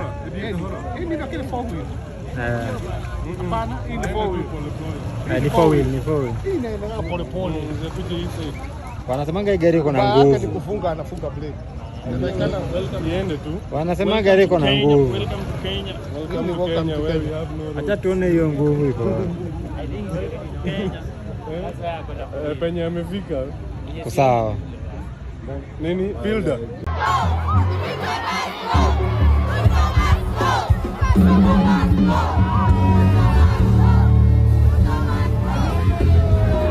Kasongo Mombali na umeshinda mali ya kuekelea. Kasongo mbona wewe songa libala ye Kasongo mbona wewe Mombali na ngai hadi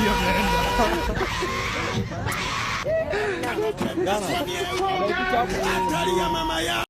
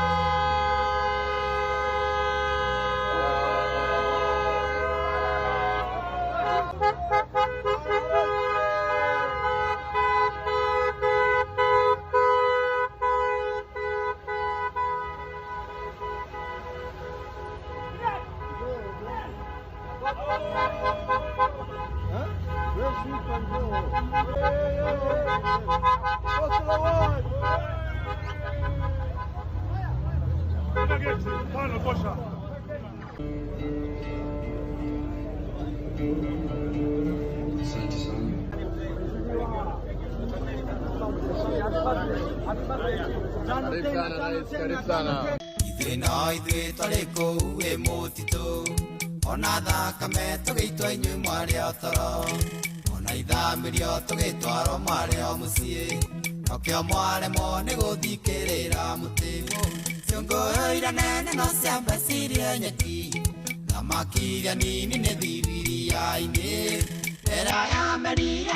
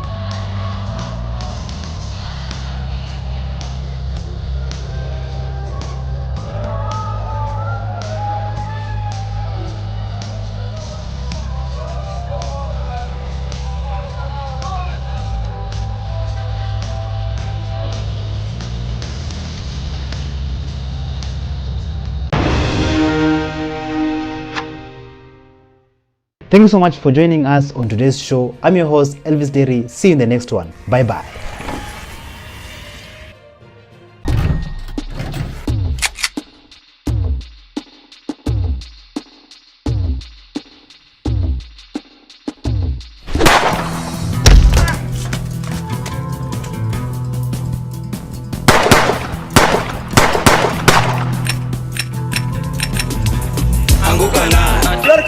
you.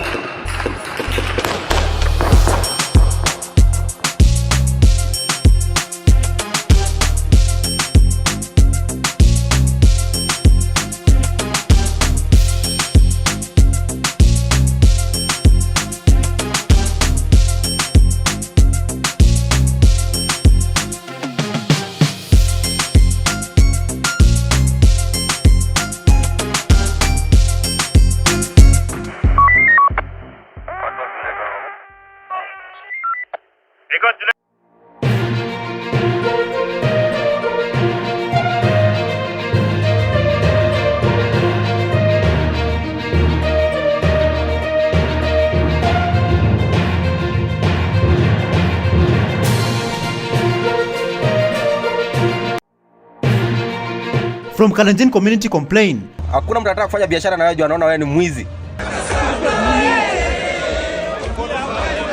To why Gen Zs are feared. We know that the government is scared. They are scared by the Gen Zs. Is Kenya's economy great? And Your Excellency, because the economy has improved, it is doing well. Magical Moha's strong message. If not for corruption, the money collected from the tourism industry alone can run this country for the next 100 years without even taxing your own citizens.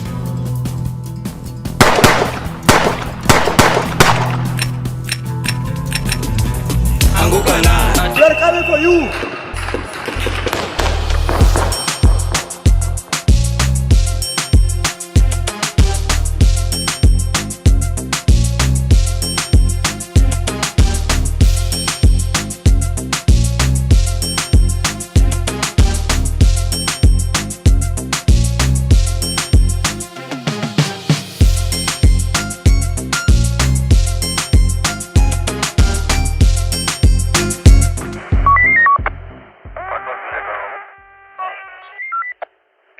Hello, how are you? Welcome back to ShowNewTrend. I'm your of the day and my name is Elvis Deri. Elections is around the corner and many Kenyans are anxiously waiting for 2027 elections. One Kenyan man came out and explained on why the Kenya Kwanza government is going to fail. Famously known for abductions, is going to lose the elections. Listen to this. Is that Ruto has a big problem. Very big. In 2027. You know, people have been saying that Ruto will rely on IBC. We rely on the judiciary. Lakini mimi, I beg to differ. Because it's the same narrative yenye akina Uhuru na Raila walitumia 2022. That wako na deep state. That is what now Ruto is bringing now. Right? Number two, he 2027 Ruto hata ki bribe IBC na judiciary. It's like when you go into a boxing match. So I'm fighting against you. You are the better boxer. But nimehonga referee, that is IBC. Nimehonga judges, that is Supreme Court. Then tukianza kupigana na wewe unipige knockout. You know, once you give me the knockout, there's no way the referee will assist me. There's no way the judges, hata kama wangefanya nini, the best referee can do maybe a count pole aseme 1, to slowly. But if I don't wake up from the knockout, there's nothing that can do. As Kenyans are anxiously waiting for the elections, which will take place in the year 2027, the question still remains, will we even have an election? Listen to this. 2027 hakuna election. Hiyo kwanza ni jambo ambayo natakana wewe kuwe prepared. Ukiona yule Senator Cheregei akisema ati waongezewe term limit kwa 7 years na tukapiga kelele nini, alikuwa kuna sababu ambayo walikuwa wanamaanisha. Kitu ile ambayo inaweza kuongezea Ruto term limit yake ifikie hapo ni sheria na katiba. Kwa sababu gani? Katiba inasema IBC ikiundwa inatakana ikue at least 2 years ofisini ndio iweze kuconduct general election. Sasa kufikia sasa IBC hakuna. Hawa watu walivunja IBC tu wakijua IBC itakuwa kuna pengine mpaka next year.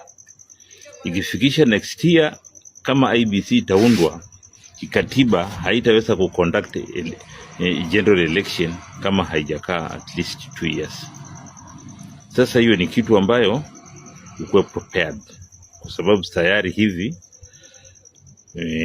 Ruto ameungana na Raila na Uhuru. Sasa hakuna mtu mwenye anaweza kaongea jambo hapo ama kamobilize kitu hapo ama akasema hapo serikali kasikia.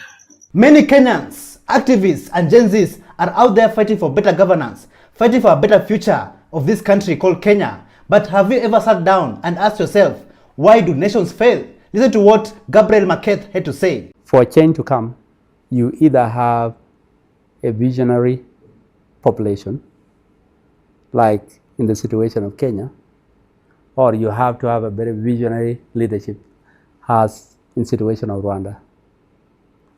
So in absence of these two, progress is so difficult. You either have a visionary leadership or a visionary population. A visionary population. Situation of Kenya, even the transformation from the Moi rule to whereby Kibaki came in, and Kibaki was able to make a very quick progress. I can proudly say it. If Kenya would have transitioned directly to another Kanu rule at the time when the election was held, Kenya would not be where it is today. But it took somebody like Kibaki to be able to break that. Dear Kenyans, today I have a very important and specific question to ask each and every one of you. Like, this is serious, Kenyans. This is very, very serious. Like, why is Kenyans' public debt stock not declining despite allocating a substantial proportion of government revenue to debt servicing? Why is that, Kenyans? Do you know the answer to this? If we say we are not going to pay this audience debt, Kenyans have it in their hands not to pay it. And they can say we are withholding our tax money if you are going to pay that audience debt. That is the difference. We want to come up with measures that deal with the problem, and it is in the people's hands. We are saying we are not paying it. We are saying we are not going to take domestic debt. If you see us trying to do the opposite, you stop us. Because we've given you a tangible promise of what you cannot do. Because we're saying it is this burden of debt that is killing this country. And William Ruto's time is over. He's borrowed beyond the capacity and the capability of this nation. So you're going to see a debt default. If not a debt default, you're going to see salary delays. If not a salary delays, you are going to see pensions not being paid, or salaries themselves not being paid at all. Or he defaults. Already, as I'm talking to you, pensioners have not received their money from the month of June. We're in the end of month of August. For 2 months. 2 months. Capitation, their schools are not receiving their capitation on time. Why? That is a default. Even counties are not receiving, are borrowing. They are not receiving their monies. Truly, our beloved country Kenya is dying due to corruption. One thick-headed lady went on to praise, thank, and congratulate the President of Kenya, William Ruto, saying that the economy is doing well, insinuating that roads are just congested airports. And she concluded that the economy is on an upward trajectory. Just listen to this fool. And Your Excellency, because the economy has improved, it is doing well. Traveling has become a problem. Our flights from Nairobi to Eldoret are full. The roads are full. That is a sign that we are doing well. Your Excellency, we are requesting that we dual Nairobi-Malaba highway so that we can have a smooth movement. It seems like some politicians, they will never learn. Like, some of them still believe that the Gen Zs were paid to go on the streets. They were paid to occupy the parliament. One of them, a politician by the name of Musalia Mudavadi. Just listen to what he had to say. From where you're seated, do you think it was politically instigated for those young people to go to the extent which they did? Yes. Yes. Because in all the times that we've had Maandamano, even talk about the Maandamano earlier, because this was around getting closer to June. But earlier there had been Maandamano. Did they invade Parliament? No. They never invaded Parliament. In all the years we have had demonstrations, has Parliament ever been invaded? Even at the peak of perhaps the worst crisis we've ever had, that is after the 2007-2008 elections. before the formation of the Grand Coalition government, Parliament was never invaded. All right? So this was a different situation. Which, from where you're seated, you think someone or somebody was trying to propel the wrong thing. To be honest, this is what I can say to this government. Hatupangwingwi, umepangwa. Gen Z wamekupanga. Gen Z wamekupanga. Recently, we have been faced by abductions and killings of Gen Zs who are being vocal and trying to fight for better governance in this country. One man, a father, he came out to lecture the government and to lecture the President of Kenya, William Ruto, over the Gen Z deaths that have been taking place. Sasa ukiwaua hivyo, hawa watoto na mama zao wanalia kila saa katika television zote. Sasa we ni nani? We ni nani? Sasa umemshinda hata Idi Amin. Umemshinda Hitler. Fuha pia umemshinda. Stupid guy sana we. Wewe nikikupata kama nina something ile inajulikana. Finish you. Not a joke. Even one mother who is already frustrated, she came out and she said this, and she said this without fear of contradiction. Rudia Bwana Ruto. Je, umeona watoto wa ndovu kidogo? Basi bado utaona makubwa. Na ukicheza hata hiyo miaka 5 haitaisha, utaenda. Ulitukosea sana sisi kina mama. Ulitutia huzuni nyingi. Sasa Waswahili walisema malipo ni duniani. Hata upande ushuke utakwenda. Currently, the political class is shivering and trembling after Kenyans and the Gen Zs declare that they are going to take back what rightfully belongs to them. Listen to this. Wamebabaika kwa sababu tumesema tutaendea pesa imeibiwa na zile madeni walichukua zikufanya kazi kutoka 1963. Wamebabaika, tutachukua mali yao. Halo, sijui kama mkorada. Adui zetu wameingia kwa kona moja wote. Na thanks to Mr. Lice amewaweka pamoja. Sasa at least taona maadui wote wakiwa pamoja. Hakuna mwenye atajifanya ako na sisi na Wakenya. Kwa sababu maadui wako kwa kona moja. Wamekuwa wanoma pia, mnafaa mjue.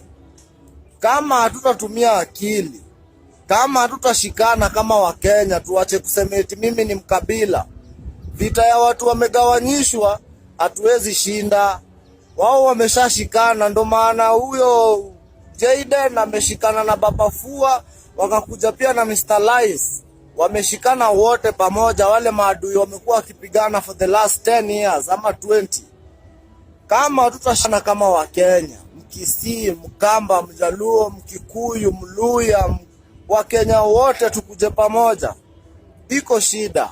Hapa mbele mutaitana ndugu yangu. The President of Kenya, President William Ruto, is from the Kalenjin community, and due to his actions, the Kalenjin people, our brothers and sisters from the Kalenjin community, have been affected. Their lives have been affected. And how have they been affected? Just take a look. Sasa kuwa mkale ni ngumu. Sasa kufanya biashara na mtu ni hard sana. The moment unataja una bargain kitu kidogo, unasema sasa una bargain na serikali ni yenu. Unashindwa, kwani serikali inakusaidia na nini? Sasa hata kuangelesha msichana the moment anajua wewe ni mkale, anaona uaminiki. Hakuna mtu anataka kufanya biashara na wewe, anaona wewe ni mwizi. Unaenda kuomba kazi, mtu akufanya interview anakukumbusha ati Ruto si ako na kampuni nyingi, so enda ujaribu kazi huko, unashindwa. Sisi wote tunachukia Ruto. Kwani mlikuwa mgeukia Wakale? Na si wote bana, tuko nini moja. Kama Ruto amewakosea, ametukosea pia sisi. Hakuna siku yenye Ruto ameiba pesa akakuja kutupatia. Hakuna siku yenye Ruto amewadanganya akaambia Wakale ukweli. Wote tunasafa. Do you think Chief Justice Martha Koome will survive the onslaught in 2025 coming from the senior bar? Because, to be honest, her position as the Kenya's Chief Justice is untenable. So do you think she should resign now to save the judiciary's image? Because, to be honest, a country cannot survive a corrupt judicial system. Just take a look. I think it's the beginning of a long journey that we want to undertake as both the senior bar and, former chairman of the Law Society.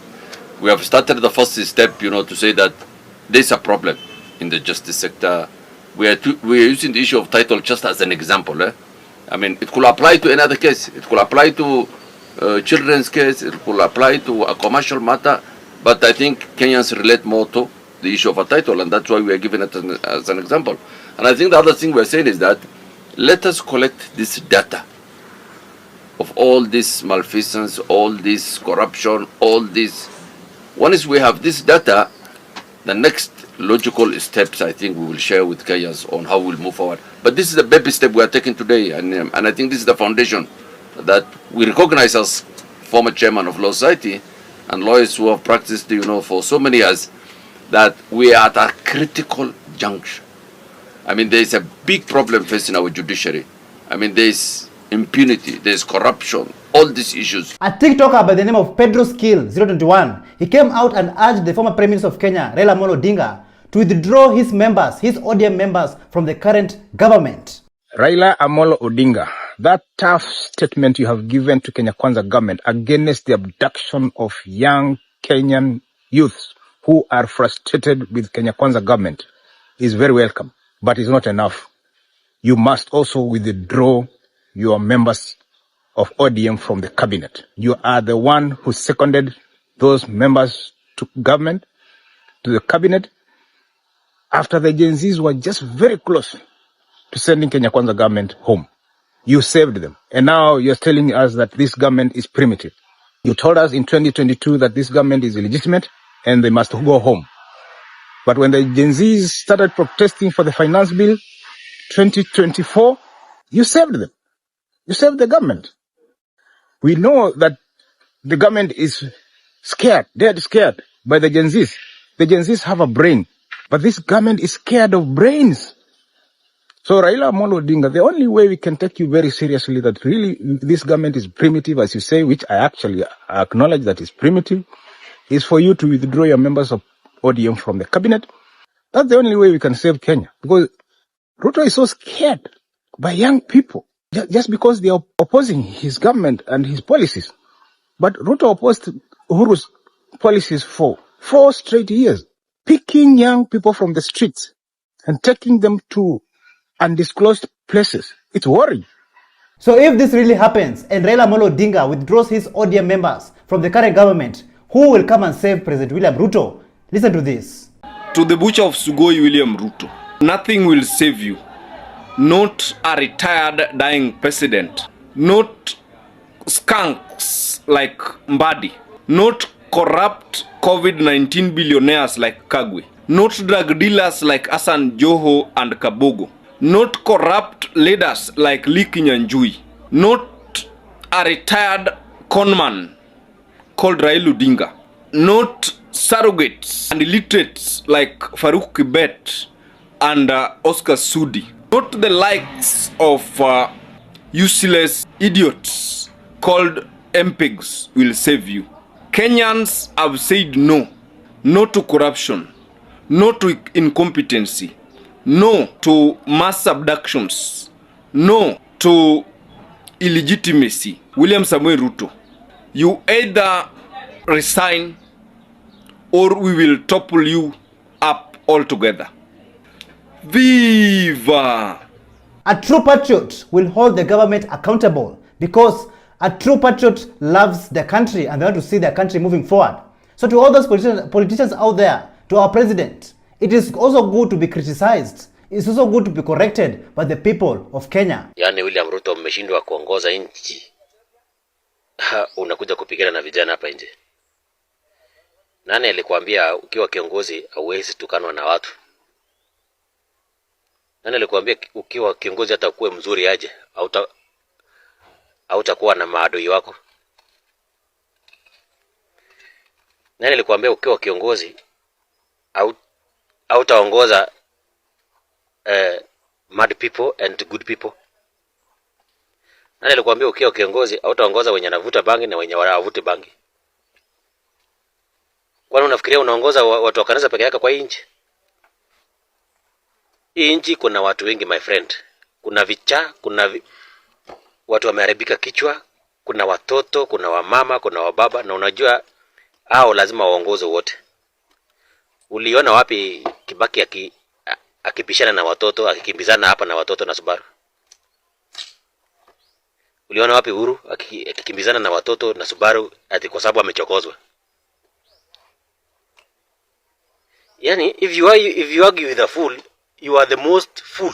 In that case, Magical Moha came out to lecture the political class, and this is what he had to say. How do you feel as a leader, sleeping in comfort in your luxurious home in Kileleshwa, Runda, Kilimani, Lavington, taking your kids and assets abroad, while people who voted for you are suffering back at home? Wengine wenu hata hamuna huruma. You don't have humanity in you. Some of you are so arrogant, too greedy, walking in pride as if you own this world, forgetting that your final space, your final home is 8 feet long and 3 feet wide.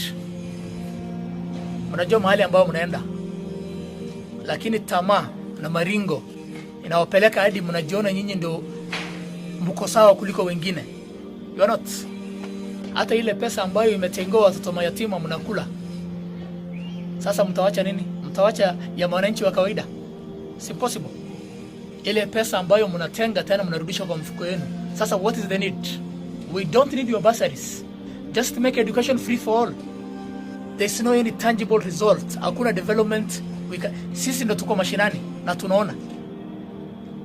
Wewe umekaa hapo Runda na Lavington, ile vacations ambao unaenda ni Dubai na UK, utajua aje hasa kuhusu wale watu ambao wanaishi interior. If not for corruption, the money collected from the tourism industry alone can run this country for the next 100 years without even taxing your own citizens.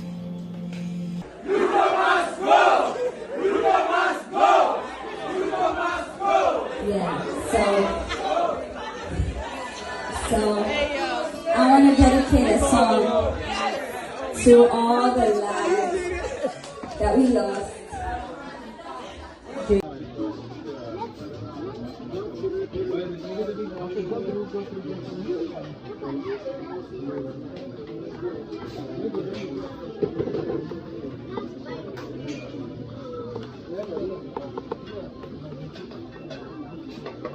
Thank you so much for joining us on today's show. I'm your host, Elvis Derry. See you in the next one. Bye-bye.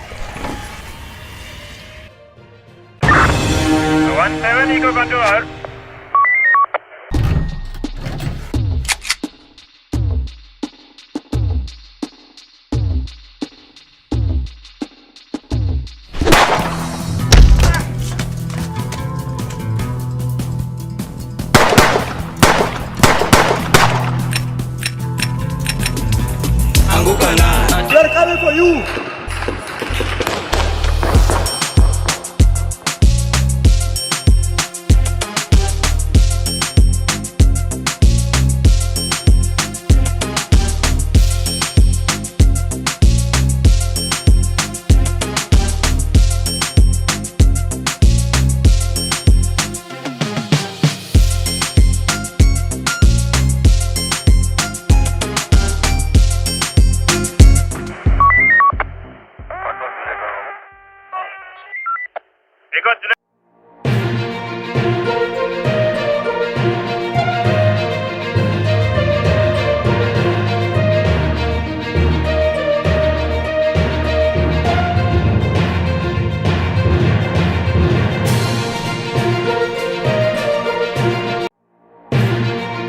From farmers being charged. Another bill has been presented in Parliament, the Horticulture Crop Authority Bill. To pastors and opposition leaders put on blast. Sasa ile sisi tunaenda kudemonstrate, hamukwa anywhere. Do you trust the leaders in power? Gachagua anataka mnagawana nusu nusu. That is the only fight they're having. Say no to sympathy votes. Raundi hakuna kitu kama sympathy vote. Hakuna. They're coming for you.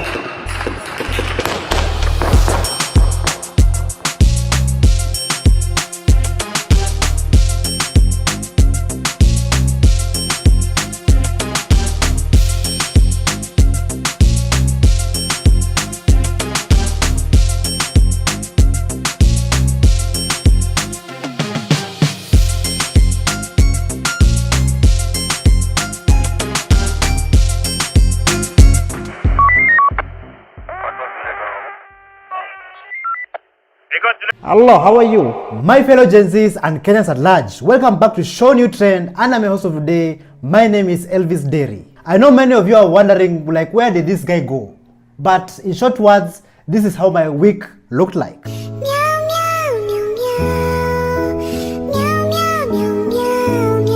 Back to business. Bills are being passed in parliament left to right. And some of those bills, to be honest, are very, very evil. And the question of the day is, why are they legislating on all our food crops? Listen to this. My Kenyan people, focus. Okay, focus. Stop the sideshows. We are up for an auction. Wake up, guys, and see what is going on. Another bill has been presented in Parliament, the Horticulture Crop Authority Bill, that requires even a farmer to be registered to be able to plant crops, to plant vegetables, skuma, terere, cabbage. You must be registered. For you to be part of the chain process, the buying from the farm, supplying to the market, down to the consumer, you need to be registered to do that in a county, in a county government. Guys, they're coming for everything. Let me tell you, the day GMOs were legalized in this country, a floodgate of bills were going to follow. All these bills you're seeing that are happening, they are happening to take over food sovereignty and food security in this country. A billionaire like Bill Gates, he's using all his money not for good, but for evil. Our farmers, not only in Kenya, but in Africa, they're under attack. Listen to this and just open your eyes and open your minds and just listen to what this man had to say about this. He got a hold of the regulatory agencies in African countries and forced them to to change the nature of agriculture. You know, there's 20,000 generations of agriculture of people growing crops like sorghum and plantains and yucca and all these plants for subsistence. And he said, no, we're going to transfer them all to these, you know, GMO monocultures of corn, and then we're going to bring in the companies that he owns, Kraft, Coca-Cola, McDonald's, these big food companies, processing companies, to buy that, and that's going to be the deal. And then, of course, during COVID, all of that shut down, and you had, you know, there's 30 million Africans now as a direct result of Gates' policy who are now on the edge of starvation. And if we don't be vocal about these things, like, things are getting worse day by day. Right now, like, people are supposed to pay, like the farmers are supposed to pay. Gone are those days where you can just wake up in the morning, go to your farm, take some fruits, some vegetables, go and cook in your house, or go and sell in the market. Just listen to how people are being extorted in this country. So, have you heard the latest?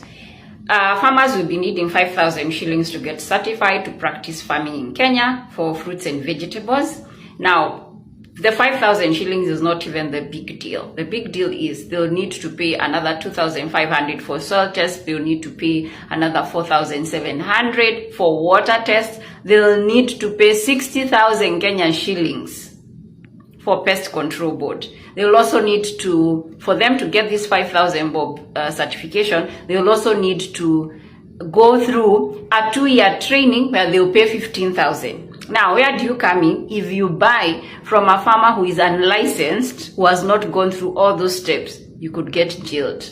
So they want to criminalize the fruits and vegetables enterprise, and that could affect about 3 to 4 million farmers in Kenya who are growing the fruits and vegetables, because it's not possible for them to pay all that, especially when it comes to the 2-year training where you're paying 15,000, 60,000 to the pest control. I mean, that is too much. And knowing how nepotism and tribalism in Kenya works, when you apply for these 5,000 Kenya shillings to get the license, what are the chances you'll be among the farmers? Will be amongst the farmers who will get the license in the first place. Now, we are going back to the days when colonialists were here, when they would determine which Africans were worthwhile to grow tea, coffee, any farming that was large scale that would bring income. The white people had, or the colonialists had put in a bureaucratic system that made sure that Africans were not licensed or were not allowed and did not meet the criteria to grow the cash crops. Now we are doing that with our food. Not only our farmers are under threat, even the same lands that they are using to plant our foods here in Kenya are also under threat. Listen to what Martha Karua had to say about our lands in Kenya. Cases of land grabbing are also on the rise, with both private and public land being targeted. The state appears to be under the control and capture of corruption cartels. That is why currently everybody in Kenya are very vocal about Ruto must go and Gachagua must go. Listen to what our brother here had to say about these two individuals who are in power. Adani Airport, he can be taking 250 billion, yeye anachukua maybe 200 billion, then anapea Gachagua maybe 1 billion. Hapana, Gachagua anataka kama munauza Adani, because both are equal, hapo munajua venye nasema, both are equal, bad guys. Kama munauza Adani Airport 250 billion, Gachagua anataka munagawana nusu. That is the only fight they're having. The formula of sharing the route. That's the only problem they're having with Gachagua. And even Ruto knows that even if he comes 2027 back, he will not have a comfortable time again with Gachagua. Because kama watauza KICC, wauze maybe 38 billion. Gachagua anataka 19 billion, Naruto achukue 19 billion. Naruto does not want that. There's a guy in Jacaranda, akiongea, alisema, mufanye mistake kidogo hivi, murudishe Ruto 2027, mutakuwa. And that is the plan. Nini nawaambia 2027 Ruto akipita, na anajua ni tamu yake ya mwisho, atatuchinja sisi wote. Kenyans, do you see where tribal votes and sympathy votes take this country to? It is taking us straight to the gutter. And it's time to say no and let us vote with wisdom and understanding. So listen to this. Raundi hakuna kitu kama sympathy vote. Hakuna. Munakumbuka 2018 mkikuja hapa mkisema nyinyi munajua kuhaso ni kusema nini? Munajua venye mtu anaunguaka na jua akiuza, munajua venye mtu ananyesheagwa, munajua venye mtu anahangaika akihaso. Tukafikiria tumechagua wetu mwenye anajua shida. Lakini si mulienda huko juu mkatusahau sisi wenye tunahaso. Mukatutupa na mukatutenga na mukatusahau kabisa. Raundi hakuna kitu kama sympathy vote. Endeni mukapigania huko, mulikuja hapa mukasema mumetengwa, tukawahurumia venye mulikuwa munalia. Sasa tena mumekuja tena mumepigana. Piganeni hata mkitaka kuuana muuane. Lakini hatuwahurumii.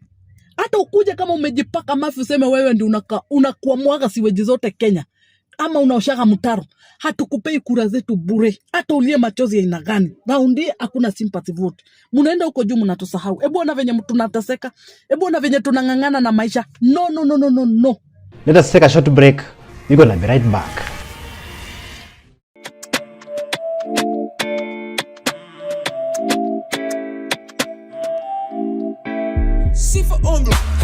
Henju 以前我姐妹来以为牛孩，朋友我告诉你，那时候我真的好帅。然后我就问他美女，你今天怎么样？然后他告诉我，帅哥我爱你怎么办？我就笑，然后我加他的微信，他给我他的手机扫描他的微信。晚上我在家跟他说话，跟他聊天，我们一起谈谈。他是摩他，以为摩他，我爱摩他，以为摩他，他是摩他，我爱摩他，摩他摩他摩他摩他摩他摩他摩他摩他摩他摩他摩他摩他摩他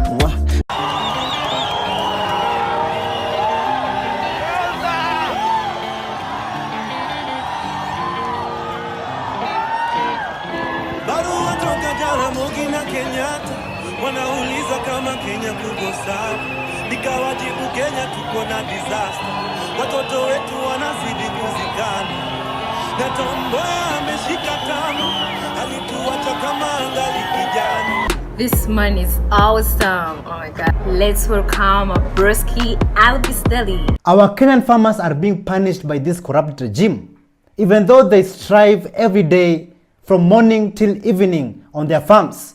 But yet their efforts and hard work are not being appreciated. Listen to what the Village 254 had to say about how our farmers are being oppressed. By the way, something is very wrong with our country. Can you imagine? They will charge farmers almost 10,000 to give them license to farm fruit and vegetables.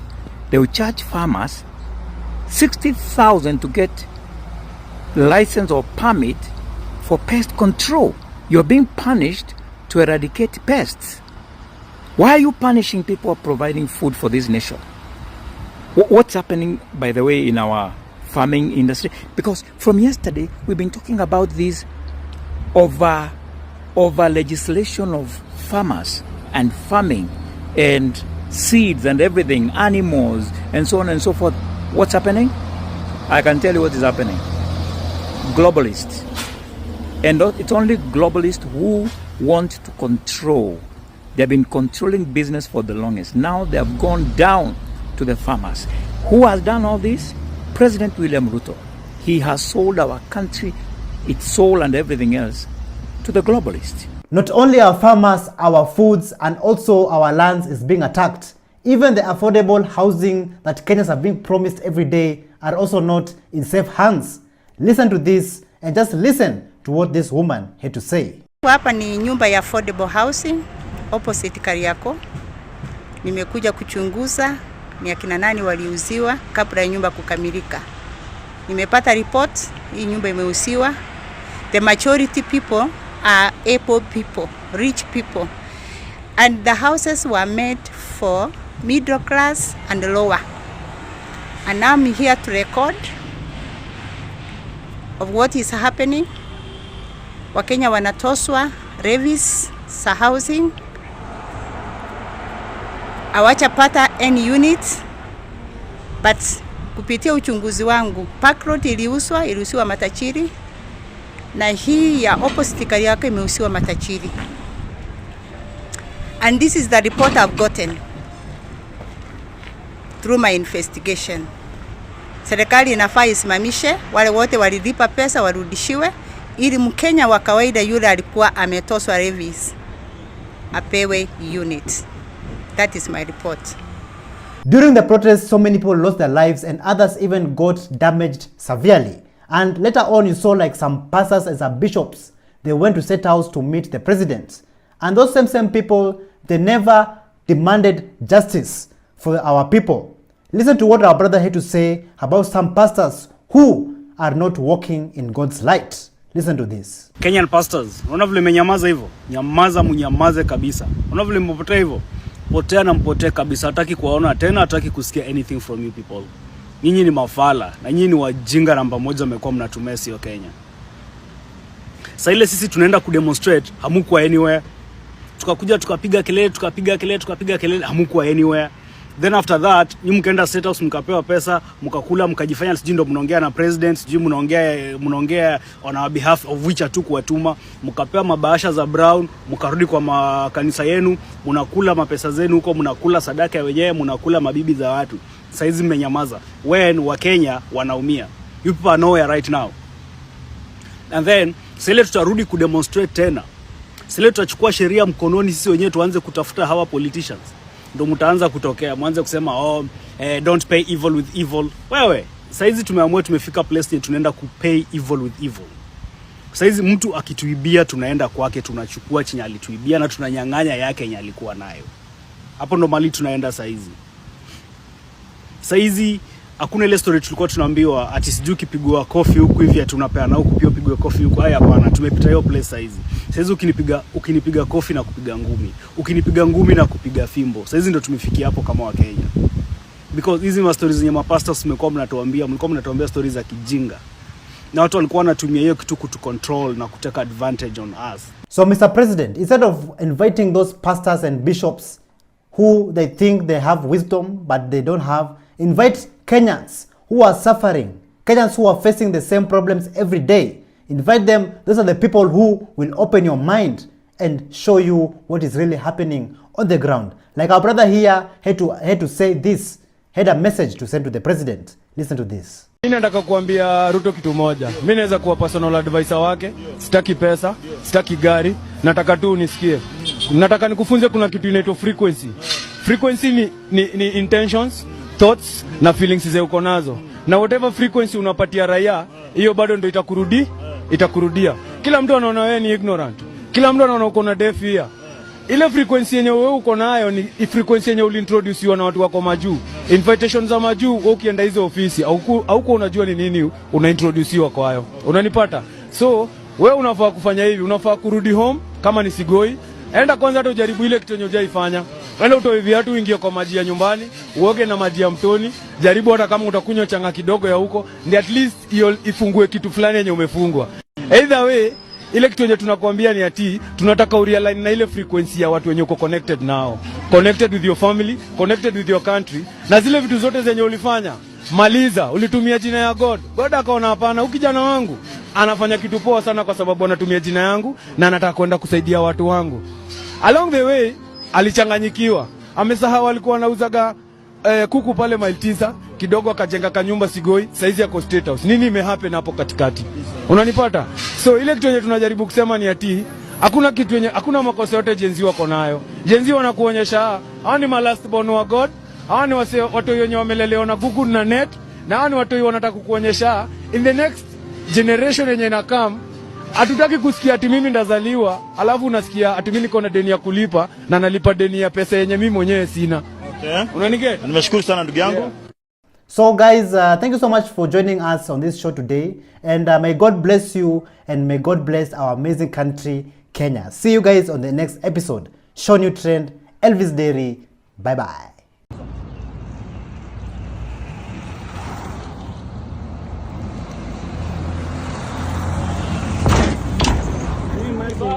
This is the middle of a city. Kando ya city katikati.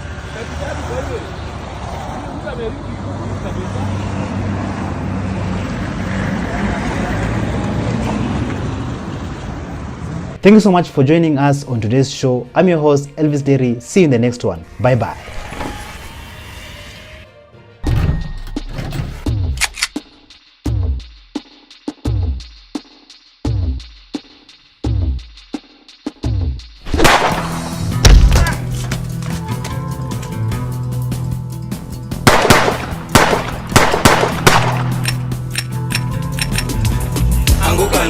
We are coming for you.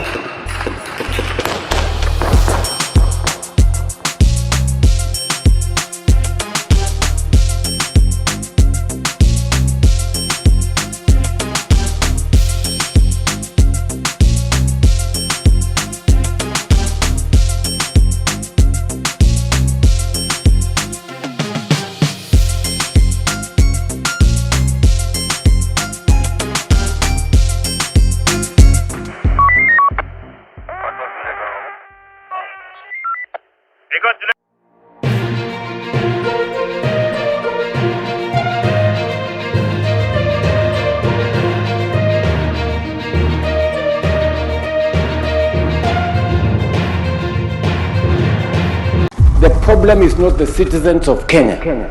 The problem is the leadership. From Inspector General Kancha ashamed. I'm never happy. Every other time I hear that there is a traffic officer who has been arrested collecting bribes. To Brian Odembo's body discovered. Si watupee tu hiyo mwili, tuende tuzike, tukue na amani, hawatatuona kwa barabara. How do authoritarians shut down critics? Authoritarians begin by arresting and charging anybody that criticizes them. Corruption caught on camera. Day 20.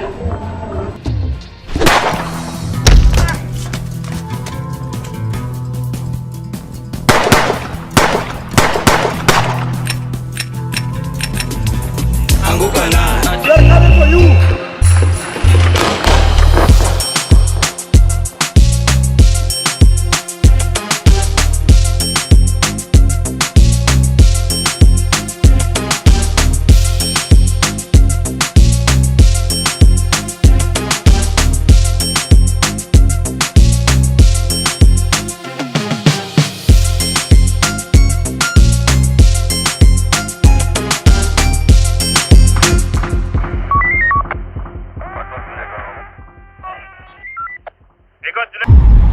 We cannot continue to be rude like this.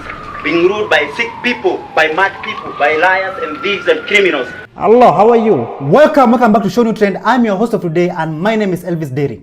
Since the Gen Zs decided to be vocal in the political arena, holding the government accountable and politicians accountable, fighting for a better future and a better governance for Kenya.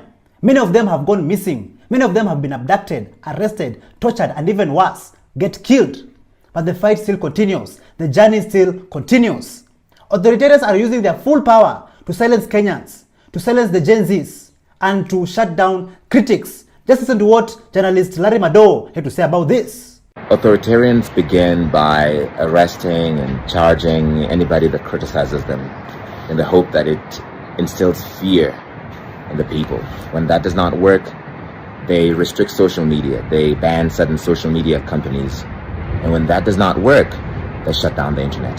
Kenyans, Comrade Brad Odhiambo, who went missing in Nakuru last month, his body, Kenyans, his body has been recently found floating on Lake Nakuru. But after this discovery, the game rangers went on again to disappear with his body. Listen to what Brad Odhiambo's mother had to say about this. Watu yenye tulipata, vijana walipata kijana wangu kwa maji on Monday. Wakitaka kumtoa, boti ya game park ilikuja na wakusugulika hata na wavuaji ya samaki. Wakati walisema huyo ni Brayo, walikok bunduki wakitaka kushuta hao vijana. Hao vijana wakatoka na wakachukua tu hiyo mwili na wakaenda. Hawakusugulika hata na hao vijana. Ni hiyo mwili walisugulika nayo wakachukua na wakaenda nayo. Sasa naomba tu kwenye walichukua hiyo mwili wakapeleka. Vijana tulienda kwa Jack kuangalia kama kuna mwili yoyote imeingia hii wiki. Tukapata hakuna mwili yoyote imeingia kwa Jack hii wiki. Si watupee tu hiyo mwili, tuende tuzike, tukue na amani, hawata tuona kwa barabara. Why are you giving Brian Odhiambo's family a hard time? You have already inflicted enough pain to the family and to the Kenyan people.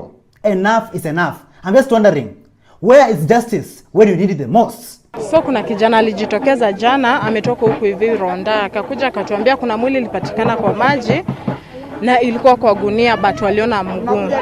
Na wali suspect ni Brayo kwa sababu they immediately waliona wamechukua hii mwili. Kitu yenye hao watu walifanya, walikuwa kubunduki na wakashoot juu. Hawa game rangers walikuwa wawili.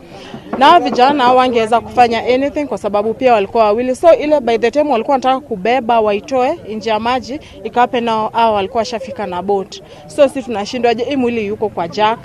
Hii mwili hayuko mahali popote kwenye sisi tunaweza itrace. Simu kama ukweli walipata mwili, si hawa KWS wangetoa tukuje tujue aje mwili ni ya nani, ama wangepeleka kwa Jack twende tutafute tujue ni wa wapi. Lakini sasa kama mwili ilionekana, walichukua mwili wakapeleka wapi? Acheni kutusumbua, wacheni kutusumbua, kindly tupeni Brayo. Is this the future that the Kenya Kwanza government promised the people of Kenya during campaigns? Injustices after injustices taking place every day. And I'm just wondering, where will the Kenyan people run to when they need help? Where will the Kenyan people run to when they're in trouble? Where will the Kenyan people seek refuge? And for how long will we keep on losing our people, losing our children, losing our brothers and sisters, our mothers, the young people of Kenya, the future of Kenya? Like seriously, Kenyans, it is time to take action. Listen to what We Don't Have a Country Here had to say about Brian Odhiambo's case. Okay, so Brian Odhiambo's body was found last night floating in Lake Nakuru, and once the KWS Rangers knew that his friends had discovered his body, they came cocking guns and forcefully took the body away, okay? There's something that I wanted to reiterate to the state, or to the political class in general, or to the rogue colonial state.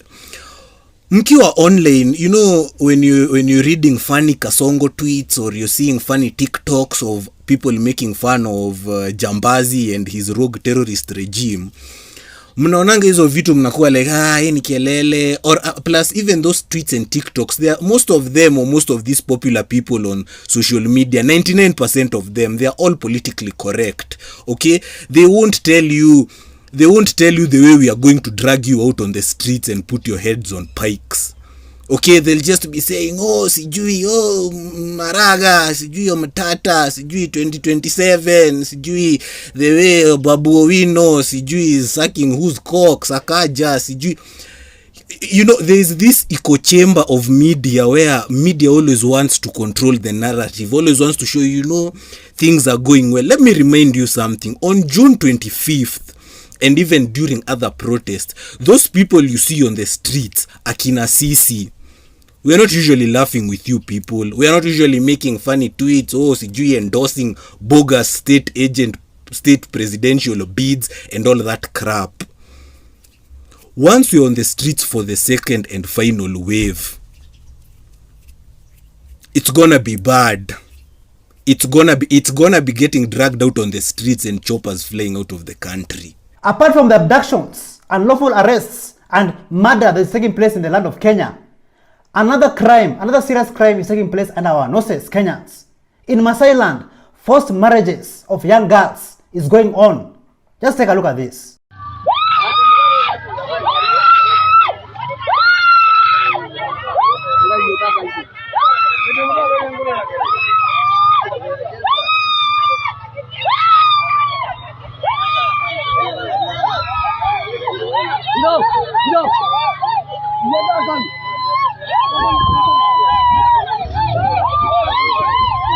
How is this possible, Kenyans? Forced marriages in these modern times in our country. Like, where are we heading towards a country, Kenyans? Northeastern and coastal leaders are also another problem. Pure jokers, just looting. And when it comes to corruption, they will put their religion aside and fill their stomachs and blame other regions for being underdeveloped. Just listen to this. Angalia kaunti zote ambaye wanaongozwa na viongozi wa Waislamu kimaendeleo wako nyuma. Kwa sababu gani? Wote wamekuwa leo wafisadi. Kila moja anataka kutengeneza nyumba Karen, kila moja anataka kununua Prado ya V8, kila moja anataka kuweka na kusave pesa nje ya nchi. Nani atasaidia hawa Waislamu maskini ambaye kwamba muliapa na Qur'an ya kuwa wallahi tutawasaidia, tutajenga barabara, tutawapatia maji, tutawapatia uhai na dawa na afya wapi?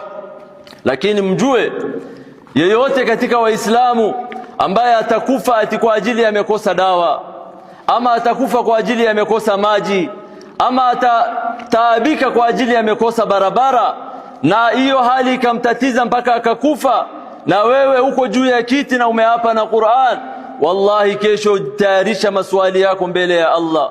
Fama aljawabu idha suilna wa rabbuna Allahu shahidun bima fa'alna. Viongozi wamche Allah, waogope Allah. Uongozi unakuja leo na unaondoka. Hii dhulma ambayo mnafanya, hii pesa ya umma ambayo mnaiba, hii mambo ambayo kwamba mnafanya juu ya ardhi, wallahi kuna siku ambayo kwamba hesabu yake itakuwa ni kubwa mbele ya Allah, na hiyo siku muandae na mtayarishe majibu yake. Mandera County Secretary by the name of Bilo Isaac Hassan has hit the headlines by flaunting a luxurious car in Dubai. Despite receiving 12 billion annually, Mandera people are still dying of hunger and thirst. Kenyans, just take a look at how your taxpayers' money is being wasted.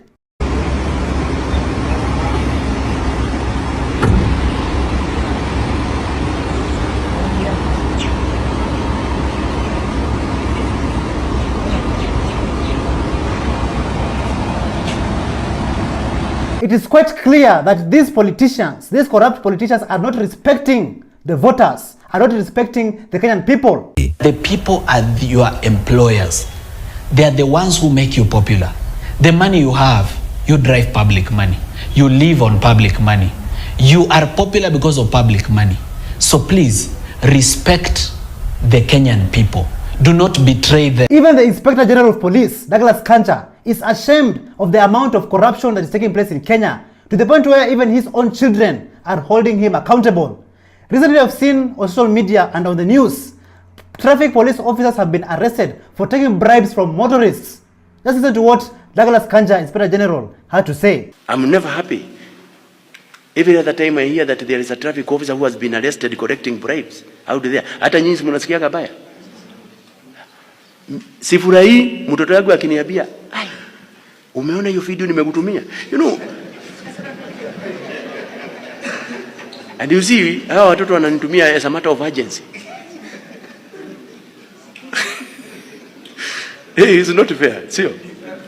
It's not very fair when you see that dadi, umeona hii, unajua hii watu hii wanasema wanaokota pesa walete huko juu. Sasa huko juu waga ni wapi? Former police officer turned activist Shakur the Cop, he talked about what is done to police officers who defy unlawful orders. How police officers are recruited without undergoing psychological assessments. Kenyans, did you know that some police officers out there are holding and carrying guns every day, but they are mentally incapacitated? These are some of the issues that needs to be addressed. Listen to this. Sema like nilikuwa na pass message ya makarau wa respect lawful orders. Unajua a cop has a right to decline unlawful order. If me, for example, if I'm told to go and kill someone that I know is innocent, I'm not supposed to do that. I'm supposed to say no. Why do you think some of these people made this decision to actually take the lives of young people who are just holding a placard and a bottle of water trying to speak? Yeah, maybe I think maybe kuna wase chuni trigger happy. They think like life ni kama video game. So unapata mse maybe anafurahia, maybe amepewa order, unlawful order. Yeah, vitu kama hizo, alafu maybe unapata maybe, but me according to me like when tulikuwa tunatrainiwa, si kuona place wali test mse brain yake, unaona. So na feel pia unaweza pata tu umepea mse kichwa mbaya bunduki, so yeye ana shoot tu kama ana play video game. Yeah. I'm talking more about police officers. Machakos governor by the name of Vinya Ndeti, she's using police officers to silence her critics. A millionaire revolutionist by the name of Felix Mambo has fallen for this. He was arrested for holding the governor accountable. Just take a look at this. Vinya Ndeti, meamua takuwa nipeleka koti kila mwezi juu kuambia unaiba, unatesa watu wa Machakos. Tunasema si mbali, majenzi utapatana wao na hiyo tuachi wewe viatu twende. Since when did holding the government accountable and holding politicians accountable, criticizing them for the wrongdoings and the corruption that is happening in this country be wrong? Since when, Kenyans? The Deputy President Kithure Kindiki, he went on to say that government critics should be fair. Just listen to this. Mimi naomba wakosoaji wa serikali, be fair. Be fair. Be fair. Because, you know, Rais Ruto hakusema hii mambo yote atafanya in a day or in a week. He has a 5-year term. So those questions will come at the right time. Lakini also we don't mind you reminding us what we said, because you are helping us achieve our targets. Kwa sababu sasa once we achieve our targets, I wonder what these characters will say. Sababu sasa hii wanasema hii haijaanza, hii haijakamilika, itakamilika. And then you will have no story. I'm just wondering, how can government critics be fair? But when they criticize, they end up being abducted, unlawfully arrested, killed, tortured, and disappearing without a trace. How can they be fair? Mr. Deputy President Kithure Kindiki, tell us in the comments down below. Mambo ya abductions katika Kenya yetu ya watoto iishe. Na abductions doesn't matter whether you are in Kenya Kwanza or in Azimio or in which party. Mambo ya kushika watoto wetu kwa barabara bila kujua anapelekwa wapi iishe. Japhet Mayora Isaboke, who is Kilgoris Principal Protection Council, he was caught on live camera Kenyans, receiving bribes. Like it seems like these people, they don't understand why we are fighting for better governance and a better future for this country. They really don't understand. They're still taking part in corruption on a daily basis. Kenyans, everything that is hidden shall come to light. Take a look at this. So that you also no, huyu madama aliniambia the moment DPP anapeana tunakwambia ni sawa peana de 20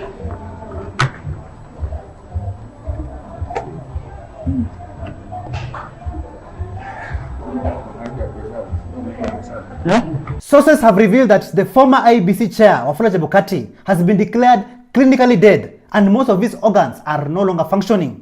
And this family has been asked to make a decision on whether to switch off the life-supporting machines. Listen to what Dr. Bombi Seraki had to say about this. Have you seen what's happened to Wafula Chebukati, where the head of IEBC, they're saying he's either already checked out or he's like on life support. barely 48 hours after Baba lost the African Union chair election. Isn't that just a little? And you know, now with everything that's being revealed about USAID supporting Boko Haram and all these guys, there's also these rumors and allegations going around that the Alphabet Boys are the ones who actually installed Nabi, and that's why even Akina Megi Dearest were defending him literally, even in the face of everything he was doing. We all know that the IEBC, that is the Independent Electoral and Boundaries Commission, has been corrupt, especially during election season. And currently many Kenyans, many young Kenyans, the Gen Zs, want to vote in the coming elections, but they're being frustrated. And how are they being frustrated? Just take a look at this. Nimetoka kwa ofisi za IEBC na wananiambia siwezi kuwa registered as a voter juu hakuna commissioners. Nyie muone kama kuko na shida. Process yenye inafaa kuwa continuous according to Article 82 Clause 1C of the Constitution. Hiyo process haifanyiki sahi. Amuone kama kuko na shida. Despite them frustrating the Gen Zs, they should know one thing about the Gen Zs. The Gen Zs are fearless, unshakable, unstoppable, unbogable. Like the Gen Zs are the future. They are already the future of this country. And the Gen Zs have the power to rise their own presidential candidate. Listen to what Anthony Samba had to say. Ni wana underestimate watu wanaitwa Gen Z. Ndio. Wana underestimate kabisa. Ndio. Tutaona the true character ya Gen Z baada ya IBC commissioners kuselektiwa. So you wanted to seek Gen Z katika Kenya office pale vile? Hakukuwa na Gen Z pale. Pale ni vigogo tu, watu wenye wamekuwa kwa siasa miaka sijui tangu tukue primary school. No, nakuuliza. Tayari is that a formation? Huo ni muungano tayari? Hiyo si information ya watu washabonga. No. Hiyo ni formation ya wale status quo. Hivyo ndio itakuwa. Hiyo ni formation ya status quo. Kutakuwa na third force. Ndio nakwambia. Hii third force, Gen Z wanaweza toa hata presidential candidate wao. Alright. Na waseme ni Mwashumbe candidate wetu, tunaenda naye mpaka mwisho. Kwa sababu kumbuka yale maneno ambayo Gen Z wali raise hayajakuwa addressed to date. Watu bado ni kama wamewaneglect, wamewaignore. Wanasema vijana hawana mwelekeo, hawana msingi ya kikabila, hawana political base.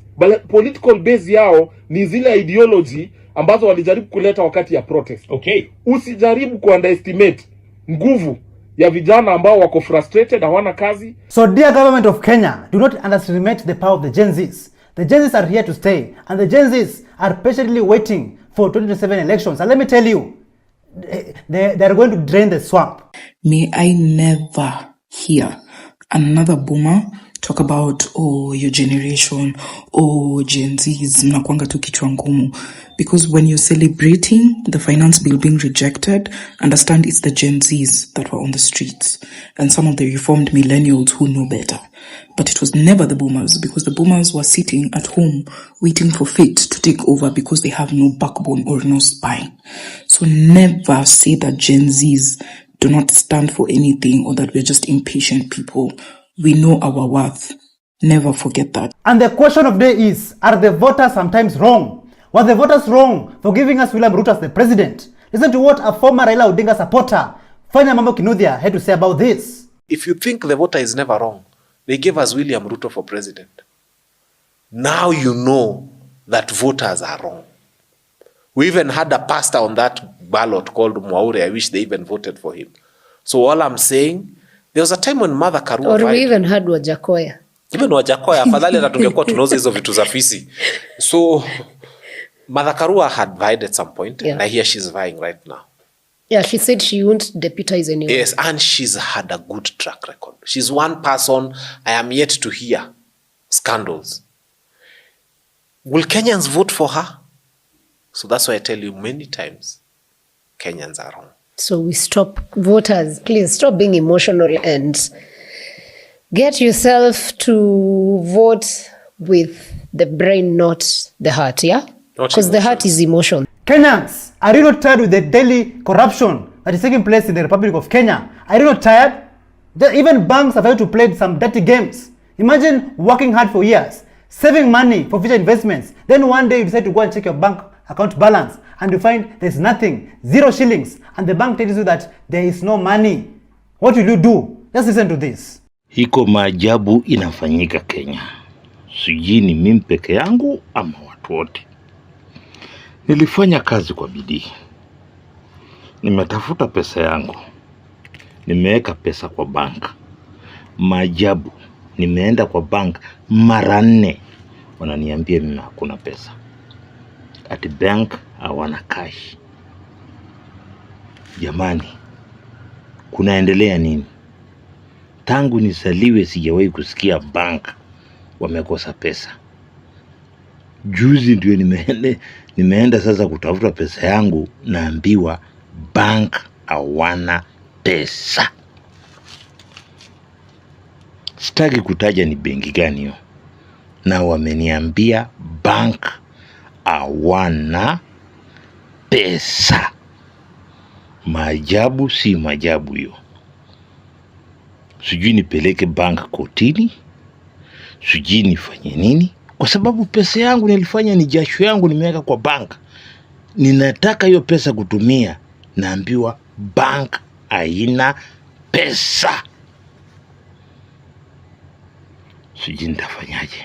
And that's not all Kenyans. Even some banks have threatened to auction the affordable houses that have already been sold to Kenyans. And I'm just asking myself, is this really affordable housing in Kenya?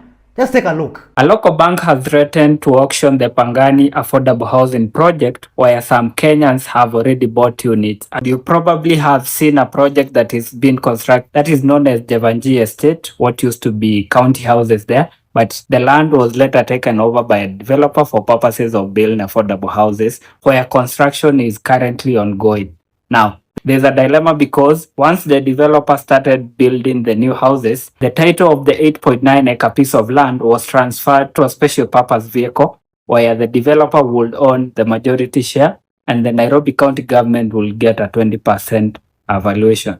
The developer was even allowed to take a loan against that piece of land. It's public land, because he needed the money to build the houses, which were then to be sold to Kenyans at a later time.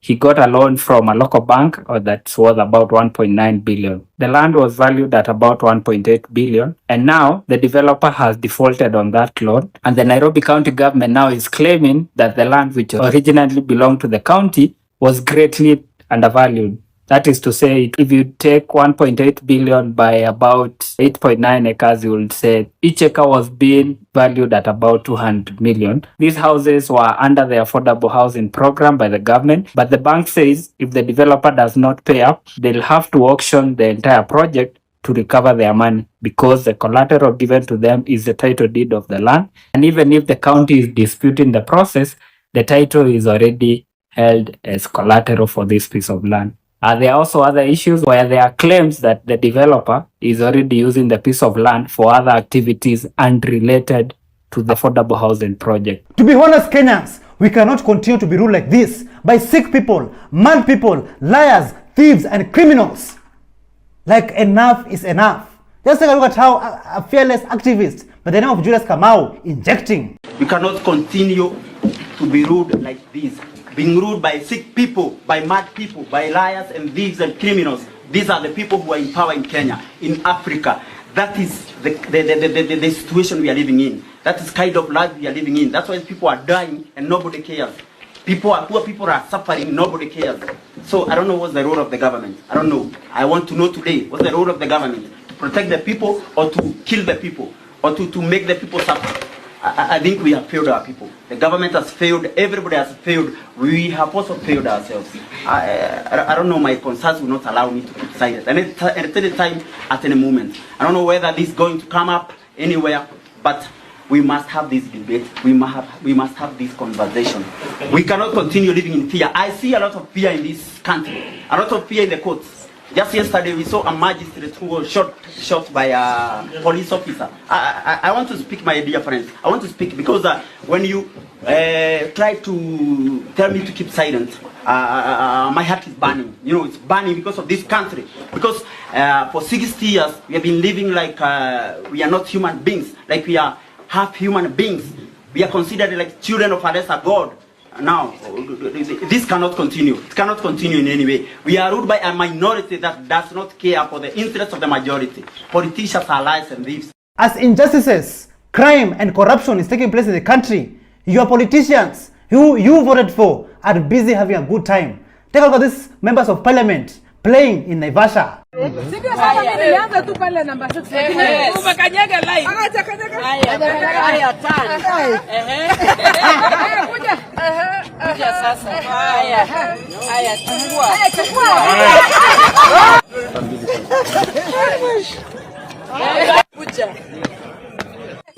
Umedanganywa na Gen Z na unakubali? Umedanganywa na Gen Z. Wewe Gen Z ameleta.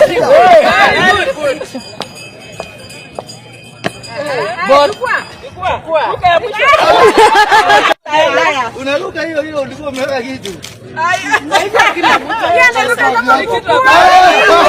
The Kenyan people are being frustrated each and every day, to the point even where comedians have also decided to use their platforms and their voices to speak out and be vocal. Let's take a look. I'm actually very excited because Ruto got haircut in Isiolo. Yeah, that's what's up. Yeah. Do you know how shitty of a person you have to be haircut by people in Isiolo? Like, people in Isiolo still think Kibaki is the president, but they know Ruto must go. Like, how bad can you be as a person? You know, like, what do you know about Isiolo, sir? Exactly, but they know.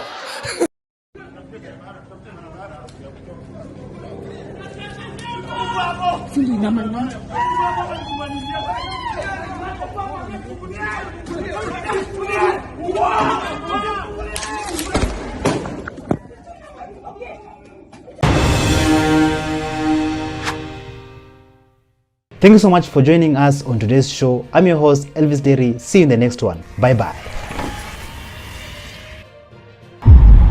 You cannot continue to be ruled like this. Being ruled by sick people, by mad people, by liars and thieves and criminals.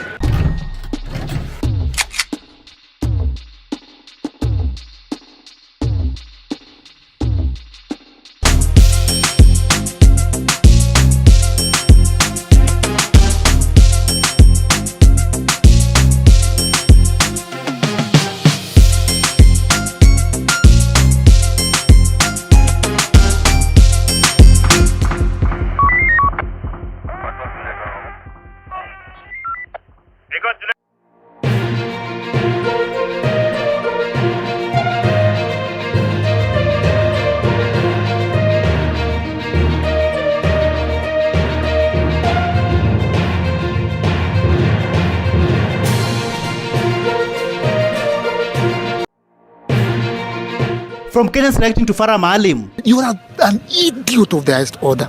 You are a murderer. To joblessness in the city. People should not be sleeping at 10:30 a.m. in the garden. Will next elections get rigged? Kenya hakuna rais ameenda kwa miaka 5. Kwani huyu ndiye atakuwa wa kwanza? How indisciplined are the youths? Who exactly has the bar to say, or the standard to say, that we are being indisciplined?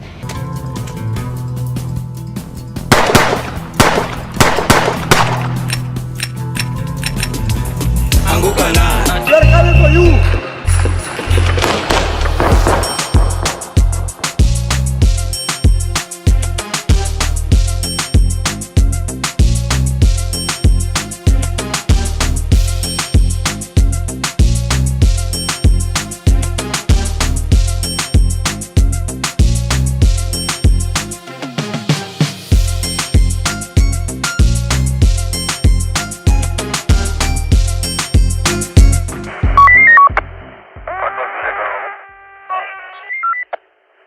Hello, how are you? Welcome back to ShowNewTrend. I'm Mr. Today and my name is Elvis Derry. Kenyans, do you remember this video of Farah Maalim abusing you? Alafu washenzi wengine wanasema ati Kasongo Ruto must go. Kwa nini zenu hao ambao wanasema hivyo? Kwani amekaa kwa kiti ya mama yako ama baba yako? After this video of Farah Maalim abusing Kenyan people circulated on the internet, the people never kept quiet. The people were angry but never silent. Just listen to this. Yani nikikaa nikifikiria nikikumbuka tu Farah Maalim alitutukana tu kumanina zenu. nasikia tu kumshika hivi Farah Maalim, because you know what, the first 4 letters of that kumanina means vagina, and the second 4 letters of that word means mother in our Swahili language. You get? So hata hajatutukana sisi, ametutukania mama zetu. That what Farah Maalim, yani hivyo ndio Farah Maalim alifanya. And then yani mtu mzima na akili zake, kiongozi mzima wa Kenya amesimama mbele ya umati, mbele ya watu, mbele ya viongozi wengine kututukana tu kwa maneno zenu. Na hakuna kiongozi ambaye ameongelelea hilo swala. Hakuna kiongozi ambaye amesema ni makosa. Hakuna kiongozi yote ambaye amesimama kwenye stage akasema what Farah Maalim did was actually very wrong. Lakini ingekuwa nimefanya mimi Mkenya tu ambaye sina lolote, sina chochote, ama angekuwa amefanya Mkenya mwingine, angekuwa ametafutwa na DCI, angekuwa ametafutwa na polisi, angekuwa ametafutwa na kila mtu, akashikwa akakuwa abducted. Lakini kwa vile ni MP Farah Maalim, nothing has been done. Alafu nyinyi viongozi mnataka sisi tuwaheshimu. Tunawaheshimuje nyinyi ikiwa nyinyi wenyewe hamtuheshimu? Even the former deputy president of Kenya, Rigathi Gachagua, he came and said that the president laughs anytime a politician abuses Kenyans because he's the one who sends them. Let's listen to what Rigathi Gachagua had to say. Waja nikwambie Meja Dong, usikashifu hawa viongozi. Najua mimi nimekaa na rais sana. Mimi namjua. Ukiona hao wajumbe wakitukanana, ukimwangalia anacheka, anakuanga yeye ndiye amewatuma. Si mimi namjua?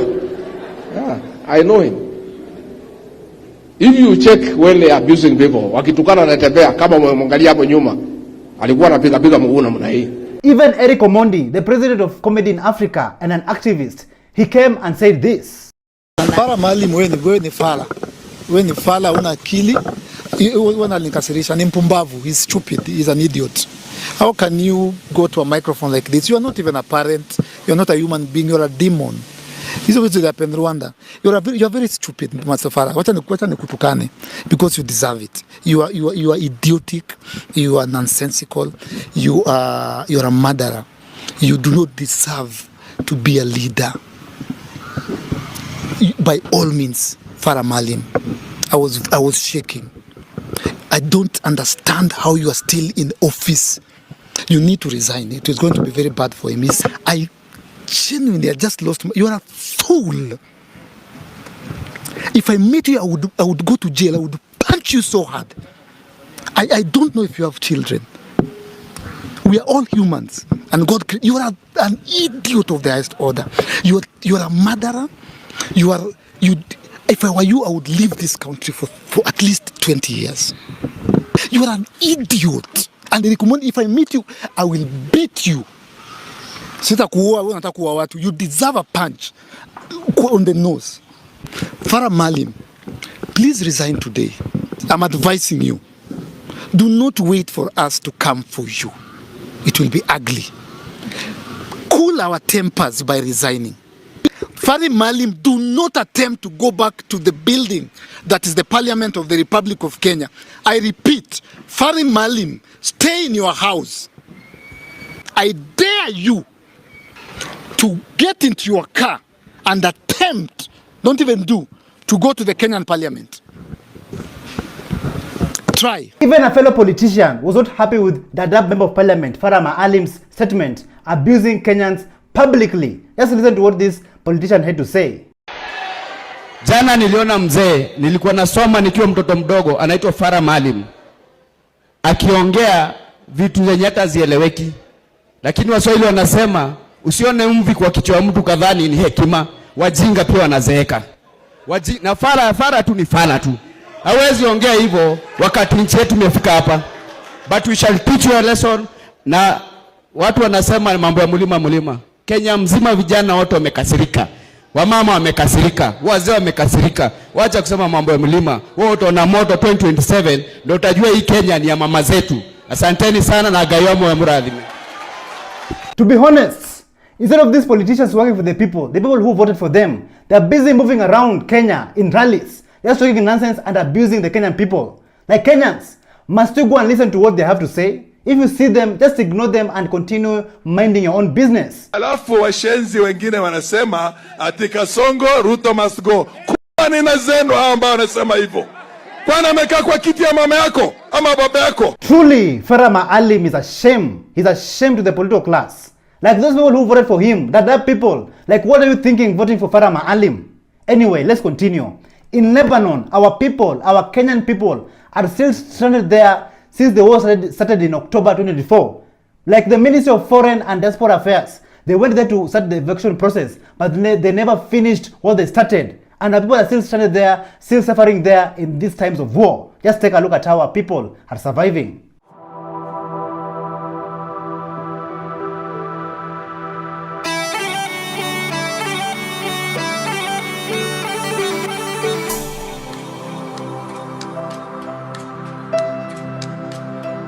The ministry didn't finish the eviction process, and our Kenyans, our own people, they're stranded in Lebanon in shelters. There's no work, no money, no communications for 3 good months. And those shelters were opened because of the war, and currently they're being closed down. We are in the year 2025.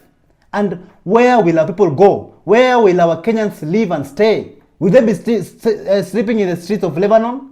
Just listen to what Dr. Mambe Serikali had to say about how many Kenyans are stuck in Lebanon. Family, 26,000 Kenyans, actually more than 26,000 Kenyans are stranded in Lebanon.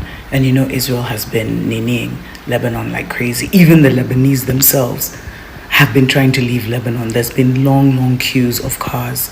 Guys have been appealing, the families of those guys have been appealing to the government. The government is silent, they're just joyriding in New York. But no word. They're saying that the embassy, the Kenyan embassy in Lebanon is not helping guys. Is it because these are the Watus? Is it because mainly they're maids and all these things? Why is the government so silent? Anyway, family, I've been talking about this a lot on my YouTube channel.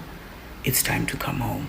As we're fixing our country, it's also time to come home because the world's about to get crazy. The number could be even more higher than that. Take a look at some of these videos of how our Kenyans are surviving in Lebanon. Wametulipua.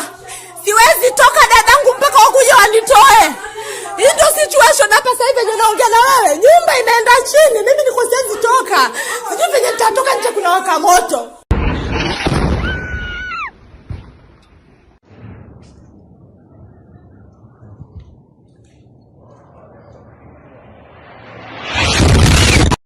Akiwalini siku za Lebanon, aki tunakufa hivi ndio tunakufa.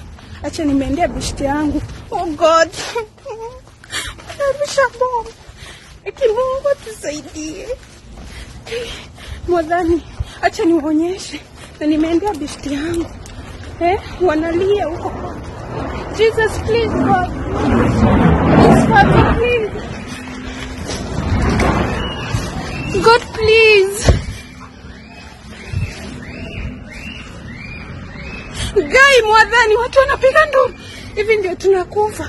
Apart from our people, Kenyans being stuck in Lebanon, in Kenya, their own country, things are even more worse. It feels more like the government has declared a cold war against its own people. Like yearly, we have influx of graduates, high demand of job opportunities, but there's none. And this has led to our youths, our young people of this country, being depressed, being suicidal, early pregnancies, drug abuse, and so much more. Just take a look at this. I took these videos at Jivanji Gardens at 10:30 a.m. Yes, 10:30 a.m.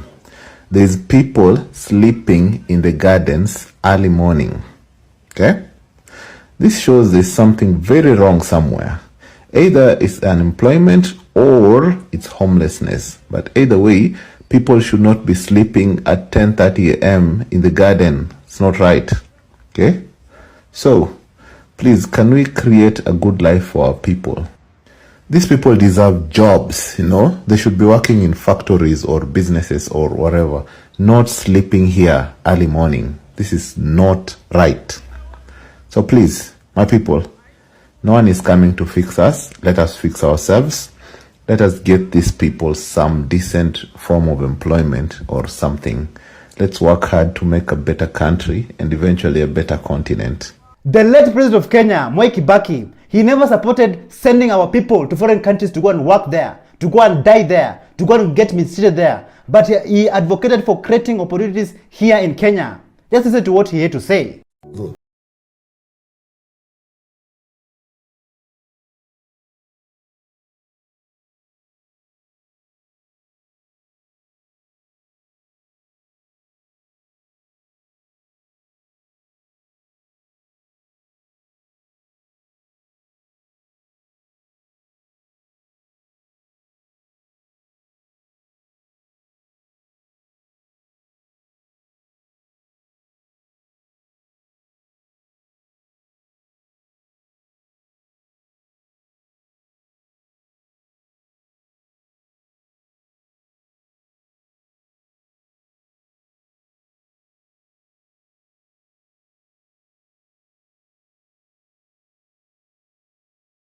Putting politics aside and serving the people of Kenya, working for the people who voted for them. They're busy playing politics, going around in rallies all the time, and even some of them are planning on how they're gonna be rigging the 27 elections. Just listen to what Osa Sudi had to say about this. Kenya hakuna rais ameenda kwa miaka 5. Kwani huyu ndiye atakuwa wa kwanza? Kama tunafanya nini? Kama tumelala wapi? Kama nini imefanyika? Kwani Kenya ni yenu? Mjue na mjue William Ruto aende mahali. Makawas. Hapo ndumba nyigura hili kinyiti. One thing that I love about Kenya right now, currently, is that there's nothing like tribal divisions. Tribalism is something of the past. And currently, Kenyans are more united than ever. They're more patriotic than ever. 2027 elections is going to be hot, and it's just around the corner. And this government, they're very scared of the unity that Kenyans have right now. And they're going to do everything in their power to clinch onto that seat. But the question is, with all this unity that the Kenyan people have, and all this patriotism, will they succeed? Will they manage to run the government again? Listen to what Wood Kano had to say. Nataka kuwatabiria hii na inaenda kufanyika. 2027 January hapo February tutakuwa tunaelekea uchaguzi. Na wanaenda kununua tear gas mingi sana. Wanaenda kununua rubber bullets mingi sana. Hata the real ones watanunua mingi sana. Na wanaenda kununua water cannons mingi sana. Wanaenda kununua gari za polisi, hizi Mariamu, zile lori mingi sana. Wanaenda kununua farasi mingi sana. Wanaenda kununua rungu mingi sana. Wanaenda kununua vitu mingi sana ya kudeal na mwananchi. Wajua kwa nini? Raundi hii Mkenya aende kupangwa kulingana na kabila. Ati sisi kama jamii tunasikiza kingpin wetu anasema nini? No. Na maskini ameamka. 2027 inaenda kudecide. The few watabaki wakinunua belt za 200,000, viatu za 1 million, chopper, mansions, the few. Wale wachache. Alafu wanakuja kuturingia. Mtu amevaa saa ya 1 million, alafu anaongea na kiburi tena ndani ya kanisa. For the first time ukiangalia hata kanisa yenyewe inarudisha sadaka. People have woken up. Na wamejua tumeamka. Mpango ya kukatalia kiti, kwanza ile ya juu. Wacha nicheke kwa sababu mimi niko huku kwa ground na walala hoi na wasikia vile wanaongea. Hii kura inakuja 2027. Whether mtengeze IBC ama mkatai kutengeza, watu wanaenda nyumbani. Even Dini Nyoro asked these politicians to stop wasting and misusing public time. Just listen to this. You must stop misusing public time with nonsense.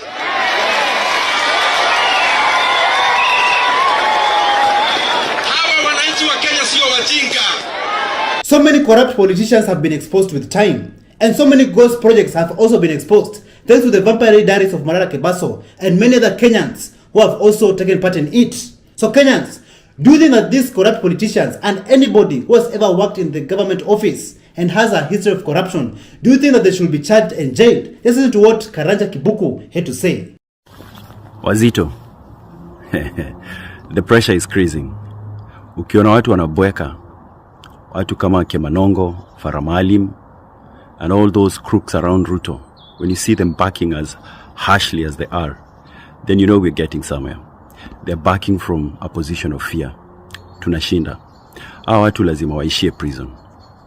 Hawa watu tunataka wote ikifika 2027 wakue wako Kamete prison. Na kama sio Kamete, ICC. On that note, by the way, kuna shughuli hapa inahitaji Mbogi. Email ndio hii.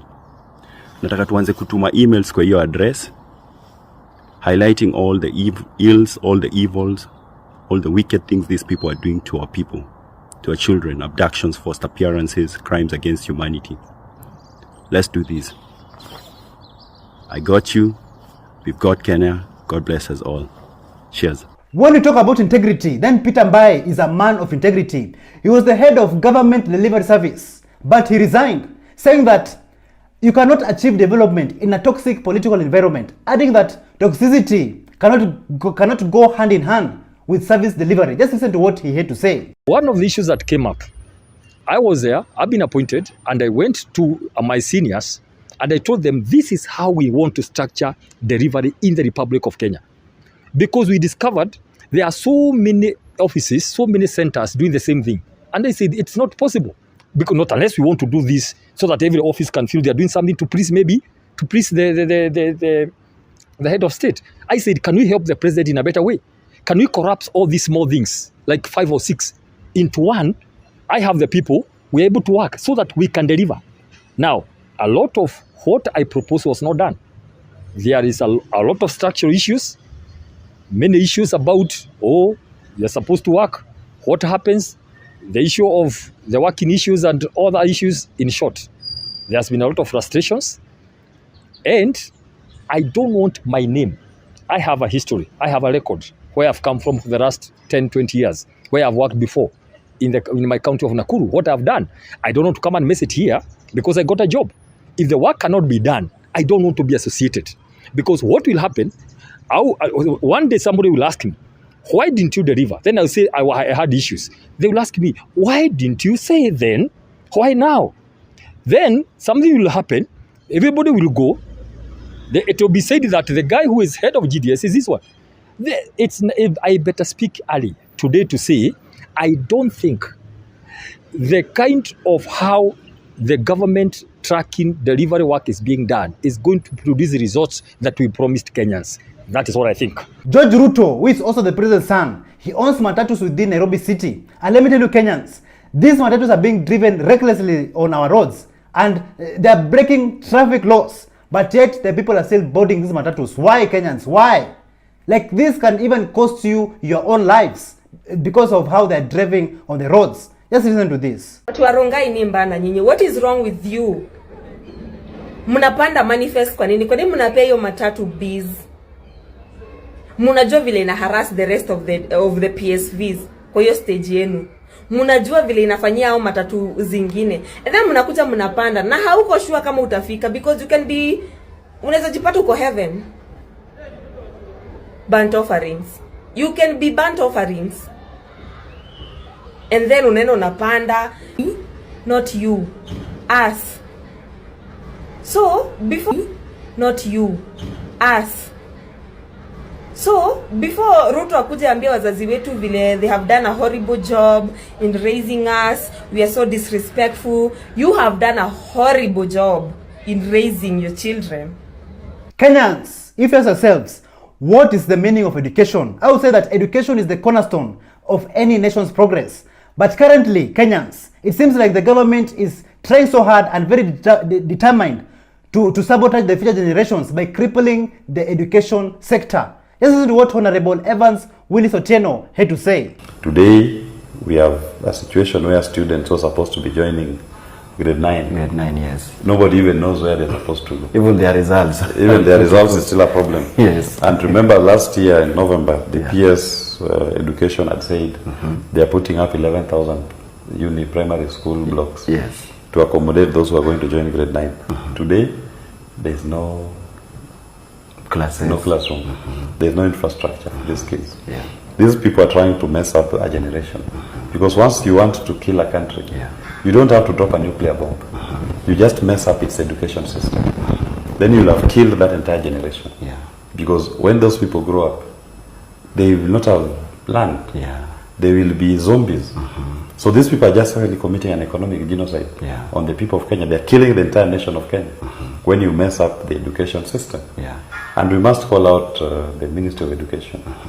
If they are not ready for CBC, they should own up and do the right thing. Yes. But we cannot have a situation where our kids are exposed to an uncertain learning environment. We have to call them out and demand better for our kids. Sometimes in politics, betrayal is always constant. It's no different from saying that kugongewa ni constant. Brian Weke believes that those people who are surrounding the President William Ruto, those are the first people that will send him back home in the coming elections 2027. This is what Brian Weke had to say. William Ruto akifanya saa hii opinion poll ya ukweli. Watu wa mdomo mbaya kama Kimani Ichung'wah. Kimani Ichung'wah amekosea mheshimiwa rais. Kura ya Central imeenda. Sasa mahali William Ruto anaweza saidika ni Nyanza, Western, Coast, Ukambani na Northeastern. Saa hii tena umetuma Kimani Ichung'wah akatukane Waluya kwao. Bram Mololo. Sasa unasaidika ama usaidiki? Naona watu wengine kama huyu Kamket. Atanasema ati watu wakicheza William Ruto ataka 24 years. Unajua sometimes I ask myself, hao watu ni kujenga wanajenga ama ni kubomoa wanabomoa? Mheshimiwa Rais anafaa jipige msasa. Ajiulize hao watu ambao wanamfuata. Are they with me ama wanamharibia? Kweli. Bram Mololo. Because Kenyans mambo yao ni simple sana. William Ruto has to pesa mfukoni, tax breaks umesema, jobs, mausami barabara. Ni kazi rahisi sana Bram Mololo. Saa hii wameongeza bei ya school fee. Ya ma university. Ukiangalia ile mimi nyakati ya Uhuru Kenyatta, nilikwambia mtoto wangu anafanya law hapa Catholic University. Nalipa 30,000. Anko yangu mtoto wake anafanya mechanical engineering hapa TUK. Analipa 90,000. Na asija kwa bande ngapi? Na hii pesa ambayo ameongeza lecturers hawalipwi. Sasa lecturers wanasema hii funding model ambayo iko na hii ya kulipa school fee na nini, na sisi hatulipwi. Bram Mololo, inaenda wapi? Waziri Mr. William Samoei Ruto, abandon hii project ya kutengeza manyumba. Tengeza manyumba Nairobi, maliza hii maslam. Huko kwingine Oshago tuachie sisi, tuko na manyumba zetu, tuko sawa. Currently, we know that the former Prime Minister of Kenya, Raila Amolo Odinga, is fighting to get the AU seat.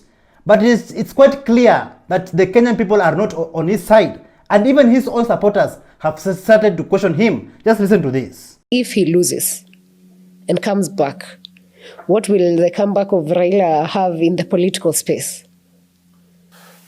It'll be different. This is the first time when people are questioning him. Even his own supporters are questioning him. There were times when they used to say Raila Baba, Raila Mwana, Raila Roho Mtakatifu. And they used to do everything he said and in the way he said it at the time he said it.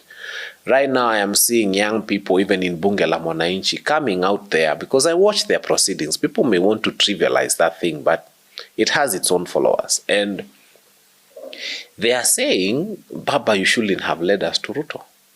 I saw people who have supported him, like a young man who attended the anti-femicide demonstrations, and he was chased away just for following Baba. While Raila Odinga is still fighting for the AU seat, Honorable Ndindi Nyoro, he came out with a very shocking statement. Like Kenyans, corruption in Kenya is real. It's real. Like I was just speechless to hear this statement, and I don't want to talk too much about this. Just listen to this. Mimi kwa miaka rais wetu Ruto ni kama baba yangu kimiaka, na kwa hivyo mimi namheshimu sana kama rais wa Kenya. Mimi ile course nimesomea katika university ni course ya economics, na hii nchi ya Kenya iko pahali pabaya. Hii muhura tumekopa pesa 7.2 trillion Kenya shillings. Tukifanya hesabu ya hiyo pesa kuongea ukweli, huwezi ona hiyo pesa imeenda wapi. Kwa sababu hiyo pesa kidogo tu unaweza kuwa umeweka barabara yote ya Kenya over 20,000 rami, that is around 1.2 trillion. Unaweza kuwa umeweka boma zote maji at 50,000 at 10,000 households, that is 500 billion. Kuweka stima at 10,000 households at 35,000, that is 350 billion. Ukiongeza zote hata kujenga a level 5 hospital in every constituency, a university of 1 billion in every constituency, hiyo pesa haifiki 3 billion. Na hiyo kusema hiyo, hakuna mtu tunatukana, tunasema tu kwenye tunataka Kenya iende mbele. Educated young people of Kenya, the Gen Zs, they have been holding the government accountable, monitoring the government's every move they take. But it clearly seems like some politicians in the government, they're not happy with this, to the point where they're calling the young people names. They're insulting the Gen Zs. And they're forgetting that in the Kenyan Constitution, Article 33, it clearly upholds freedom of expression. So Kenyans, are the young people, the Gen Zs, in discipline or not? Listen to this. Are the young people in discipline? When they are not, and I want to agree with her when we are asking who exactly has the bar to say, or the standard to say that we are being indisciplined. And the DP starts by saying that we need mentorship. And I want to look at who are our mentors. Is he and Joho supposed to be our mentors? How can they show us what vice is and then demand virtue from us? It is impossible. The young people are a result of the general society and the community. And so if the young people are indisciplined, it is a very clear mirror of what the society is, because basically it is monkey see and monkey do. And so we are just doing what they have taught us to do well. It is wrong to say that we are indisciplined, because truly when we agree with what they are saying, that is when we are being called disciplined. When we cheer for them and say, miaka ingine tano for our president, that is being disciplined. But when we say this is wrong and we stand our ground, it becomes a problem to them. And then that is when they are redefining discipline into indiscipline. The young people went to the streets in June, and they were killed. They did what was constitutionally right. And so the protest morphed into an online one where they believed, or where we believed, that we won't be touchable. But then we see that young people from the silhouettes, and again I want to say that that man in the casket is just an old man. Our president is very much alive, and he has proved it over and over again. And so I don't know why the head of the country is reacting to pictures of an old man in a casket, of silhouettes. How does he know how his shadow looks like? And why is he reacting as the head of the country? It is so uncouth and very unsettling to us. And if we're supposed to follow what is discipline, then we are not ready to be disciplined as the young people. We are very ready to be indisciplined, because this country, if we go the way we are going, we won't have a future for us and our children. And so the government should be ready that we will continue to be indisciplined if that is their definition of indiscipline. Yes, all right. That's an interesting perspective coming from the Reverend. Okay, let's. Even some politicians, including the President William Ruto, is pushing the parents to discipline their children, fighting for good governance. But let me tell you, the parents are not taking none of that nonsense. And just take a look at some of these scenes where the parents and the children are having a good time. This is the Kenya we want. We don't want any kind of enmity between our parents. A birthday gift to my dad.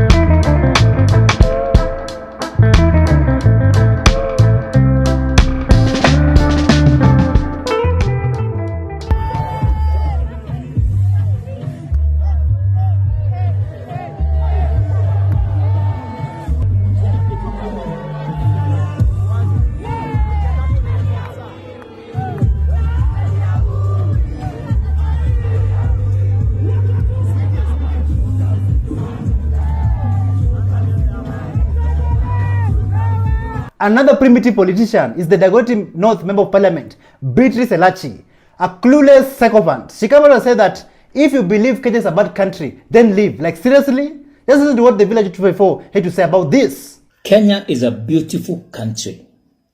Kenya is a good country. A country is as good as its leadership. When the leadership is bad, it doesn't mean the country is bad. It just means we must remove that leadership. That's why we have elections every 5 years. What's wrong with you, Miss Elachi? What is wrong with you? What's so difficult to understand? Yani umeenda shule lakini una reason ni kama mtu wako enda shule. What is wrong with you? Tuondoka Kenya. Nyinyi wanasiasa ndio mnatoka Kenya mnaenda. We will push you out. What do you mean? What is wrong with you? Kenya, nyinyi ndio mnatoka. That's why we remove leadership every 5 years. Because when you have a bad leadership, you remove them every 5 years. Get out of this country. Enda mahali unajua. Betrayal in the city. Kasamal Makore. He betrayed the Gen Zs. He betrayed the Kenyan people who are fighting for better governance. During the protests, the people are there to protect him and support him. But he went on and turned his back towards the people.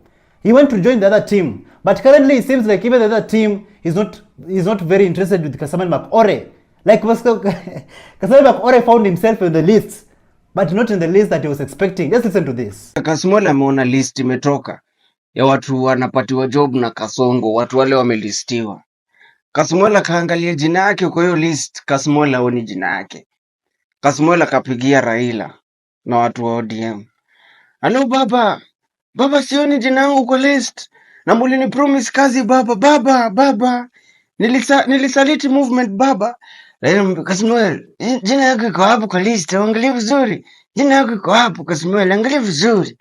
Kasmola anamwambia, baba sioni niko na hiyo list. Over 20 people, but baba I'm not there. Kasmola, jina yako iko list. Baba list gani? Baba anambia Kasmola, jina yako iko list ya watu wa kucheza praise and worship kwa status. Unajua Kasmola, you are not a politician, you are an instrumentalist. Sasa wewe uko jina yako kwa list, utakuwa unakuja status kama kuna wageni, unashika keyboard pale, unaimbia Kasongo na watu wageni wimbo za praise and worship na zile ngoma zako. Na Kasmola ukikuja status, make sure umeprintisha CD, utauza CD.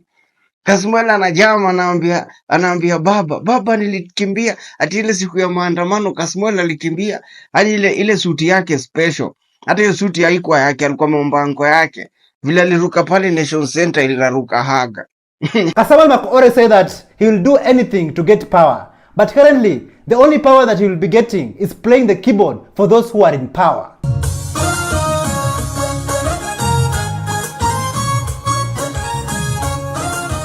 Currently, some rogue politicians are talking about how they are going to be rigging the 27 elections. But do you think that this will happen? Listen to this. Kazi ya kushinda ukipiga kelele vile mta extend the term ya president to 24 years. Extend it. Lakini sisi tunakuomba Kamket, before you extend the term limit to 24 years, kwanza muangalie kwanza rais mwenyewe anaweza stahimili kukuwa rais for 24 years. Juu president aliingia hapo akiwa na afya mzuri, amenona vizuri, akiwa mzima wa afya. Sasa tukiangalia rais kisoko imetoka nje, nywele imeng'oka, amekonda, hatujui shida nini nakula rais. Sasa kwanza inafaa tushughulikia afya ya rais arudi vile anafaa kuwa. Our president is not healthy, yet you want to extend the term of the president to 24 years. Please wewe bwana Kamket, kwanza tuangalie afya ya rais ndio tufikirie mambo ya kuextend term limit to 24 years. Mnanipata hapo? So Kamket, hatuna shida ukitaka kuextend your term limit to 24 years. Lakini bora election isikose kwa 2027. Nyinyi wekeni term limit to 24 years, but wewe weka election to 2027. Alafu tuonyeshe vile kunaendanga, Mapema saa mbili hivi hiyo 24 years mnaongea, tutakuwa tumepatia rais mwingine akayo 24 years. Lakini William Ruto 5 years namtosha, Sugoi Express. The Kenya Kwanza regime portrays itself as very religious, going to all these churches and donating huge amounts of money. But do you think there's more to that? Do you think that this is just another case of a hyena wearing the sheep's skin? Do you think so? Just listen to what Eska Orunga had to say about Freemasonry in Kenya. For any unbeliever, go and Google Ali Bongo, yeah? Kenyans, I want Kenyans to open their eyes and see how this country is really run. Google Ali Bongo and go into churchofsatanism.com. Under the website Church of Satanism. If you have the guts. I'm going to do it. Yeah, you are? Good. I hope everybody does it. Churchofsatanism.com. Go under History, Media Circus, yeah, and go under 582. Type in a code 582/KE. In there, you will find a name of one of Wilson's very close business associates. Somebody who we all know? Yes, associated with True Black Company. Wow. I'll leave that for you. So that, you know, I started doing investigations into Wilson because I thought, is this guy a human trafficker, killer? What is he? And then I came across this Freemason information and I unearthed so much stuff. And that is why they are so angry.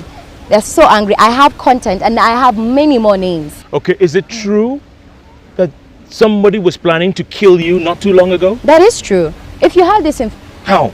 They sent gunmen. I was supposed to have a car accident. Yeah. We listen but we don't judge. Nimepepa pesa milioni 300 ya kulipa wakulima. We listen but we don't judge. Kufika jioni leo, kila mkulima atakuwa amelipwa pesa yake. We listen but we don't judge. Pesa karibu shilingi bilioni 1 inapatikana kila siku kutokana na biashara ya bodaboda. We listen but we don't judge. Thank you so much for joining us on today's show. I'm your host, Elvis Derry. See you in the next one. Bye-bye.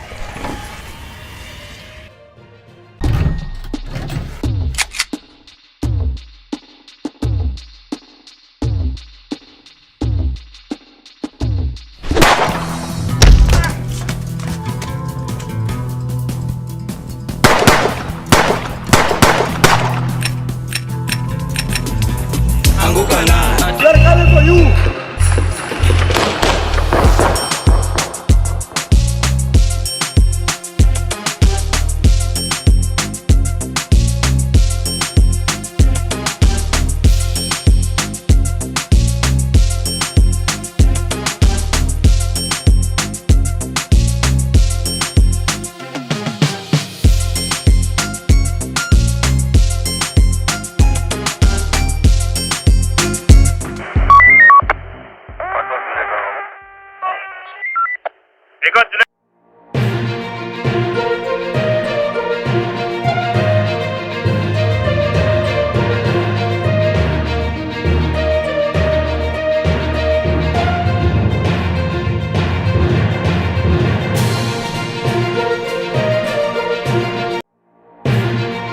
From 2 men arrested for selling dog meat. Hata hivyo polisi waliokoa na kuwapeleka hadi katika kituo cha polisi cha Narok Central. To house help collaboration with thugs.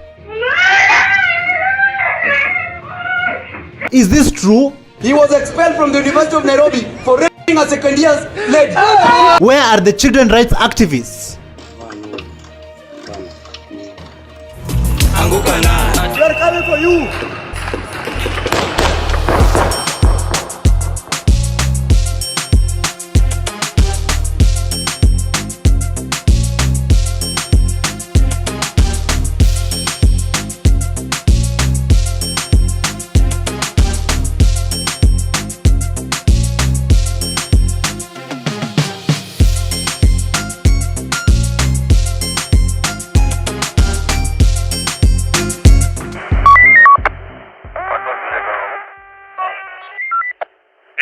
Hello, how are you? Welcome back to ShowNewTrend. I'm your host of today and my name is Elvis Derry.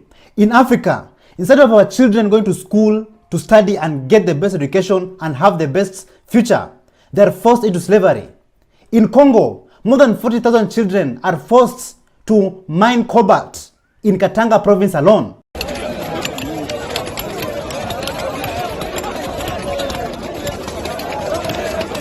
A few days ago in Kenya, in Kakamega County, 2 children, 14 years and 18 years respectively, lost their lives while mining gold.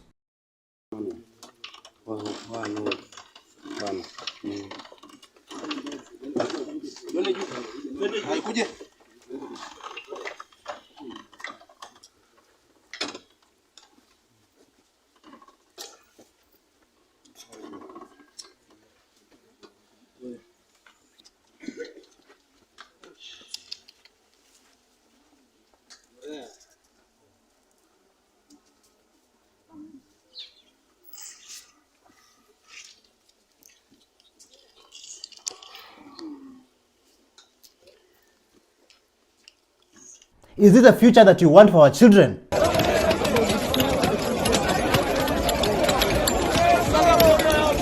The end of the year is near, and so many celebrations will be happening. People will be traveling, and this is the time for us to be safe while driving on the roads. Just a few days ago at the Thika Superhighway, 2 people lost their lives after their private car, lost control and rammed into the Ruiru footbridge. Take a look.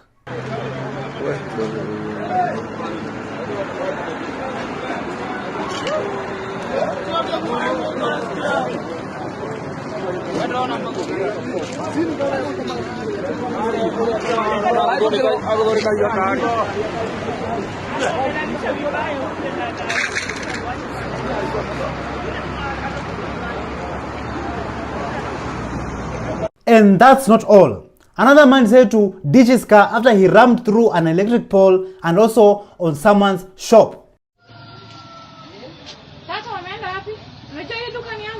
Kijana ni kama alimwambia chana anafuta bangi, lakini mara yake ya kwanza akakuja akaharibu gari yenyewe hapa na akatoroka.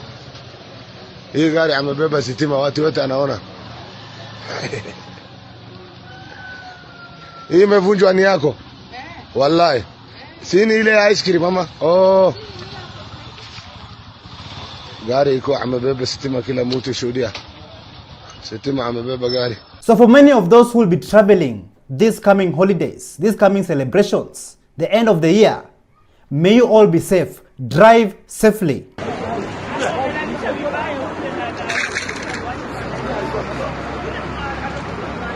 Sometimes when you allow people to come into your house, live in your house, or even work in your house, sometimes you never know the evilness that is hidden in their hearts. Here in Nairobi, a CCTV footage captured where a house help opened the door for a criminal, allowed a criminal, a thug, to enter in the house and rob, and suddenly even attacking the owner of the house. Take a look.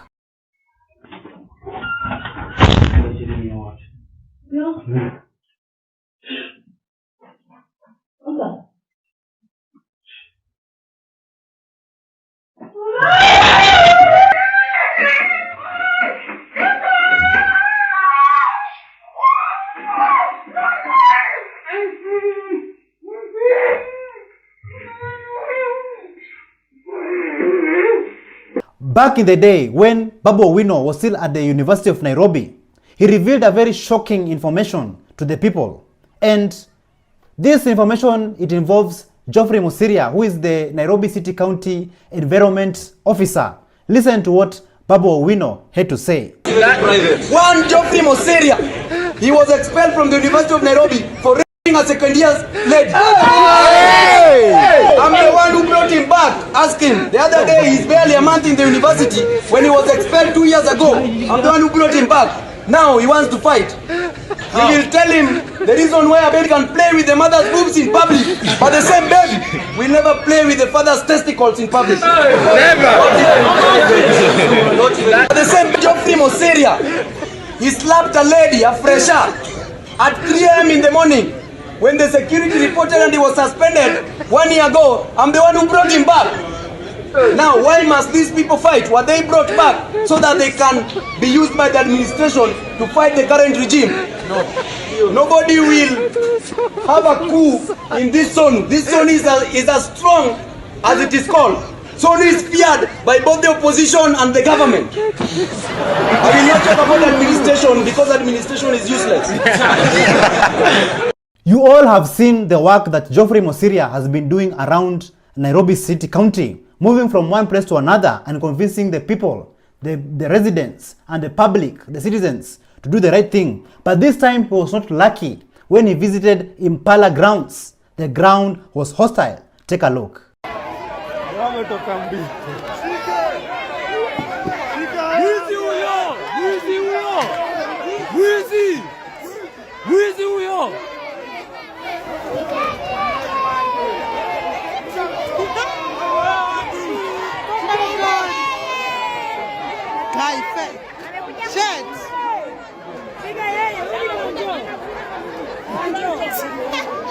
I've captured that.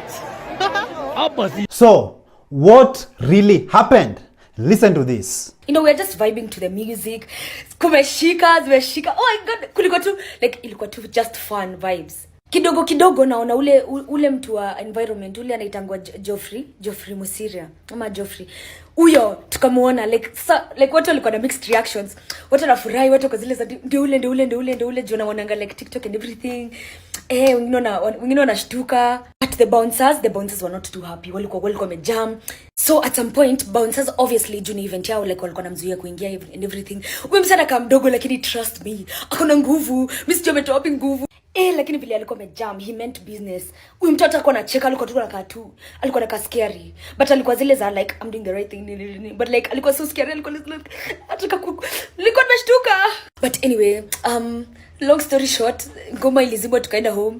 Sijawahi experience such a thing, Ngoma ilizimwa watu tukanyamaza, kila mtu like tulikuwa so humbled. But shout out to that man, he's doing a really good job. Like anafanya such a nice job. Na niwaulize ameolewa. Is he married? I'm just asking for a friend. It's not even for me. Even in Kenyan football, there's chaos all the time.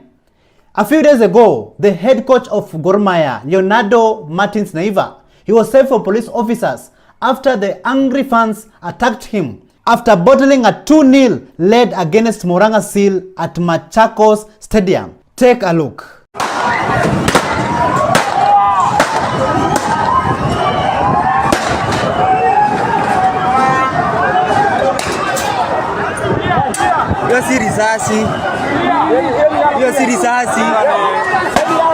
Apart from the chaos that is happening around Kenya, also Kenyans are representing internationally. They're representing worldwide.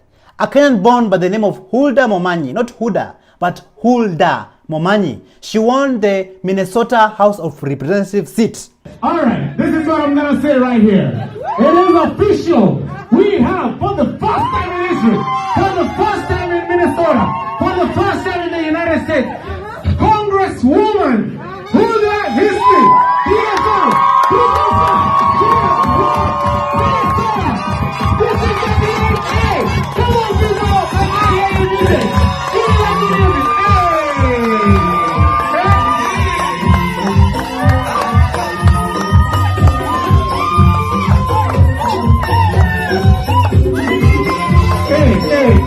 Hey. Come on, move it a little bit. I can't hear you.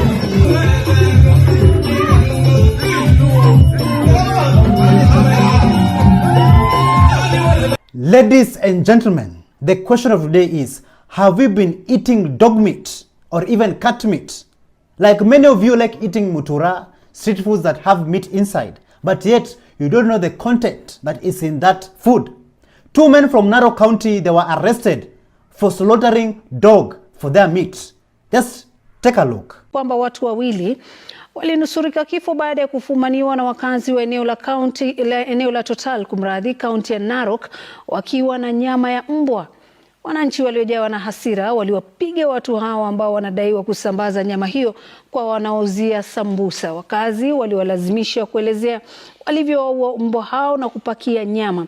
Hata hivyo polisi waliwaokoa na kuwapeleka hadi katika kituo cha polisi cha Narok Central. Wakazi wamekuwa wakilalamikia kupotea kwa mbwa wao.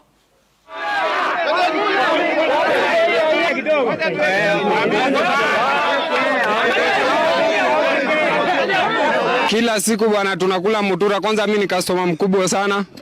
Na anashangaa bwana hii mbwa ni tamu, ni kama wanaongeza kachumbari sijui wanaongeza nini. Kila mahali kunauzwa mutura na hata hakuna buchari. Tunashangaa tunakula nyama gani?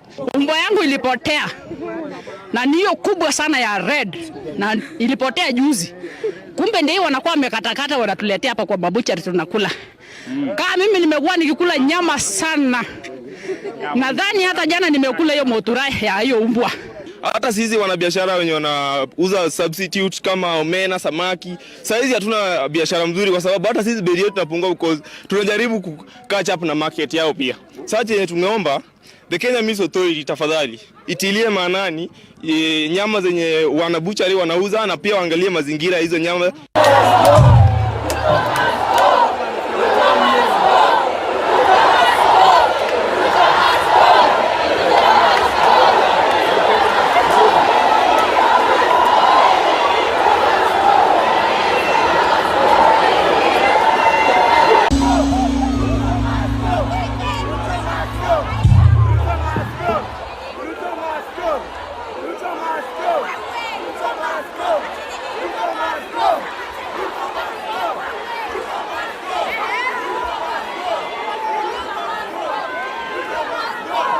Thank you so much for joining us on today's show. I'm your host, Elvis Derry. See you in the next one. Bye-bye.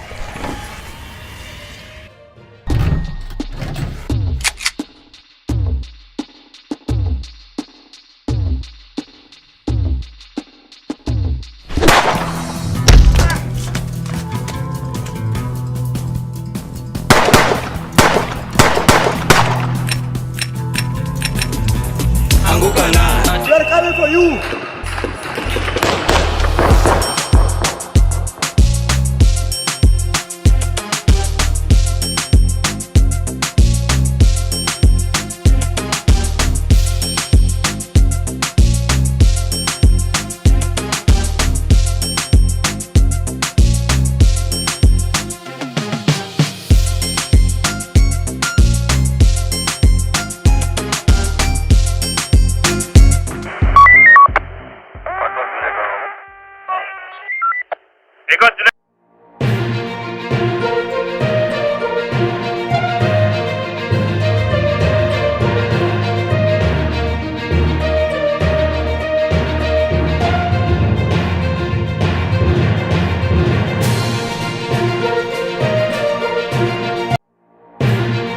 From a Kenyan in pain stuck in Oman Unisaidie kabisa nirudi nyumbani. Mimi ni mgonjwa. to mass traffic. Sahi kumeshikana, nobody, we can't move. Is there job opportunities? What they are doing ni to make sure we beg from them. Unaenda kwa ofisi ya MCA. What's there for business? Kuongea ukweli tumesurvive na neema ya Mungu. Si venye unasemanga ati Anguka na. Parliament, we are coming. We are coming for you. We are coming for you.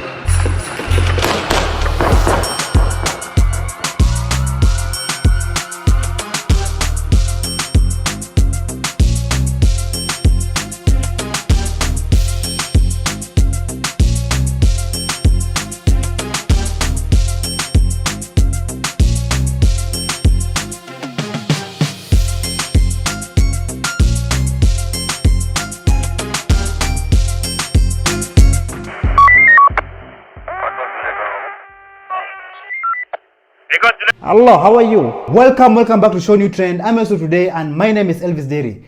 Job opportunities in Kenya. This has been an issue for quite some time. Like if you go to Nairobi CBD or in any other county in Kenya, so many young men and women, the future of this country, are tamarking, looking for jobs everywhere but they cannot find. People are stressed, so much pressure. Just listen to this. Our government is made in such a way yenye ita make sure the youth remain poor na tukwe tuna depend on them. That's why unapata saizi tunasherekea, tunaongelelea nini kazi mtaani. Hiyo ni pesa ngapi? 5,000 inakusaidia nini? Kusema tu ukweli. Utalipa rent, upeleke mtoto shule usome. My dear, we will continue remaining poor na tutabeg from these people. Najua government yetu iko na pesa na inaweza employ youth, but it's not doing that. Why? Juu kitu employ kila mtu akiwa stable, hatutawategemea.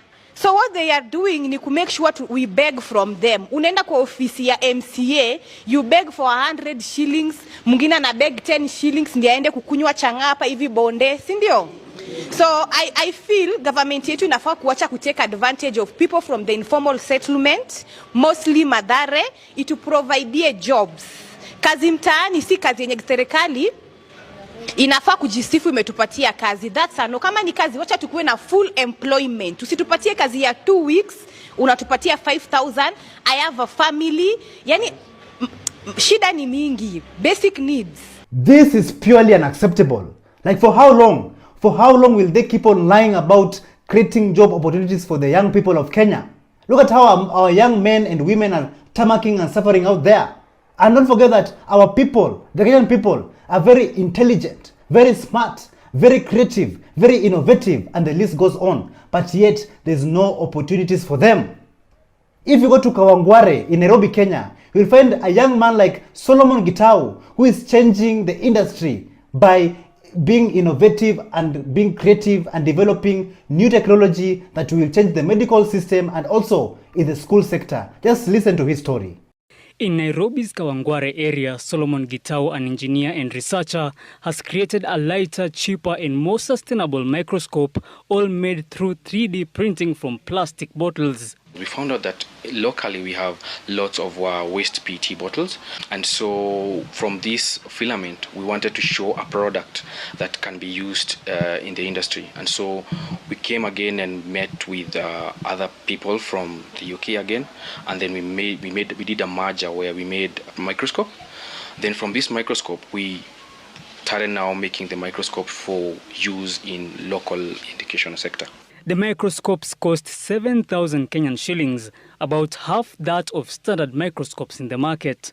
Each microscope is made from 10 recycled plastic bottles. Learners get an added advantage of viewing subjects through a digital screen connected via a USB cable instead of the smaller built-in lenses. Why I chose to use the phone is because I was not thinking about students who are able to access laptops in Nairobi. I'm thinking about students who are not able to access laptops in Wajir, Garissa. A phone is something that is now a basic commodity. And with the application that we downloaded anywhere in this country, it gives access to all the students. And regardless of how many students can be able to see around you in a microscope, you can actually, in a phone, you can actually be able to twist and have all these like 5 students watching it. But if you want, if better resources are available, you can actually even use a 40-inch screen. With 3D printing being a fairly new technique in the country, Solomon believes it serves as a great tool for innovators with ideas to produce physical items. 3D printing is a good tool, especially when you want to rapidly test things. It's one of those tools that is going to revolutionize the African industry, right? Because it's a cheap product that anyone can be able to put in their home and develop with it. Having reached only 10 schools with the microscope so far, Solomon's hope is for the tool to one day benefit more Kenyan learners. Kenyan people around the world are anxiously waiting for 2027 elections. And I'm telling you, like, things are getting hotter. But the question is this: is the IEBC, the Independent Electoral and Boundaries Commission, is it independent, or is it a public, not a public, but is it a political investment? Just listen to what Joshua Okaya had to say about this. That's something we need to correct as a nation. How should we do it? Because IEBC, much as it is a body that regulates or rather conducts elections, it needs to be independent of political parties. But we've made it look like it's an investment. Yeah. All right? It's a political investment. It's a political investment where every political party invests somebody, an individual there. Yeah. You understand? Yeah. So that each political party has a share. I don't think it should be that way. It should be a completely, the way the name suggests, Independent Electoral and Boundaries Commission. So if you ask yourselves, what is the IEBC? What is the Independent Electoral and Boundaries Commission? This is an independent regulatory agency that was founded in the year 2011 through the making of the current Kenyan Constitution. And I personally believe that it is high time that we in this country have a fair and credible elections. Ladies and gentlemen, 2027 elections is going to be messy. It's going to be hot. And currently, things are boiling nicely. But we've made it look like it's an investment. Yeah. All right? It's a political investment. It's a political investment where every political party invests somebody, an individual there. Instead of our government, our Kenyan government, creating opportunities, job opportunities here in Kenya, our people are being sent to foreign countries. And Kenyans, some of them are living under worse conditions. And even worse, some of them come back home in a casket. What a sad state of affair. And a story has been recently trending of Gloria Jameli, who she's stuck in Oman. And she's very sick and she's pleading for her Kenyan agent. But then now Florence Wanjiru for help. Just listen to how Gloria Jameli painfully narrates her story. Mama Deborah, mi naitwa Gloria. Mi nimekonjeka Mama Deborah. Tangu nikuja hii Oma nimekonjeka. Nimejaribu nimeambia maagent mi ni mgonjwa. Hawataki kunisaidia. Mi ninaumia kifua. Ninaumia kichwa. Koo imefungana. Sikuli for 4 days sahi. Mi nimelala tu kwa nyumba. Lakini naumia, unisaidie kweli kabisa. Ninaumia kabisa, unisaidie. Nimejaribu nimeambia maagent. Agent ananiambia lipa 150. Unisaidie kabisa nirudi nyumbani. Mi ni mgonjwa kweli, ninaona sitaweza. Nilikuja kutafuta pesa kweli, lakini mwili yangu kweli sitaweza kweli. Sitaweza. Ni mauchungu ndio ninapitia kwa mwili.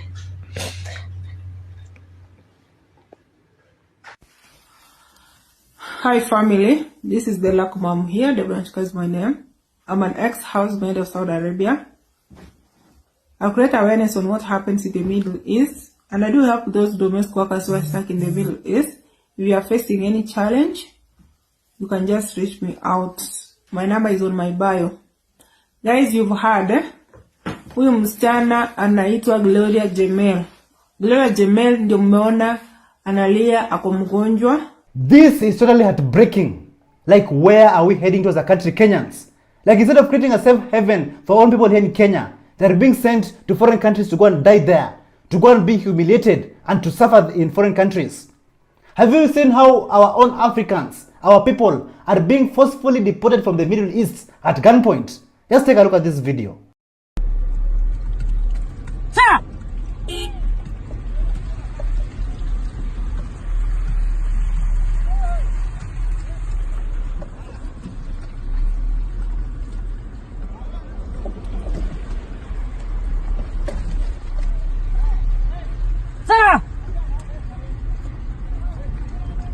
If you go all the way to Kisii town, like it looks like a dumpster in Kisii town CBD, like there's rubbish everywhere, garbage everywhere, and I'm just wondering, how are the voters surviving in such an environment? What is the government doing there? Honorable Paul Simba Arati, the governor of Kisii town, like why are you not working for the people? And why does Kisii town, Kisii CBD looks like this? Let's take a look. Simba Bosongo Noro. Robne town here in Chavu Simba kwa ngaja kwa Bosongo. Robne Bosongo here in Chavu.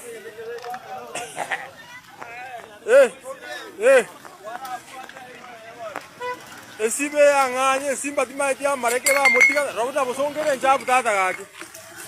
Aki Bosongo. Aki Simba mareka ako tiga dai weka gaki town inga kire ga Simba Arati. Simba gakirora, Simba gakirora, rora, urutayo gokonya Bosongo.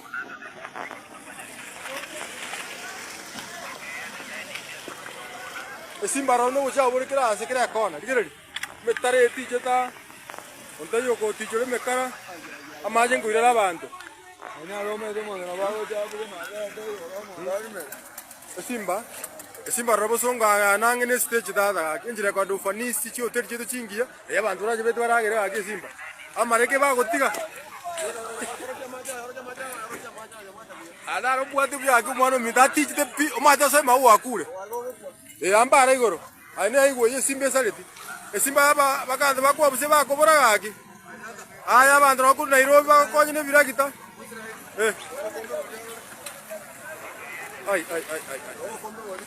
As we fight for good governance, better governance, and a better future for this country, we are always faced with new challenges every day.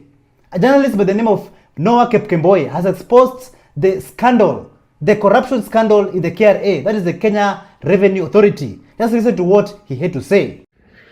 Now let's talk corruption within the Kenya Revenue Authority. This touches the agency itself and the people working within the agency. Now, in the first quarter of this financial year, so between July, August, and September, the Kenya Revenue Authority had to dismiss or fire 25 of its employees because of matters to do with graft. They call it summary dismissal, where you are actually immediately terminated from employment. 25 of them. Remember, Kenya Revenue Authority has over 8,000 employees across the country. So 25 is the numbers for the first quarter, but even bigger issue because last year they did what they call actually a lifestyle audit. They did 41 lifestyle audits, and guess how much was recovered from the lifestyle audit of some of its team members? 549 million shillings. It means graft is rife within the organization. So Human resource within Kenya Revenue Authority is critical, but systems have to be put in place to counter this. So KRA says that it has a platform called iWhistle, where it is a web-based platform. People can report anonymously, the public, issues to do with corruption and tax evasion. And through this particular instrument, in the last financial year, they're able to recover 4.22 billion shillings. They also have a reward scheme to incentivize people to inform on matters corruption, and you get 5% of the total tax collected, or capped at 5 million shillings per case. But the bigger issue is about taking care of the people, because organizations are run by people. And to put it, the way the Cabinet Secretary for Treasury put it, is that we can't milk from a cow that is not well fed. He said this actually. We must feed this cow. I said it at my vetting interview, that this cow is not properly fed, yet we want to milk the cow. And to be able to take care of the KRA staff, he says that if we are able to take care of the staff, then cases of graft within the organization will be tackled. How do you expect someone to collect money and bring to you when he has a child or she has a sick child in hospital? It's not possible. And how does he plan to do that? Is to increase budgetary allocation to the Kenya Revenue Authority at a minimum of a 30% increase in the next financial year, according to CS Mbadi.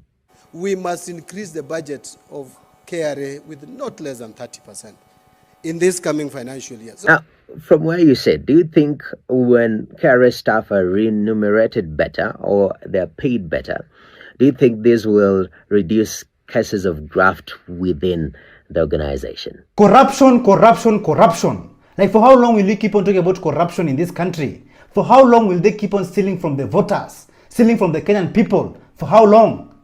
Like, people are tired. People are fighting for accountability, but there's no accountability. And the same politicians are still being given jobs, being given seats in new offices. And yet, they still have corruption scandals, corruption cases from the past. Like, almost all the politicians in the government, they have corruption cases. Just listen to this. Why is it that Kipchumba Murkomen keeps being shifted from one ministry into another? Like, in 1 year, this is going to become like the third office is occupying as a cabinet secretary. And that tells you one thing. Either he's a very big hard worker, or he's a very big failure that now he has to be given multiple chances to prove himself. Which is very interesting, because I'm just thinking, he didn't do so well when he was the transport minister. That's why we had the Adani deal, and that's where we had the problem that has faced Kenyans for a very long time. It's been like infighting. It has caused a lot of division. It has even caused the division to the point where the former deputy president was actually dismissed. And he went to the sports ministry, and we lost it. We lost a very important tournament to Rwanda.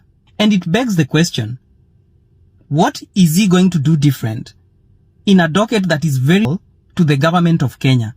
I don't know who advises the president, but here we are. Of course, he's going to be approved by the parliament. I don't even understand why the president keeps on choosing him. And reshuffling doesn't mean that it's going to work. It just means you have a problem that is ongoing that you can't really find a solution to. That's exactly what is happening. It means even the people who have been moved around, like Kababu na Mwamba, it means he's not working. That's why he's being moved to the UN and like somewhere very, very dormant. And that's a problem, because whoever is advising our president is not really getting the point. The people that have been chosen, I still don't understand why Murkomen is getting such a serious cabinet ministry. That guy is not a performer. Clearly, he doesn't perform. But I think because of his friendship and his affiliation with the president still keeps on choosing him, keeps on making the same mistake. He's not listening to Kenyans. To the government, I think what you're doing is solidifying the opposition. And the opposition here is the people of Kenya. The people of Kenya are going to be more opposed to this government than they were before. Because you are you're just making mistakes after mistakes after mistakes. It doesn't even make sense. it doesn't make sense. And the more you make mistakes, the more you're getting more opposition. The opposition is now the people of Kenya. So my question is, how long will we keep on making the same mistakes? How long will the voters keep on voting for the same people who are stealing from them? The same people, even I don't want to call them politicians, the same people who have corruption cases and scandals from the past, and they keep on growing. For how long? Just take a look at this video of Onesimus Kipchumba Murkomen, the Cabinet Secretary of Kenya, who is crying like a small baby after getting a small scratch. Take a look.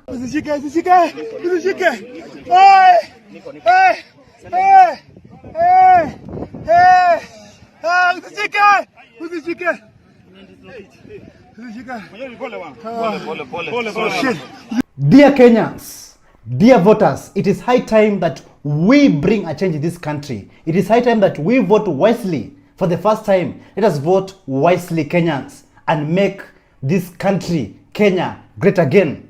In Nyeri Town, the residents in Nyeri Town decided to inject after they heckled a member of parliament by the name of Danka Madenge. And do you know what they were saying? They were chanting, Mwizi, Mwizi, Mwizi. Just take a look.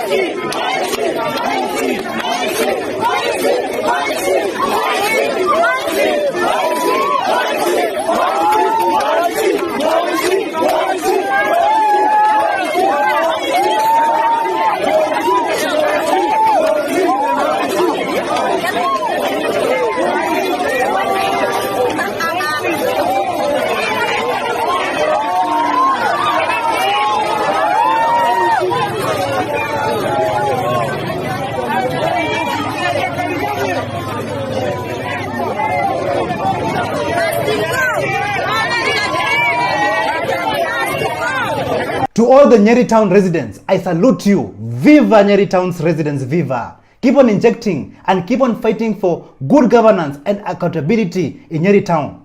On live TV, one man decided to inject, and he said that the president of Kenya has hidden lots and lots of cash. Just listen to what this man had to say. Naitwa Salim Ganga. Ile kitu ambayo nataka kuambia Wakenya ni kwamba pesa zimefichwa na Kasongo.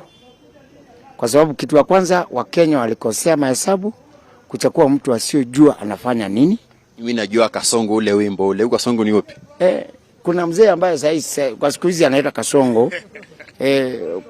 Kwa ufupi kiongozi ambaye ni wa nchi hii ndiye mwenyewe haelewi, ndiposa watu wako katika matatizo ya juu, kwa sababu wale ambao wameajiliwa wanapata asilimia 46 ya mshahara yao inaenda kwa tax, na hakuna chochote ambacho kinafanyika. Kenya imerudi hali mbaya kiwango kwamba hatujai kuwa tangu mwaka 63, kwa sababu ukiangalia Kenya imekuwa is a country of consumer, nchi ambayo hakuna chochote ambacho tunatengeneza Kenya, kwa sababu ya wale ambao tumeweka pale, ambaye tunasema kwamba kiongozi wao ni kama ile ambaye anaitwa Alibaba na waizi 40. Amekuwa kwanza yeye mwenyewe ni yeye na wakona tupu, ambaye hakuna kufikiria wanafikia kuhusu wananchi. Ndiposa ambaye sasa hii unaona tuko hapa hivi leo tarehe 18 ambaye ni Disemba, hakuna mtu anayeongea mambo ya kwenda Christmas, wale wa Kristo na wasio wa Kristo, kwa sababu hali si hali. Akijaribu kwenda nyumbani atarudi, na ajaribu kusema kaya hapa ni shida tu. Kwa hivyo tuko kwa hali ambaye haiwezi kuzungika, ila mtu Mwenyezi Mungu atusaidie kutoka kwa hii mikononi mwake dikteta Kasongo. Asante. Anasema kwamba ni Christmas lakini hawaje. Due to corruption cases in this country, corruption scandals every day, it has affected so many people. It has affected the lives of the Kenyan people.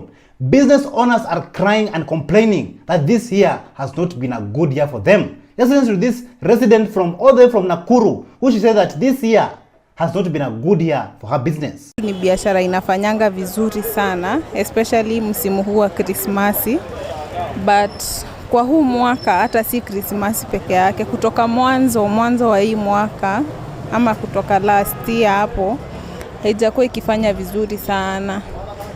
Kuongea ukweli tumesurvive na neema ya Mungu. Si venye unasemanga ati unapata pesa hadi unaweza kufanya vitu zingine. Imefika pahali unafanya kazi ya hand to mouth. Juu biashara ziko chini. Kama saizi ni Krismasi, salons zinakuanga zimejaa. Zinakuanga zimefurika hadi bookings, hauwezi pata bookings in between December. But as for now, unapata hata mnamalizia mteja mmoja, mnakaa chini, mnangojea mwingine.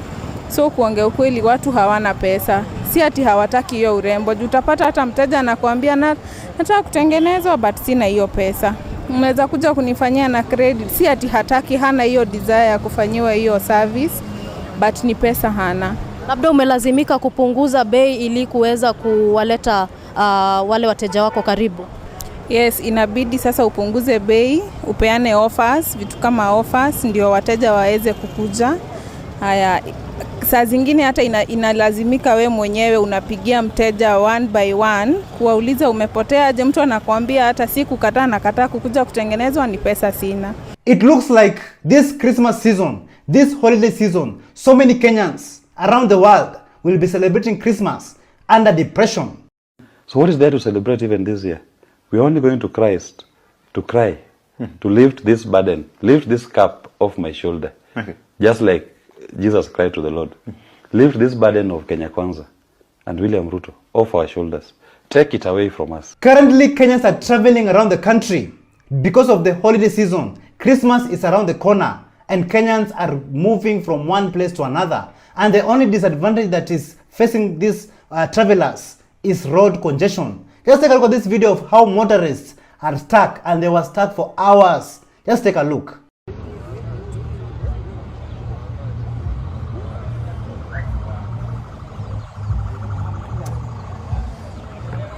I think Kenyans, you are the most indisciplined people in the whole world. I mean, look at this. This is Nakuru Nairobi highway.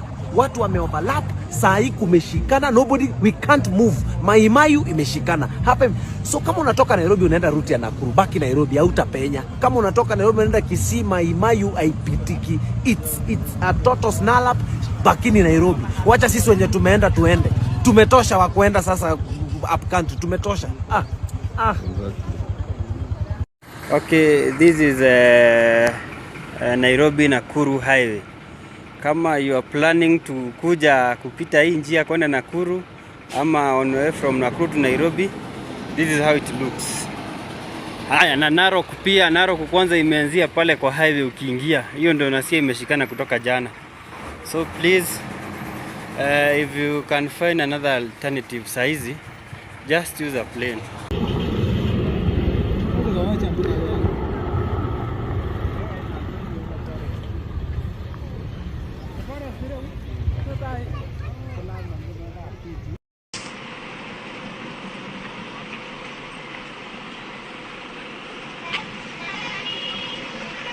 But Kenyans, don't worry, relax. The president of Kenya has promised us that the roads that are supposed to be built this year and finished this year will be finished by January next year, 2025. Mukirudi Januari, tumutaenda Christmas. Mukirudi Januari, mutakuta hii barabara imekamilika. Morara Kebaso Senior has wished Kenyans a Merry Christmas and a Happy New Year, and also leaving the young generation with some great and important advice. Let's listen to what Honorable Morara Kebaso had to say. What's Gen Z? This is your president, Morara Kebaso. I just want to wish you a Merry Christmas and to remind you of the heroes that lost their lives this year as we did the Gen Z demonstration. Let us remember their names. Let us write their names in our hearts. These are the heroes of our country. As we go into 2025, just want to give you a little encouragement that it is possible, that none of you is too young to lead, not just in the political space, even in the private spaces, even in business. Don't be told that you're too young, you should just be a waiter and not a hotel manager. Don't be told that you're too young to be a high court judge. Don't be told that you're too young to start a company. You're not too young to own your own house. You're not too young to drive a car. You're not too young to be a president. It is possible. We can do it because we are the future. And the future is not tomorrow. The future is now.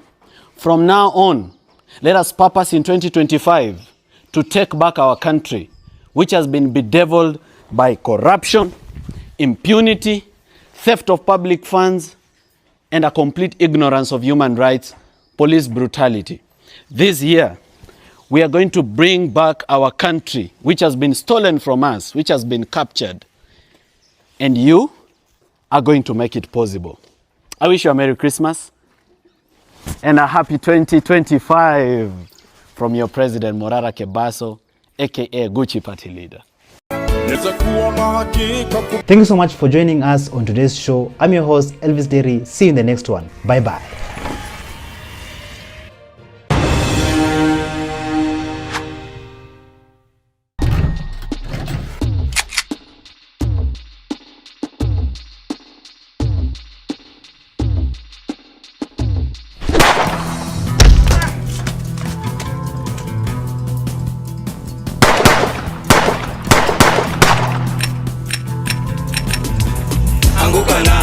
Parliament, we are coming.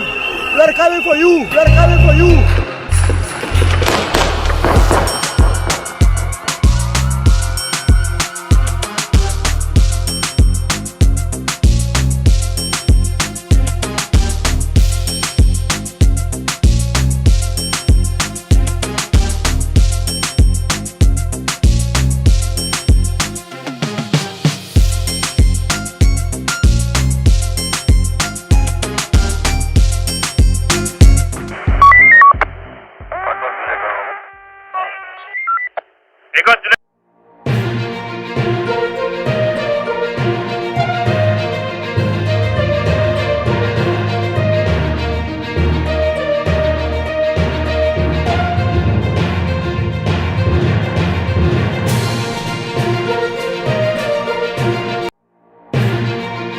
From America, hidden agenda revealed.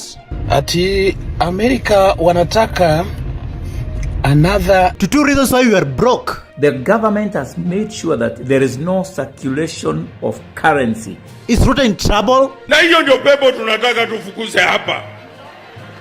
Bwana Yesu asifiwe. Mozambique is injecting